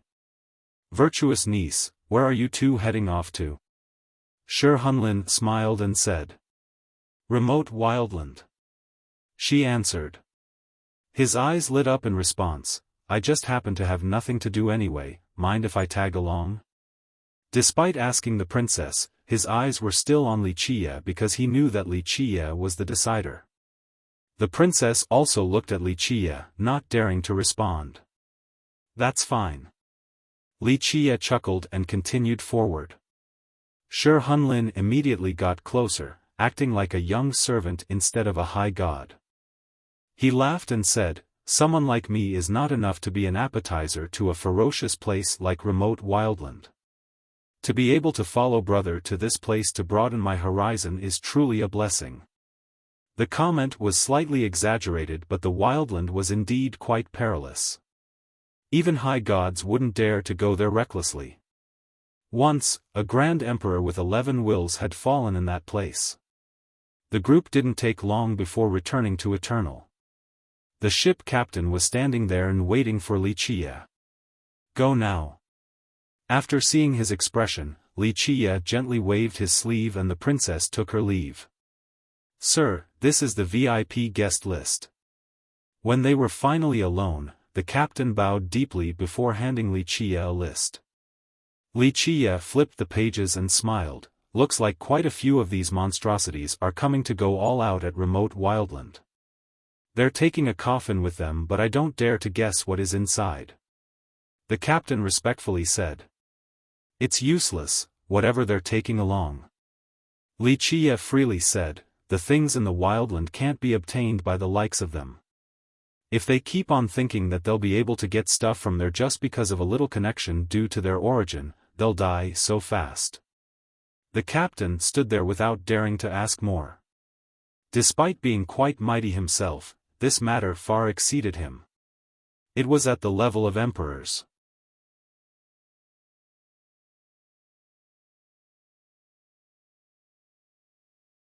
Chapter 1910, Wuxia closed the list and gave it back to the captain while commenting, certain things shouldn't exist in this world, but of course, not a few aberrants could do anything to change it. The captain accepted the list without daring to reply. Wuxia said flatly, anything else? The captain quietly said after a brief rumination, the Majesties asks if you need any help in remote wildland, sir? These emperors behind Eternal were naturally awe-inspiring. They could sweep through the 10 realms, never facing defeat. But now, even they had to ask if they could be of service. In this world, people would need to beg for the help of emperors. But now, these emperors were doing the opposite and offering their service to Wuxia. Is this a probe? Wuxia chuckled while staring at the captain. If I say I need help, they'll be able to guess my intention better? No, of course not. The captain quickly waved both hands. Sir, please don't misunderstand, this is not our intention at all. Our lords only wished to lend their assistance. The captain was right to be nervous. Even his emperors were very careful, let alone a minor character like him before an overlord. No need to be so anxious. Wuxia waved his sleeve. If I was offended by Qigong's group, you wouldn't be standing here in front of me right now.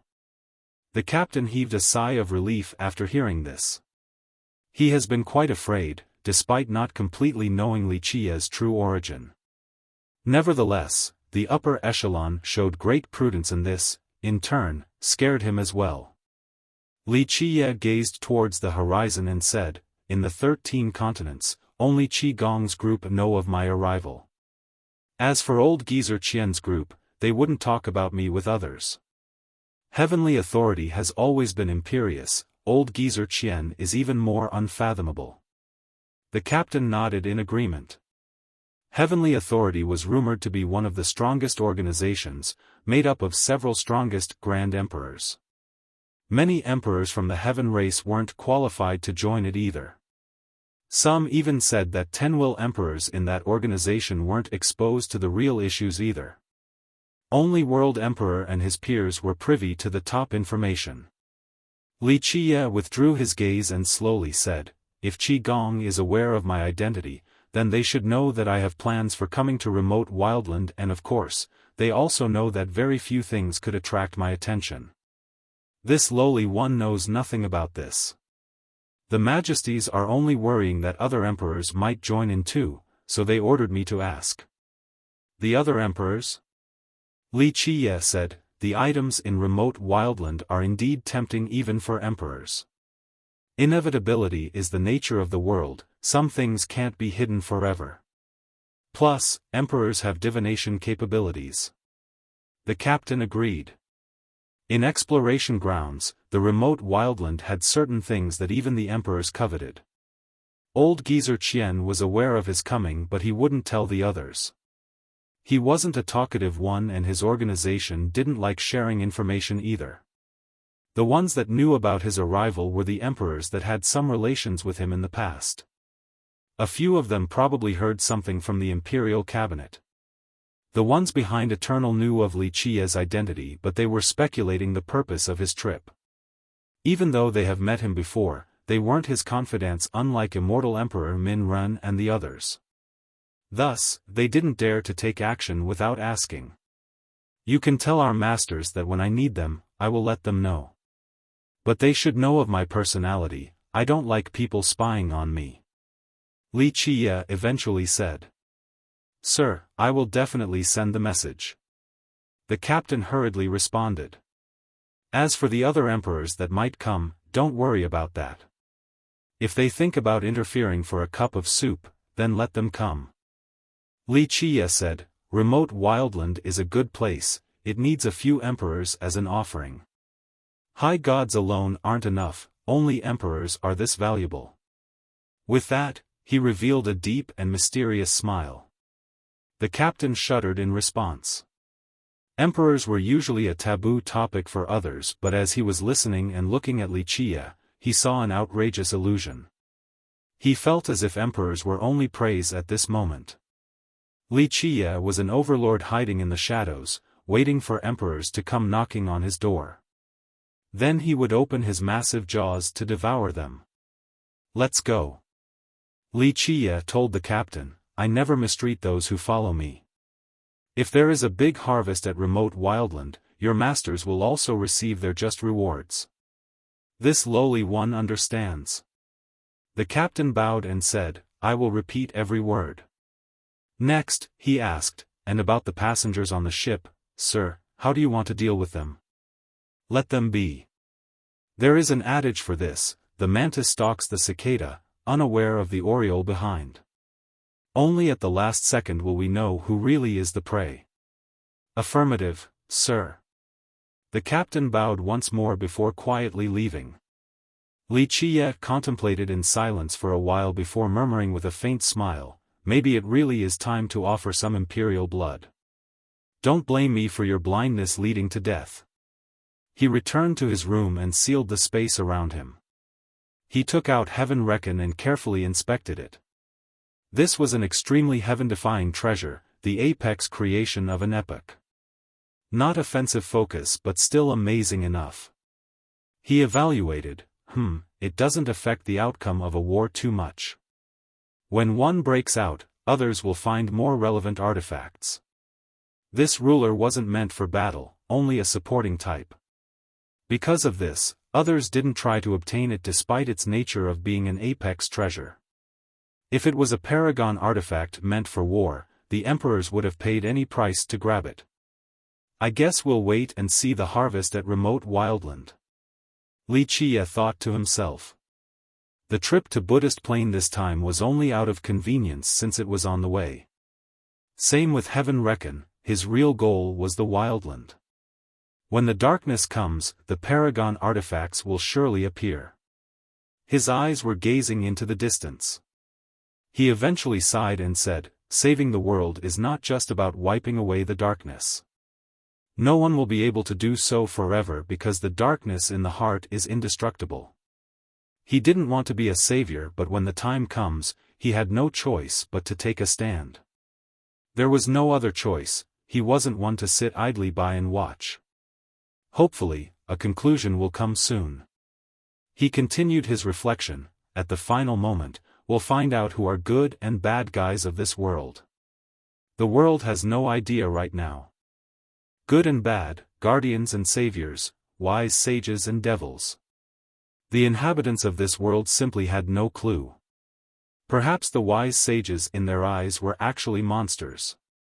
At the same time, the ones they denounced as butchers were actually the real guardians. But ultimately, morality and judgment weren't something he cared for. He was thinking about how to flatten some problematic people and tying up some loose ends. There were existences slumbering in the darkness, ones far beyond the imagination of men. But he didn't care for them, he'll sweep through everything all the same in this generation.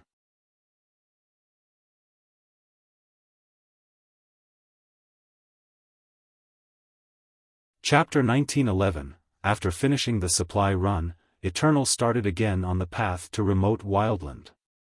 The Wildland was the last stop of exploration grounds and also its most deserted region. This was naturally due to its notorious perils. Not to mention ordinary experts, even gods and emperors could die in there. During the long journey, Eternal became serene because very few passengers were heading for the Wildland. Even those rich enough wouldn't dare to take this fatal risk. Wuxia cultivated along the way without coming out. Wu Fengying had come to find him several times but was turned away by the princess. He gave an order of not seeing any guest on top of sealing the space around him. Strange enough, Wu Fengying didn't cause trouble either and waited quietly. The princess continued doing her duty well while inside the room was completely silent. This made the princess think that Wuxia was focused on cultivating and understanding the Supreme Grand Tao. Little did she know that the room was actually empty. He wasn't in the room at all and only sealed the space there. In fact, he wasn't even inside Eternal. No one knew when he had left since his whereabouts was untraceable even for 12 Will Emperors. The truth was that even going to remote Wildland was only an excuse. His real goal was to meet a particular person. It wouldn't be an exaggeration to say that this was his purpose in pure. This was a top-secret meeting, no one else was allowed to know about it. In a spatial location unbeknownst to everything was being concealed. Other existences have no way of calculating the things going on in this place, not even overlords and top emperors. It was a secretive location outside of the heaven's eyes. He sat there quietly, seemingly becoming one with this mystical space. Secretive wasn't enough to describe this place. Only 2 people were aware of its location. One was Wuxia, the other was the person he was waiting for. Even immortal Emperor Min ran back then didn't know of it. There was a tale inside, one that could never be revealed. Eventually, space fluctuated and the person he was waiting on had finally arrived. This person was just as mysterious as this location. His figure, symbol, identity, and name were completely concealed. No one could ever divine any of it. "You're late," Wuxia said with a smile. He was the only person who knew of this person's identity. "The way is long, it's not that easy to get here. Plus, too many eyes, so leaving home is hard." The person smiled back. "It's time for this generation to come and go," Wuxia said. "Even if it doesn't come, it is still time to end this since you have decided to depart." The person replied. "Indeed." Wuxia smiled. "After sweeping through all the bothersome fellas is when I have to leave so that I can start the final battle without any worries." "Are you confident?" The person seriously said. "If you could come back triumphantly, then the problems here are simply trivial, you can dust the away like cobwebs." Who can be completely confident on this path? Too many have tried before but none has been successful. It's not as simple as starting an entirely new epoch. Wuxia replied. The person contemplated in silence and found himself agreeing. No one knew what would be after the final battle even with a victory. "This is my insurance," Wuxia said. "After finishing the problematic ones here, I can continue on with peace of mind. More importantly, even if I can't come back alive, the current darkness won't be around in this place since they would already be taken care of. So, the fate of the world will be up to you in the future in that case. Let's see you and the others can lead the world through it or not. I'm also not a world savior, this path is not for me to protect." The person smiled and shook his head. "Who knows?" Wuxia responded, "I'm a butcher in everyone's mind. As for emperors like yourself, I'm here the dark hand behind the curtain. You always refuse this notion but you have always been the one unable to let go. Why not let the world know? The person said. Don't you have a secret identity too? How many are actually aware of it? Wuxia said, you could have chosen a different path but you continued on this one. Why is that? My reputation is meaningless to me, it's fine that nothing is left of me in this epoch too. I'm just doing what I want, that's all, not trying to be a savior or a guardian. The person stopped bringing this up because it was indeed their choice. One wrong move and they would be denounced by the world for an eternity. If they were to fail, then they would be branded as evil monsters. Nevertheless, they stuck with their path because without doing so, darkness would descend even before the inevitable destruction in the future. What about those old geezers? They finally got to the point. This was a heaven-shaking plan they have been brewing for a long time now. Hiding quite well.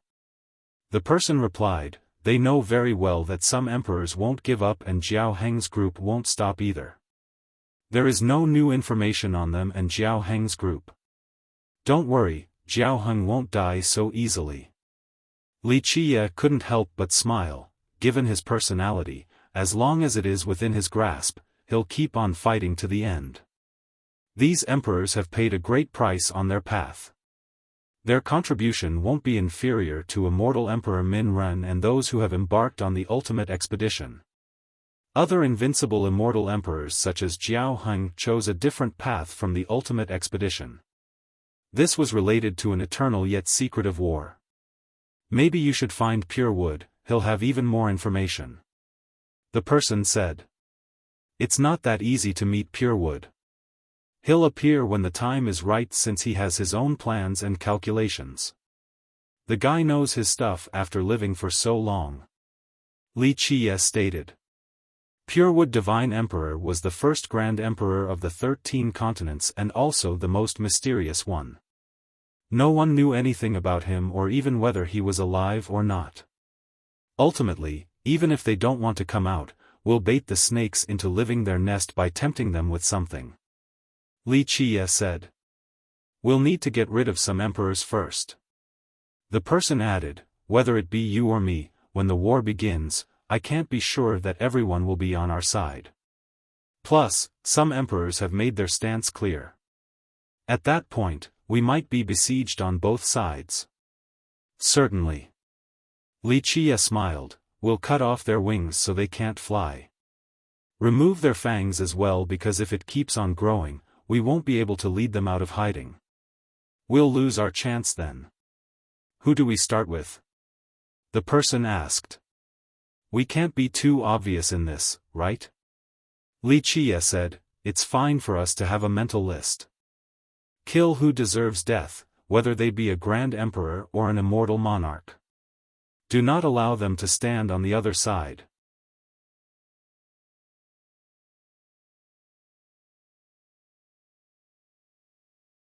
Chapter 1912, the duo planned many things in their secret meeting place.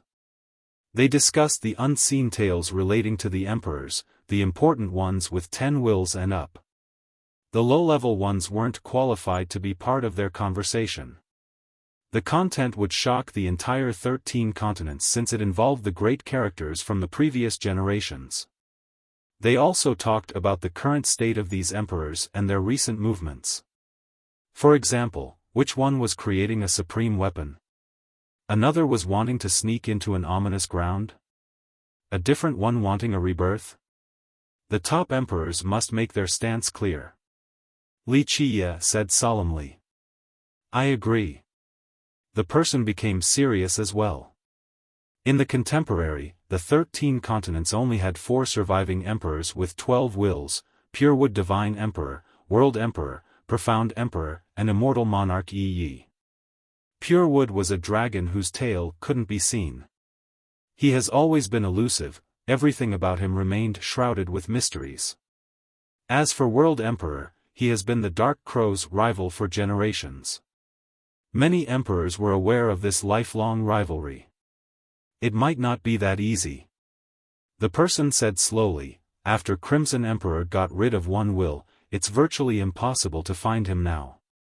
Won't be easy to figure out his stance. One more person should be included when talking about top emperors. Crimson Emperor was the 6th Grand Emperor with 12 wills. He was from the Devil race and took the title of Crimson in order to honor Flame Emperor. For some unknown reasons, he decided to remove one will and became an 11-will emperor. Nevertheless, people remained prudent when dealing with him, not only because he once had 12 wills but also due to his frightening bestowment bloodline. Bestowment was the Devil race's immortal blood.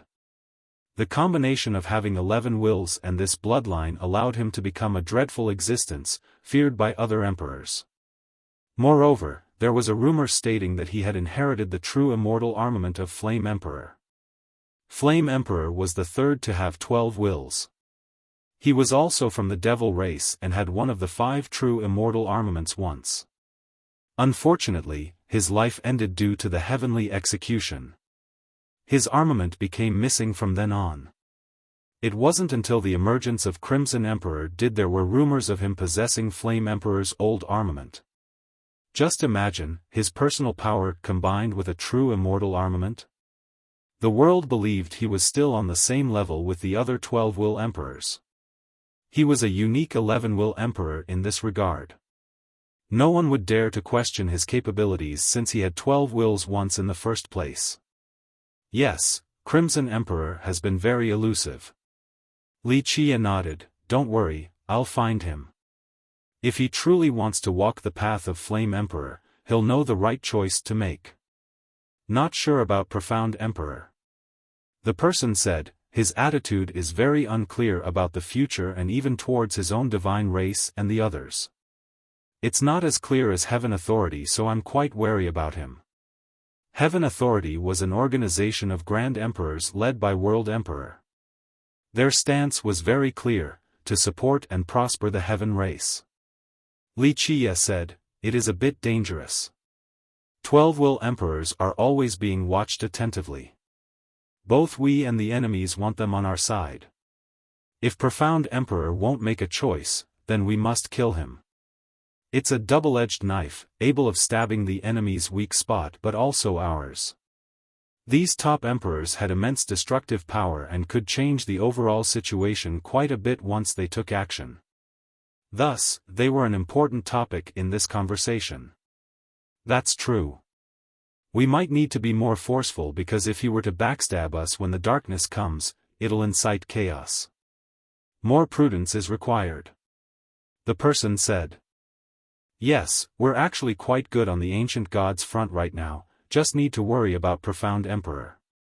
Wuxia commended. I'll be watching each of his actions.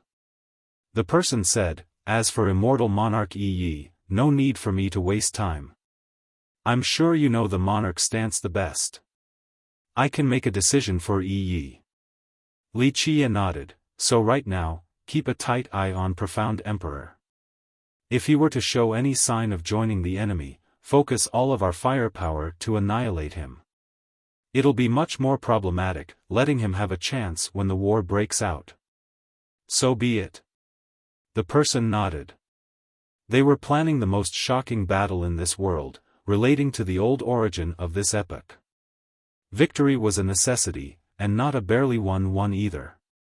They must completely dominate in the future or they would be powerless to start an ultimate expedition in the future. After numerous discussions, the person finally half-jokingly said, though you are quite heaven-defying and borderline being invincible, it's easy to dodge the spear in the open, hard to avoid a stab in the dark. You need to create an unsurpassable defensive artifact. If someone in the shadows wants to ambush you, ordinary weapons won't do. But who knows if they have a paragon artifact? Even if you could survive, the injuries will still be grievous. At that point, all the emperors might laugh at you, the teacher of Immortal Emperor, for all of his calculating prowess, still got played by someone. Despite the playful tone, there was still a hint of truth. They were aware of the enemy's capabilities. Perhaps it's the right time to create a paragon artifact then. Wuxia chuckled while slightly shifting his gaze. If possible, a true immortal armament will do too. The person said seriously. To which Wuxia responded, now might not be the time, but that's also another possibility. Back then, Min Ren wanted to leave behind his but I refused. We'll talk about this later. If all the conditions are right, the monarch set can work too. There were a total of 5 immortal armaments in the world. Purewood Divine Emperor, World Emperor, and Crimson Emperor all had one. Meanwhile, Immortal Emperor Min Ren took his to the ultimate expedition. The last one belonged to the 6 Dao monarch, but it went missing after his death to the heavenly execution. Many emperors have searched for it before. After all, possessing one would be an immense boost in power. Alas, despite their effort, the set's location remained a mystery. The person nodded. 6 Dao monarch set, We can give that a try. If all options are exhausted later, we'll make the decision then. Isn't this trip to remote wildland an experiment too? Li Qiye said with a smile, it doesn't have to be a true immortal armament, the wildland has some good stuff that isn't inferior. We'll see if fortune is on my side this time around. The two continued on for a bit before hitting the next topic.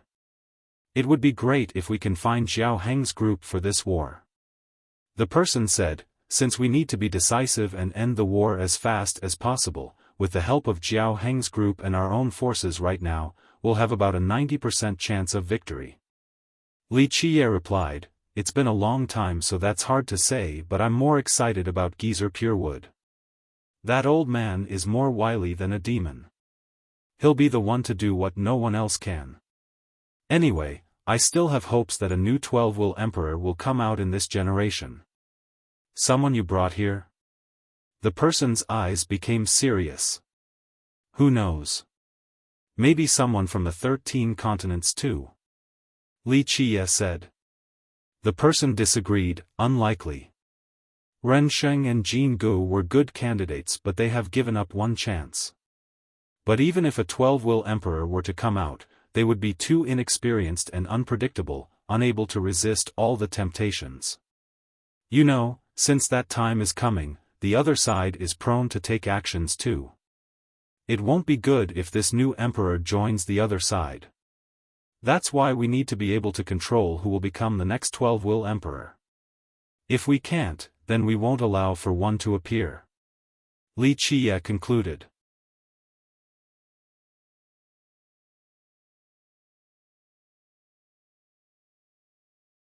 Chapter 1913, the two continued to debate and came up with decisions for multiple matters.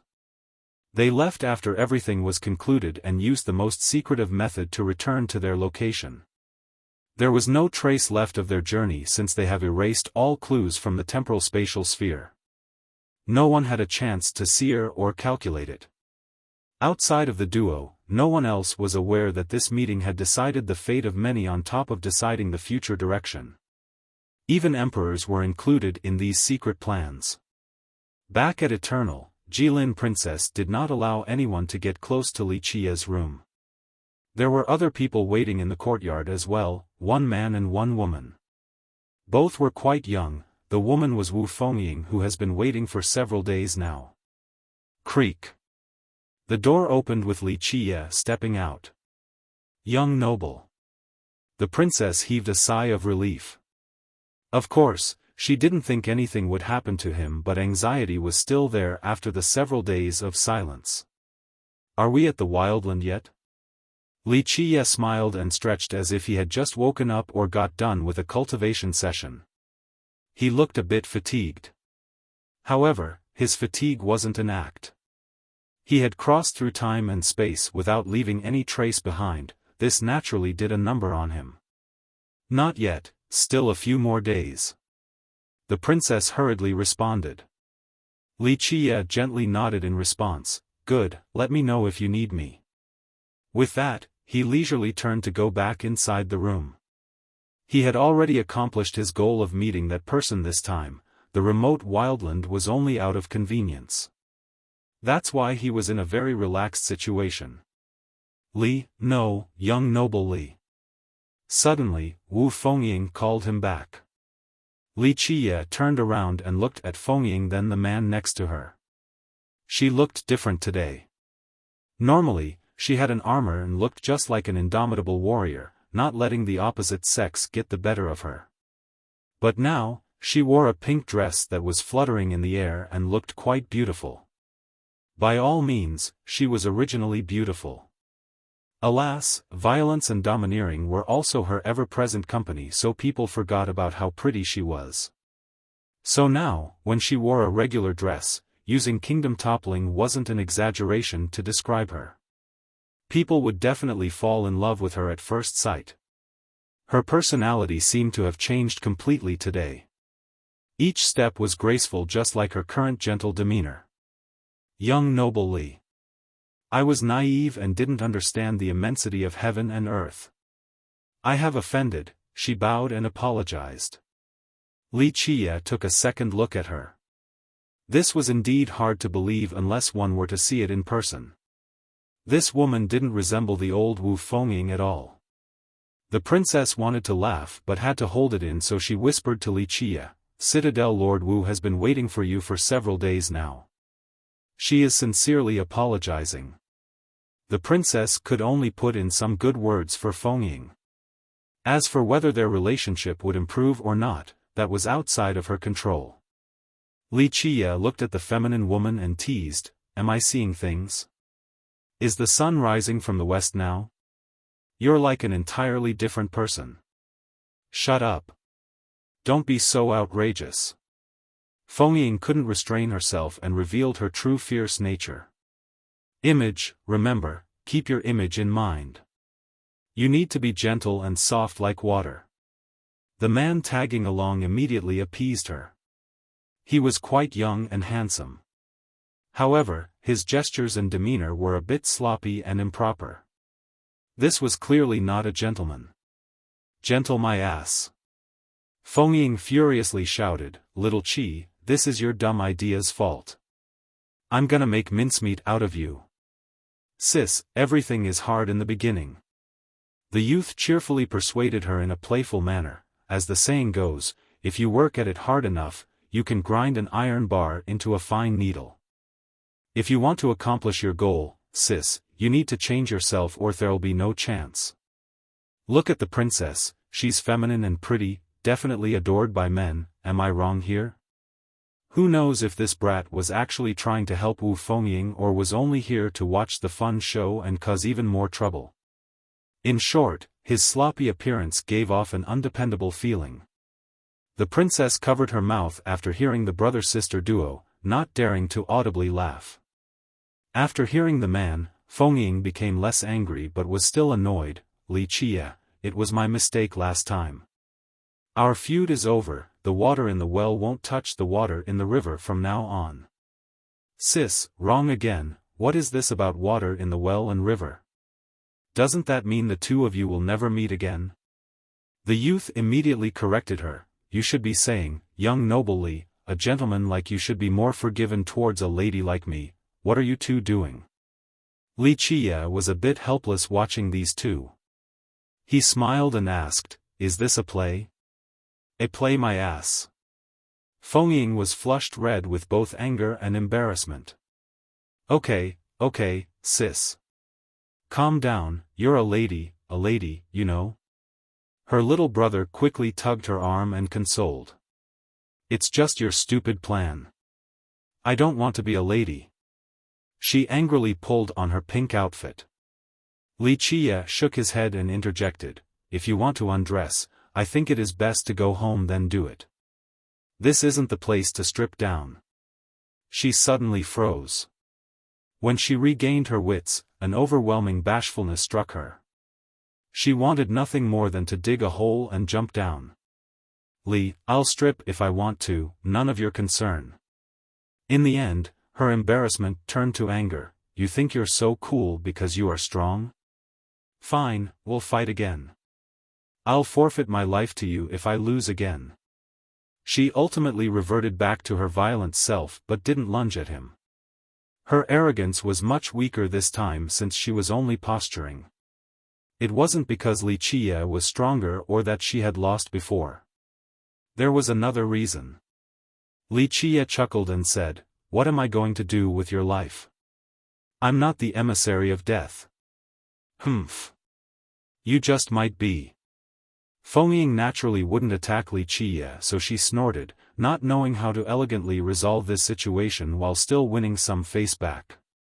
Li Qie smiled and said, "Fine, let bygones be bygones, I'm not a petty person. Just don't cause trouble later." If he wanted to deal with her, she wouldn't be alive right now. He didn't care for such a trivial matter. At this moment, her brother gave her the thumbs up and gestured for her to try harder. Good, so I'm forgiven. She became braver with her brother's support. Nevertheless, she still didn't dare to look at Li Qie in the eye. Li Qie was quite amused at her demeanor. Is this how someone apologizes? Try harder. This is still not enough of an apology. What more do you want? She shouted in order to hide her nervous state. An apology should be gentler. How can your aggressive tone be considered an apology? Li Qie teased her again. You. She glared back with blushed cheeks. At this moment, the other two thought that Feng would still be furious. However, she hesitated for a moment but still walked forward and let go of her pride. Yes, I was wrong. She finally mustered enough force to say this. It certainly wasn't easy for someone as stubborn as her, since she would rather die than to bow her head and yield before someone. Li Qie sighed in his mind after seeing her lowering her head and said, I already forgot about it and was only messing with you earlier. No need to bend down to achieve something. Be who you are. 1. Mind our own business, but needed to be literal for this next line too. Raw text is He Bai Wu Chang, or Hak Bak Mo Song, literally, black and white impermanence, are two deities in Chinese folk religion in charge of escorting the spirits of the dead to the underworld. Leaving this in the raw form doesn't flow as well. Grim Reaper or Reaper was my first choice, but it evokes a Western image. Emissary of Death works, but maybe just leaving it as the black and white impermanence works too. This character does show up in a lot of Chinese literature.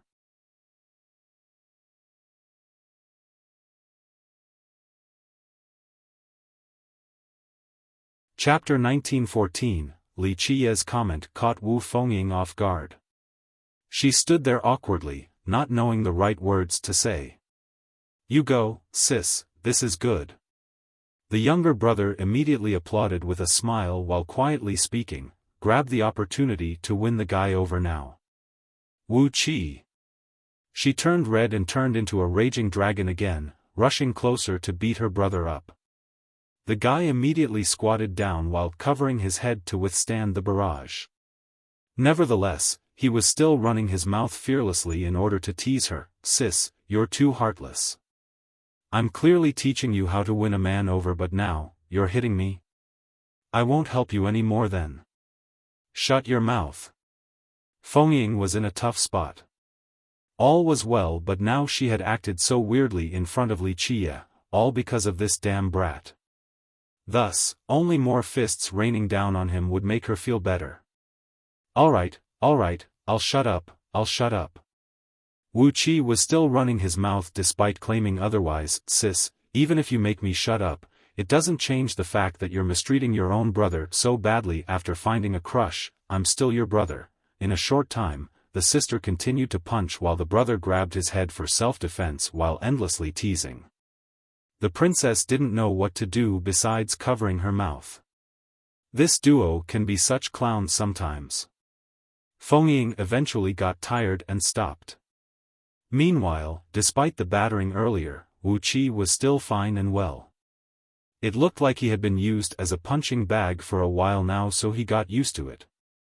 After stopping, she noticed that Li Qie was smiling to the side. It made her too embarrassed to look at him, so she glared at her brother again.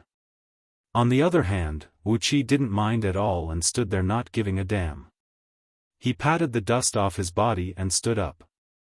With a relaxed attitude, he came over and bowed deeply at Li Qie. My name is Wu Qi, the seventh in the family. Nice to meet you, brother-in-law.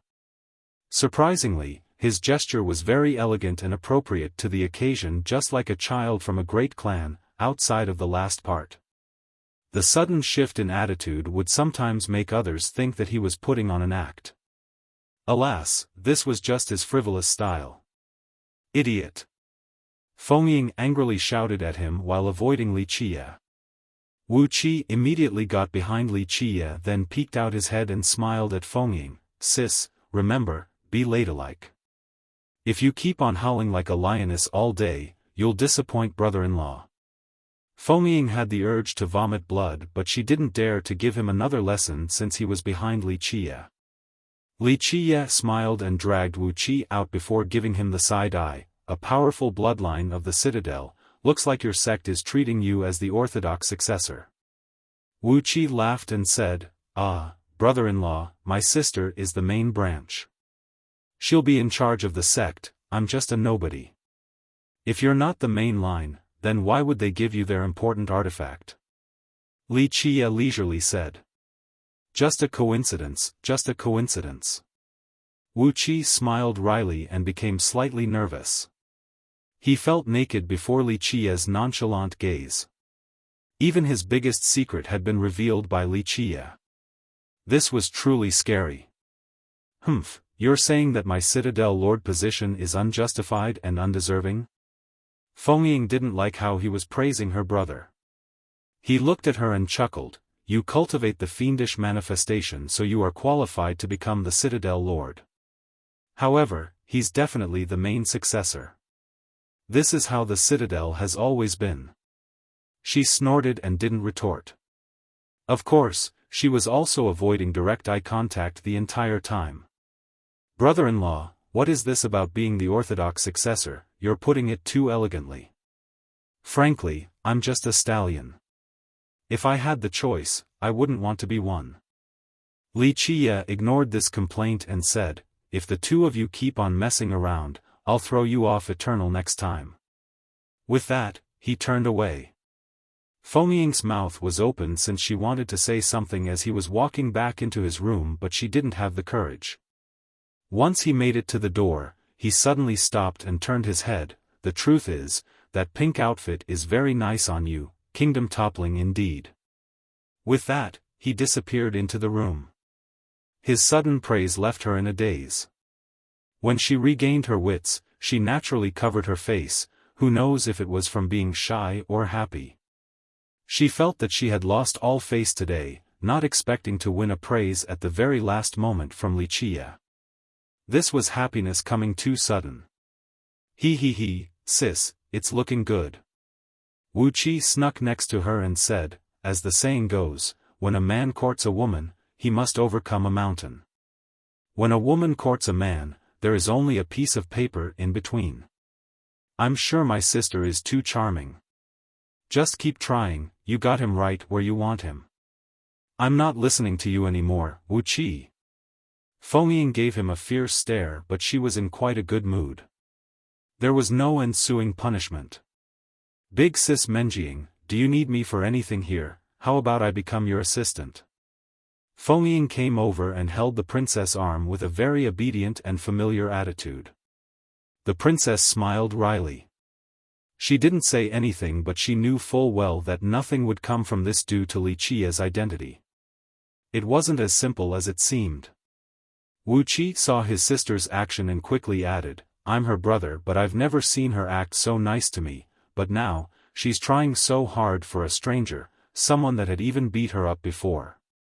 Sigh, women, nothing can save them from love. He seemed quite pleased with this development. Meanwhile, Eternal has been moving continuously and had finally reached remote Wildland. We have arrived at the Wildland. Everyone, get ready. We will be anchoring at the cliff nearby for 1 month before starting our return journey. Please be mindful of the time. The captain's voice echoed across the ship. We're here. A few people became excited and nervous at the same time, especially the first-timers. People rushed out of their room and stared at the land from the deck. Even Jilin Princess immediately stood up and looked around. Time for me to grab a supreme weapon and sweep through the world. Wu Qi started stretching as if he was about to go all out. No need to dream about a supreme weapon. Just seeing the wildland and broadening your horizon then coming back alive is already lucky enough. Only emperors or top-level gods can obtain treasures here. Only the luckiest among ordinary people could actually find something. Shi Hunlin sitting nearby smiled and shook his head. This high god was knowledgeable enough, far more than the juniors. He, with a high god senior like you tagging along, we can do whatever we want here. Wuxia quickly flattered him.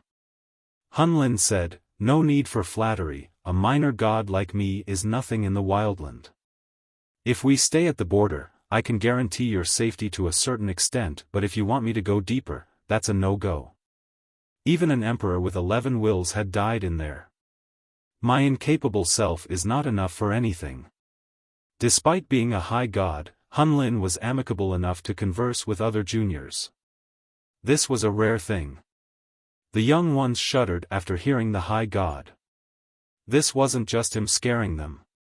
It's fine, I believe in senior's abilities. Wuxia was still all smiles. If you want to travel around here, then follow young noble Li.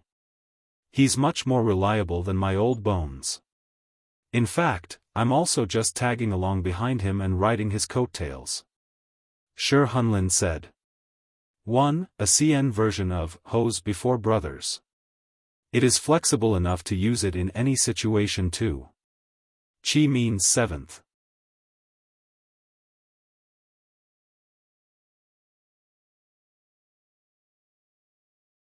Chapter 1915, Eternal slowly steered for the dock. It was a gigantic cliff.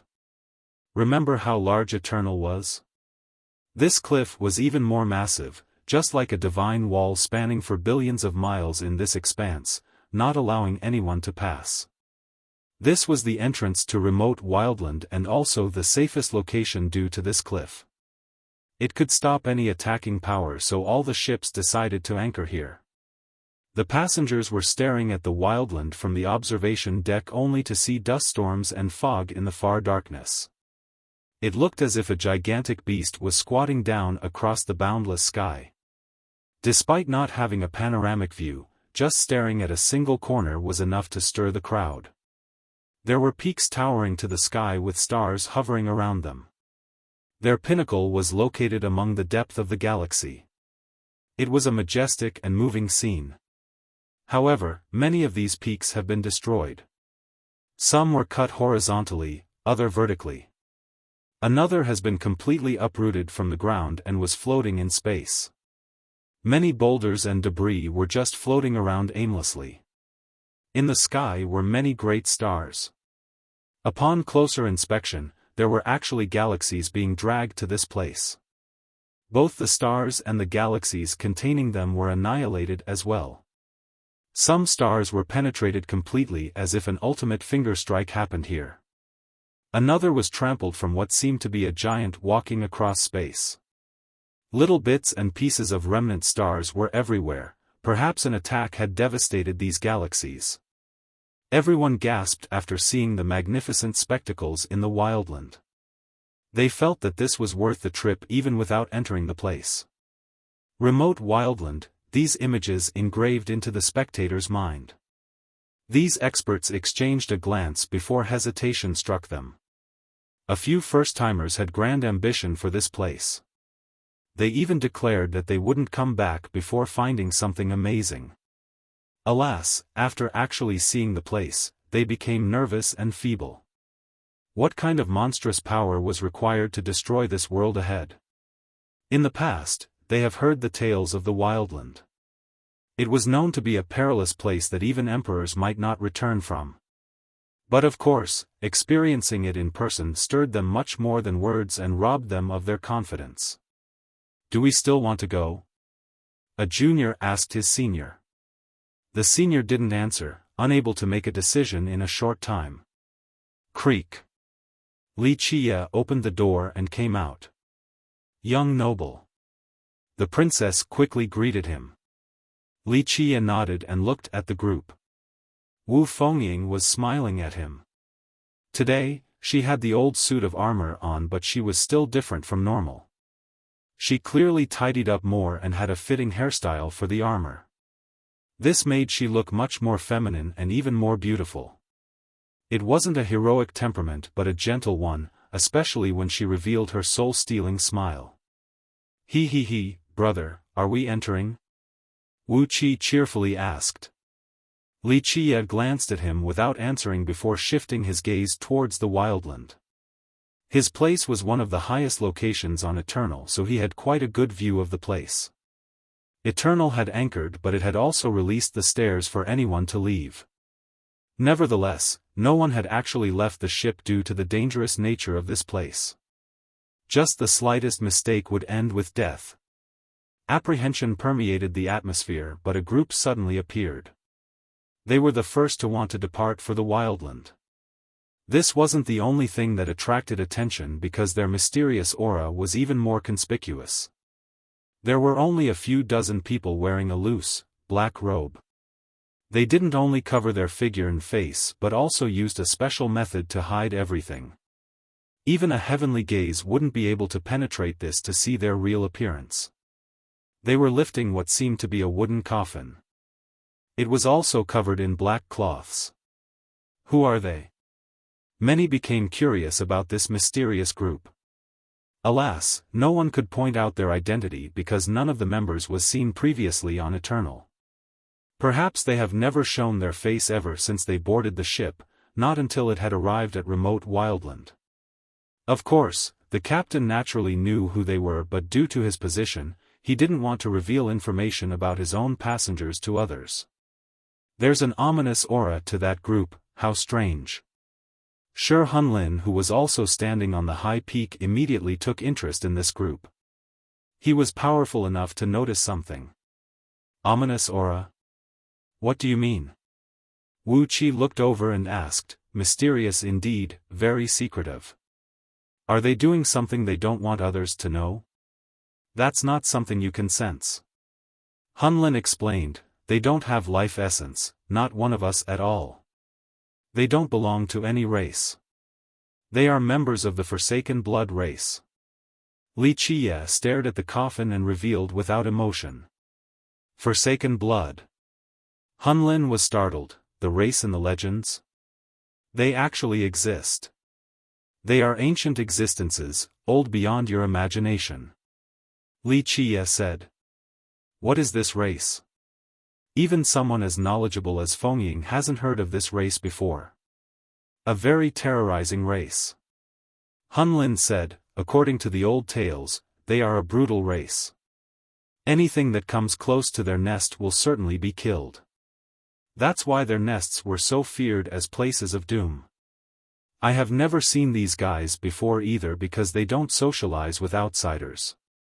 They are an isolated race, very mysterious and bizarre. But some do say that they are bad luck, nothing good will come of their presence. His expression turned serious. Why do people say that? They carry some plague? Wuxia was full of curiosity. Because they are cannibals. Wuxia nonchalantly revealed to the excited youth, they eat people alive, not even leaving bones behind. Really? Wuxia was slightly surprised, but that's not too bad. There are plenty of evil people in this world, there have been cannibalistic experts in the 13 continents before. Because they only eat people. Wuxia looked at him and said, in order to reproduce, they must eat a different race or they'll go extinct. They have to eat both men and women? Wuxia was scared out of his mind. They aren't really people, only a bunch of monsters, or dead creatures. Wuxia said, they don't belong to this world, so reproduction is very difficult. Despite eating and reproducing, their number dwindles down more and more. There was a period when they crazily ate the experts from all the races. The stronger, the better, because they want to refine the essence blood of their food in order to increase the odds of reproducing. Alas, the probability is still very low, so they actually devoured the experts of 18 countries during this period. 18 countries, the princess and Fengying shuddered.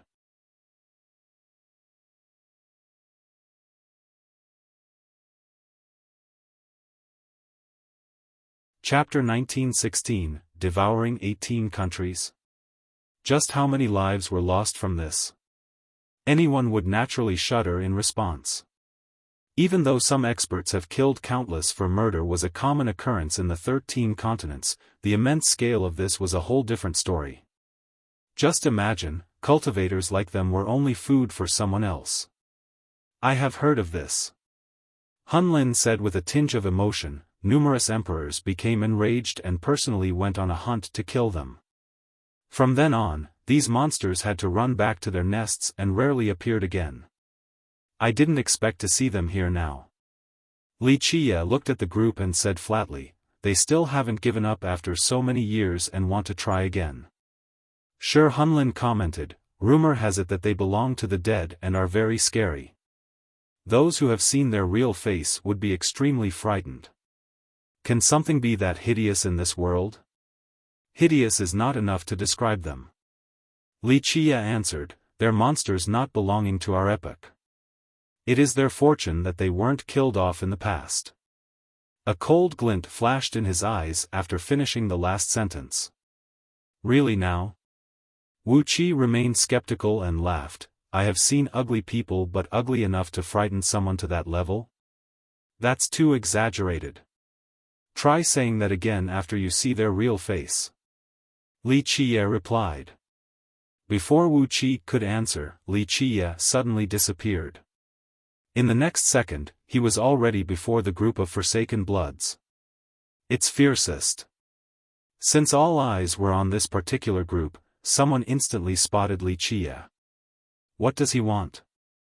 The majority was still fearful of him after the display back at Buddhist Plain. The group of Forsaken Blood also stopped.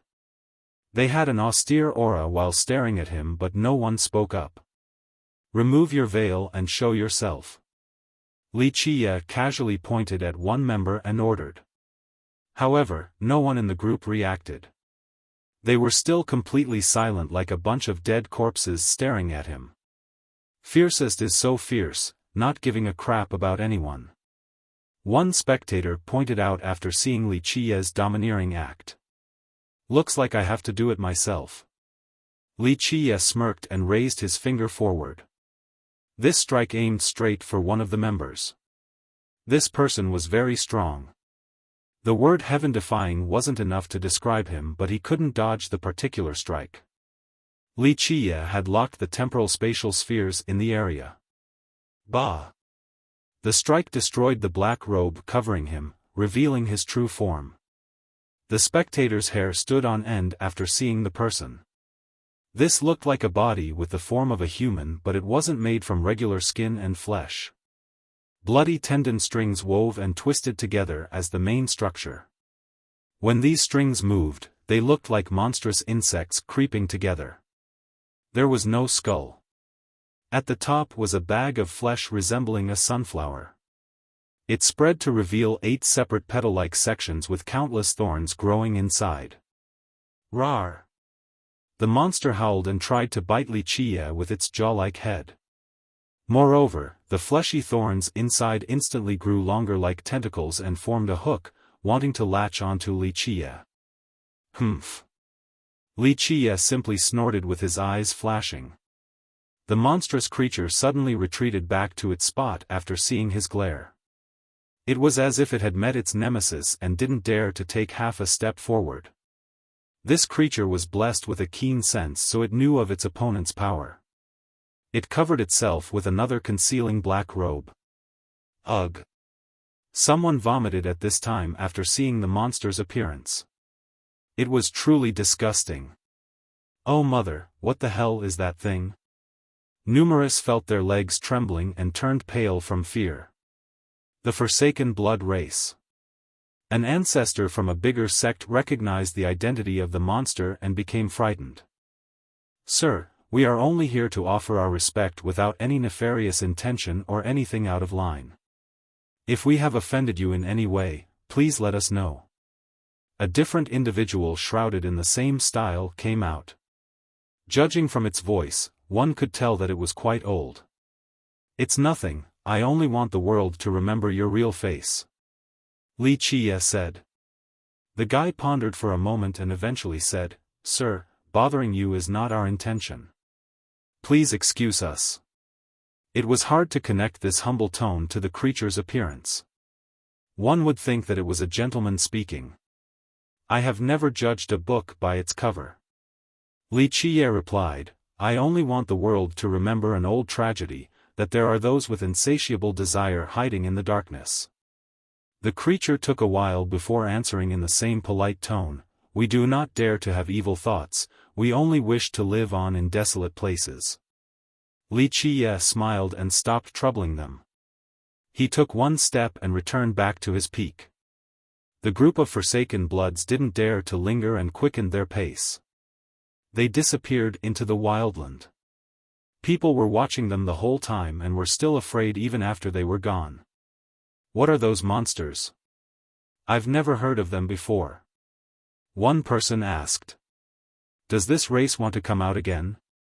It'll be a disaster if this is the case." "No, I must tell the ancestors.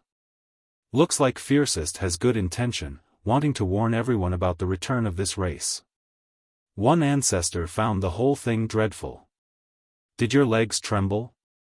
Wuxia looked at Wuqi after returning. "I'm still okay." Wuqi smiled in response. Though his legs didn't tremble, it wasn't a good feeling, as if he had swallowed a fly on accident. Quite a nauseating experience. They haven't shown themselves in a long time. Why are they here? Sure, Hunlin felt unease. This is, in a sense, returning to their root. Wuxia looked at the wildland and answered, "They came with a plan this time. If successful, it might be a disaster for Pure." "Is this the legendary darkness?" The princess' heart skipped a beat. Wuxia had mentioned the darkness several times, so she thought of it after seeing this race. "They're not qualified to be called darkness," Wuxia said. "When the darkness comes, they are only mere ants in comparison." The princess had no response. She knew nothing about the darkness, but one thing was for certain, this darkness was of an apocalyptic nature. Damn, such a race actually exists. Where did they come from? It took a while before Wuqi finally relaxed. They aren't really considered a race, just near-dead monsters. Wuxia revealed, their origin is over there. He pointed at the wildland. What? Isn't that impossible, from the wildland? Wild bloods are indeed around, but they can't leave this place. Hunlin was surprised. This is a remnant epoch, their time is long gone now. Nothing from this epoch can appear and walk on this world again.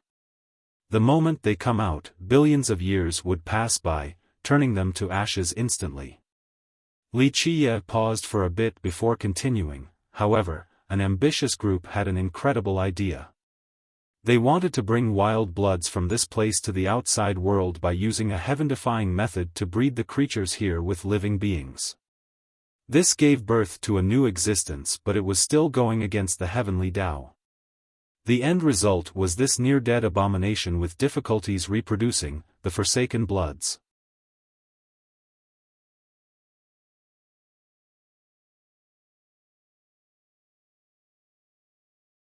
Chapter 1917, What did they want to do? Sure, Hunlin shuddered and asked, was it an attempt to create an entirely new race and life? After speaking his mind, he quickly added, the heaven would never allow such a thing. Life creation would definitely incite a disaster, a tribulation not inferior to the heavenly execution. He thought about many things at this moment. After all, as a high god, he had contact with many things to broaden his knowledge, unlike weaker beings. Eventually, a dreadful legend came to his mind with questionable authenticity. However, he didn't dare to think or ask more about it since it pertained to too many things, such as the origin, wise sages, and all the races. No race was spared from being involved in this legend. Thus, he rather feigned ignorance instead of pursuing its validity. He wasn't the only one in history who chose to do so. Other high gods and even emperors didn't want to face it. As for the juniors present, they didn't come up with something of this level since it was beyond them at this moment. The Forsaken Bloods want to return to their root? What is their goal? He murmured again. Just ignore them. Wuxia chuckled. A few things are beyond anyone's grasp, especially the monstrous things hiding in the dark. Rumble. Suddenly, a large fleet has arrived and also anchored by the cliff. The War Monarch's fleet, a full branch even. What do they want? Someone asked in astonishment. This great fleet was indeed from the War Monarch clan, evident by the insignias on the ships. Heavenly Phoenix Princess and Jean Gu were standing on one of them. The fleet also had an armored legion within. Each member had an opposing aura, resulting in a flood of steel that could sweep through the world. It was quite mighty.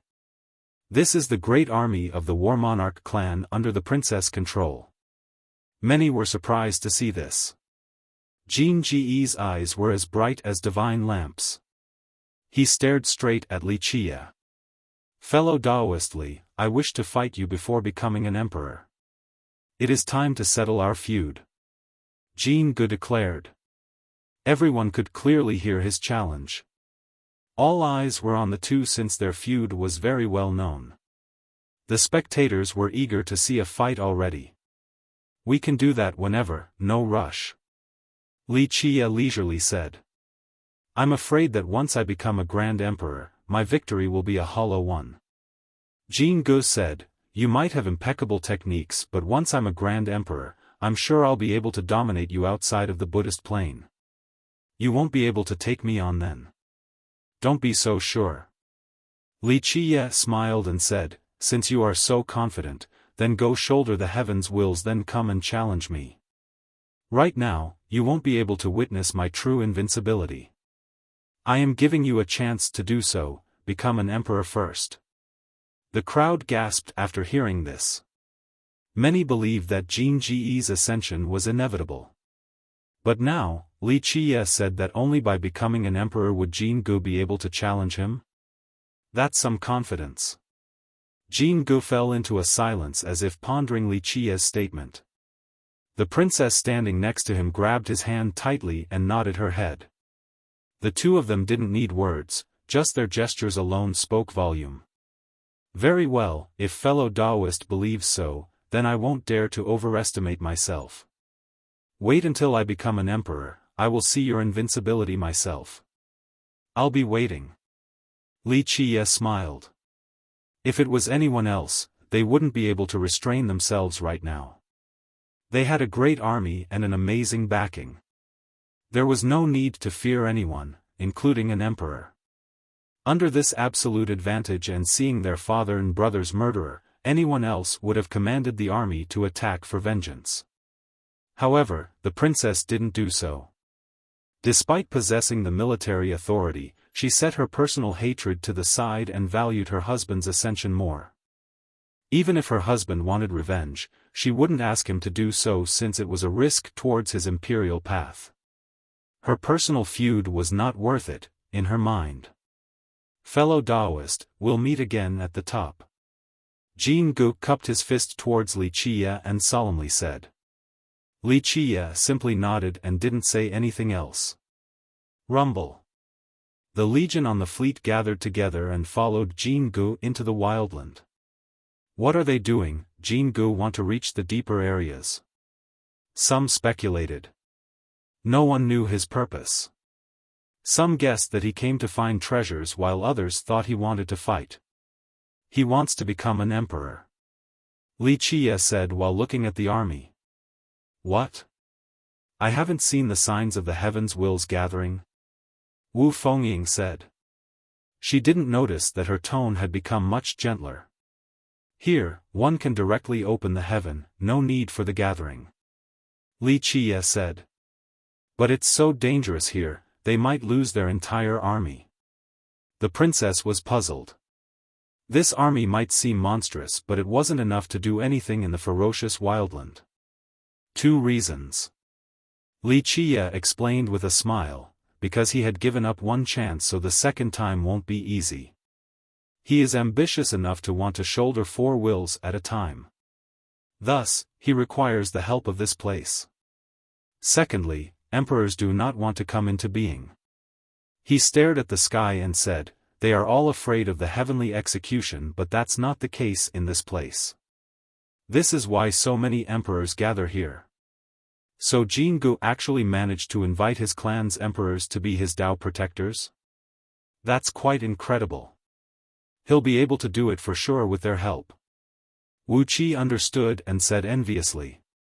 These emperors are going all out here in order to help Jingu become an emperor. Li Qia chuckled. Given his strength and the protection of his emperors, it would be hard for him not to become one. Shi Hunlin nodded. Looks like the only variable is how many wills he'll get. In the 13 continents, emperors had 3 chances of shouldering the heavens' wills. 4 was the max. This was dependent on their own strength.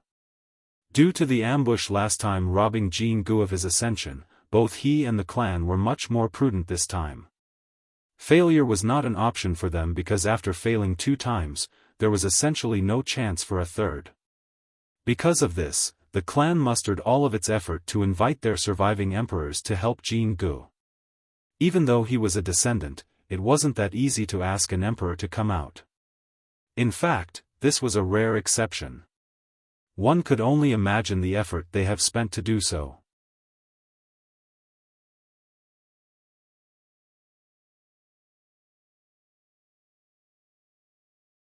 Chapter 1918. Li Qia smiled and said after the army had entered the wildland, let's go, time to broaden your horizon. He exited Eternal afterward. Finally, I'm coming for the treasures and fortunes, all are mine. Wuxia laughed heartily and ran out like the wind. The rest also followed Li Qia and were much calmer compared to Wuxia. First, it was Jin Ji's army. Now, it was Li Qia's group. This emboldened the crowd, so many began to enter as well. The juniors in Li Qia's group took a deep breath. The air here gave them a different and unimaginable feeling. After inhaling, there seemed to be something burning, not in the lung but the soul. Something was cruelly heating their soul, causing a deep-rooted pain to emanate. All the visitors felt the same way, this ominous pain of the soul. What's going on? Wuxia was scared out of his mind. I feel like someone is ripping out my chest. Li Qia walked on the muddy ground and answered, it is a wail of lament, cries of anguish bemoaning a fate worse than death from trillions of dead beings, never entering the reincarnation cycle or see the light of day. Even time can't get rid of them. Wail of lament. Wuxia shuddered after hearing this because this was indeed the feeling going on in his mind. The wildland was both vast and magnificent. However, it was shrouded by dust storms and fog. The storm wasn't gray in color but black with a violet shade. Even the mud on the ground carried this peculiar hue, one resembling the color of dried blood. As one breathed in and sniffed carefully, they would also find a musky sensation with a faint stench. There's a stench of blood.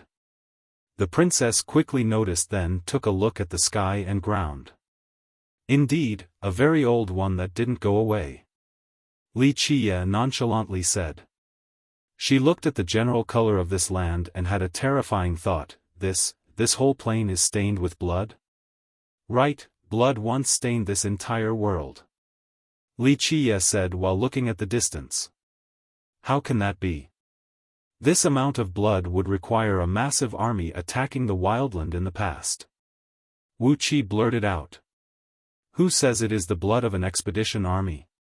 Li Qia replied, it is their own blood, the ones from the epic. Do elaborate. Wu Fengying said with surprise. It's very simple, just a harvest. His eyes became profound. It was a golden age with prosperity and peace, one worthy of praises. However, at the apex of that epoch, when everyone thought that it was the height of their civilization, in just one night, someone harvested the lives of countless experts, invincible gods, and all beings. A war broke out that ended with the destruction of the Golden Age and heralded a Stone Age. Very few lucky survivors remained. We don't really know what happened, but the survivors began to forget about this whole ordeal. He sighed after telling this story. Who was the Reaper, and why? Wuxia asked. Why? Wuxia looked at him and explained, you're only seeing one era. When you take a look at an epoch as a whole, you will find that this was an ordinary harvest right on schedule. Wuxia didn't expect this answer. Things like this happen again and again during an epoch.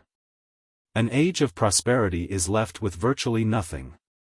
They struggle to reach prosperity once more, but of course, as the saying goes, what goes up must come down. The harvest will return. Wuxia smiled and said. A type of cycle? Fengying joined in. Hunlin understood the mysteries behind the scene, just a farm, the golden era and everything else. An era, from weak to strong, it is like you are feeding some cows. When they grow fat and big, it is time to kill. Treating so many beings as livestock? The juniors were stunned in horror. It was quite terrifying and nauseating to imagine themselves in the same situation. A cycle of weak to strong to a harvest, until the end of that era. Wuxia commented. Who harvested that era? A god or devil? The princess asked. No gods or devils in this world, it is all in the heart. They themselves did it. Wuxia said emotionlessly. They harvested themselves? Everyone did that? How come no one tried to stop it? Fengying had to ask. There is no savior in this world. Wuxia smiled. He had said this phrase too many times, so it became second nature. Nevertheless, this nonchalant statement did carry underlying facts. Only the princess really took in the phrase because she had heard it multiple times. Fengying had a different reaction. She shuddered and felt her scalp tingling. There are no brave warriors? No saviors? Wuxia didn't accept it. After all, he came from an imperial lineage and believed that his ancestral emperors would come to save them in time of trouble. Warriors? Wuxia was in the mood. Have you heard the story about a warrior turning into a dragon? What story? Wuxia didn't understand. There was an evil dragon, demanding a village to offer it a virgin every year. Brave warriors tried to kill it each year, but all have died. In 1 year, a warrior walked on the path to slay the dragon again. However, a village quietly followed him this time. Inside the nest, the village saw countless treasures and that the warrior had killed the dragon with his sword. He then sat on the dragon's corpse and stared at all the dazzling treasures. Scales slowly grew on his body, then a tail, and he finally turned into an evil dragon.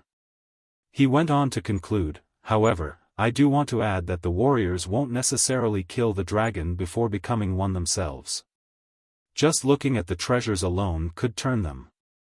Wuxia gently sighed at this point. Hunlin wistfully murmured, many cycles causing blood and anguish to blot out the sky. No wonder why this stinging pain exists in the wildland.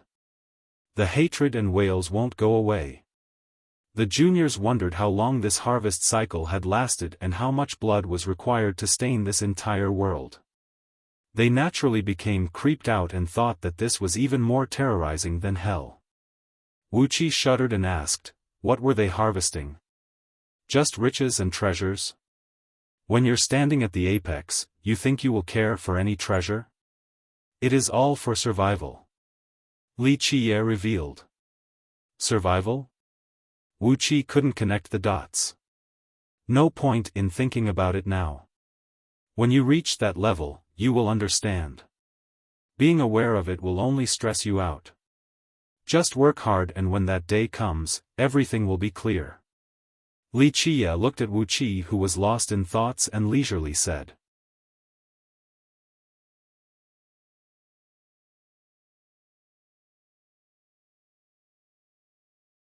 Chapter 1919. Even though the group continued on behind Wuxia, the atmosphere has become quite heavy.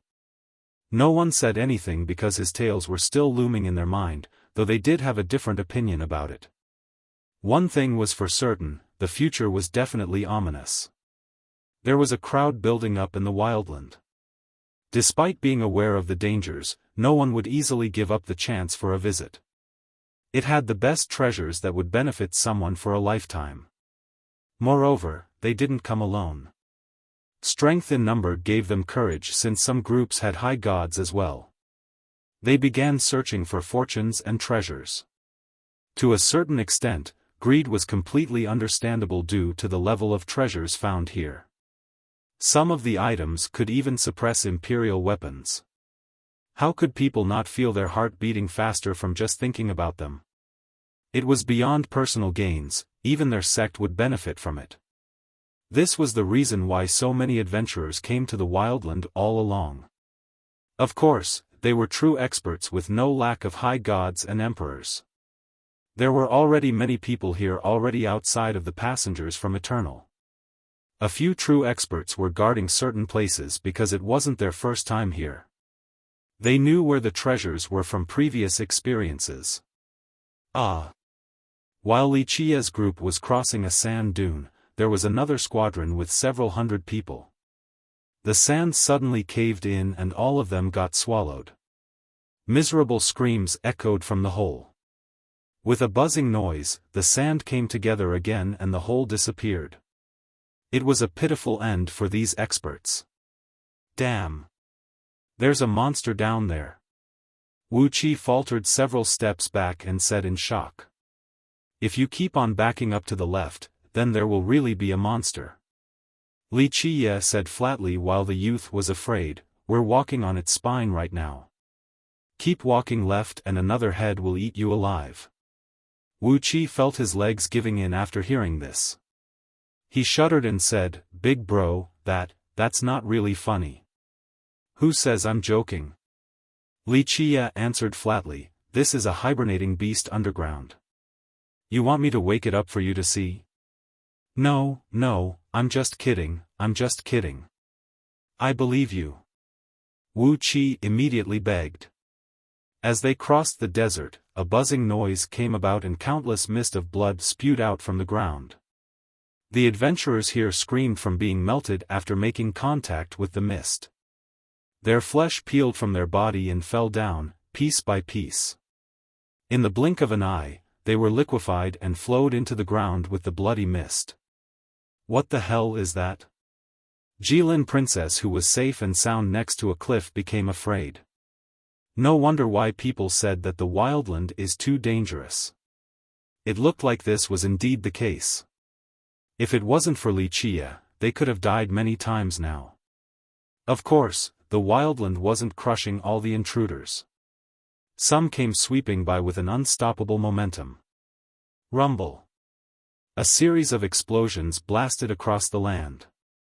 There was a fierce battle waging on a mountain piercing the sky. Two people were fighting there and rampaging across the stony peaks. The earth was being ravaged beneath their might. One was a human while the other was a being whose body was as red as blood. The old human was a high god with a set of 6 totems, allowing him to use the power of anima.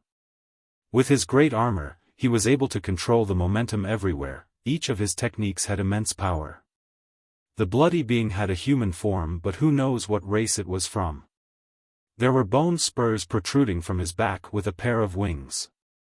The wings have rotten already, but their flap could still engulf the world in fire. Its weapon of choice was a spear with great agility. It could pierce through the star and the earth with a single thrust. Nothing could stop its sharpness. There was a pagoda near their battlefield. This pagoda was also completely red, seemingly had blood dripping down on the outer walls. It emitted an eternal aura. The two might be fighting over this treasure. Its soaring stream high god, an amazing expert from the last generation. Shi Hunlin immediately recognized him and was surprised. This battle was at a stalemate and wouldn't end any time soon. Die. The high god took out a towering peak and slammed it on the humanoid being. Meanwhile, the being thrust up its spear towards the peak. Rumble. The spear shattered the peak and continued for the high god. The latter retaliated by forming a mudra with both hands before slamming it down. What is that creature? Wuxia was surprised to see this being going evenly against a high god. A wild blood. Xiaofan explained, an indigenous race here. Rumor has it that they sleep underground and excavation might wake them up. Once awakened they will fight the adventurers to the death. Are there a lot of them? This prompted the next question from Wuxia. Who knows? But luckily, they can't leave the wildland or it would be really scary because an 11-will Grand Emperor had been killed by them before. Xiaofan said. Wuxia added, their only existences left over from an old epoch from surviving the disaster. However, they have to live inside their own epoch, never coming out and often in hibernation. The accumulated time wouldn't be kind to them the moment they step out of this place. That's good then. Wuxia heaved a sigh of relief. Speaking of that 11-will Grand Emperor, I'll take you all to see him. Wuxia smiled and stopped watching the contest between the wild blood and high god. The group became excited right away since they have heard of this shocking legend long ago. Finally, the group climbed an exceedingly high mountain. One could see the crevice of the sky and the galaxy on this pinnacle. The Grand Emperor fought over there. Wuxia pointed over yonder. The group followed his finger and saw a massive land ahead with a shattered landscape. It had been flattened completely. Even the orbiting celestials weren't spared. This battle had turned this location into ruins. Moreover, there was a terrible murderous aura permeating the place. Even after millions of years have passed, it was still lingering around and killing all intruders. Even a high god like Xiaofan wouldn't be able to withstand it and enter the battlefield. There were thick spears pinning on the ground. It looked like someone was throwing them down from above in order to nail a certain creature underground. Upon closer inspection, they weren't spear but rather large imperial laws. In the middle of the battlefield was an unbelievable ocean of blood. Who knows if the blood belonged to the emperor or the creature? Inside the ocean stood a towering skeleton. Its head was touching the sky while its feet ravaged the earth. Only bones were left due to the withering of time, but it still emitted an untouchable aura of a Grand Emperor. This emperor had a spear as white as jade. It ruthlessly pierced to the deepest part of the ground, wanting to reach the core itself. It emitted the destructive aura of an emperor with an all-destroying bloodthirst. You're tuning into the Xiaofan's Wuxia Tales YouTube channel. Don't forget to subscribe and join us on this journey to catch the most captivating stories.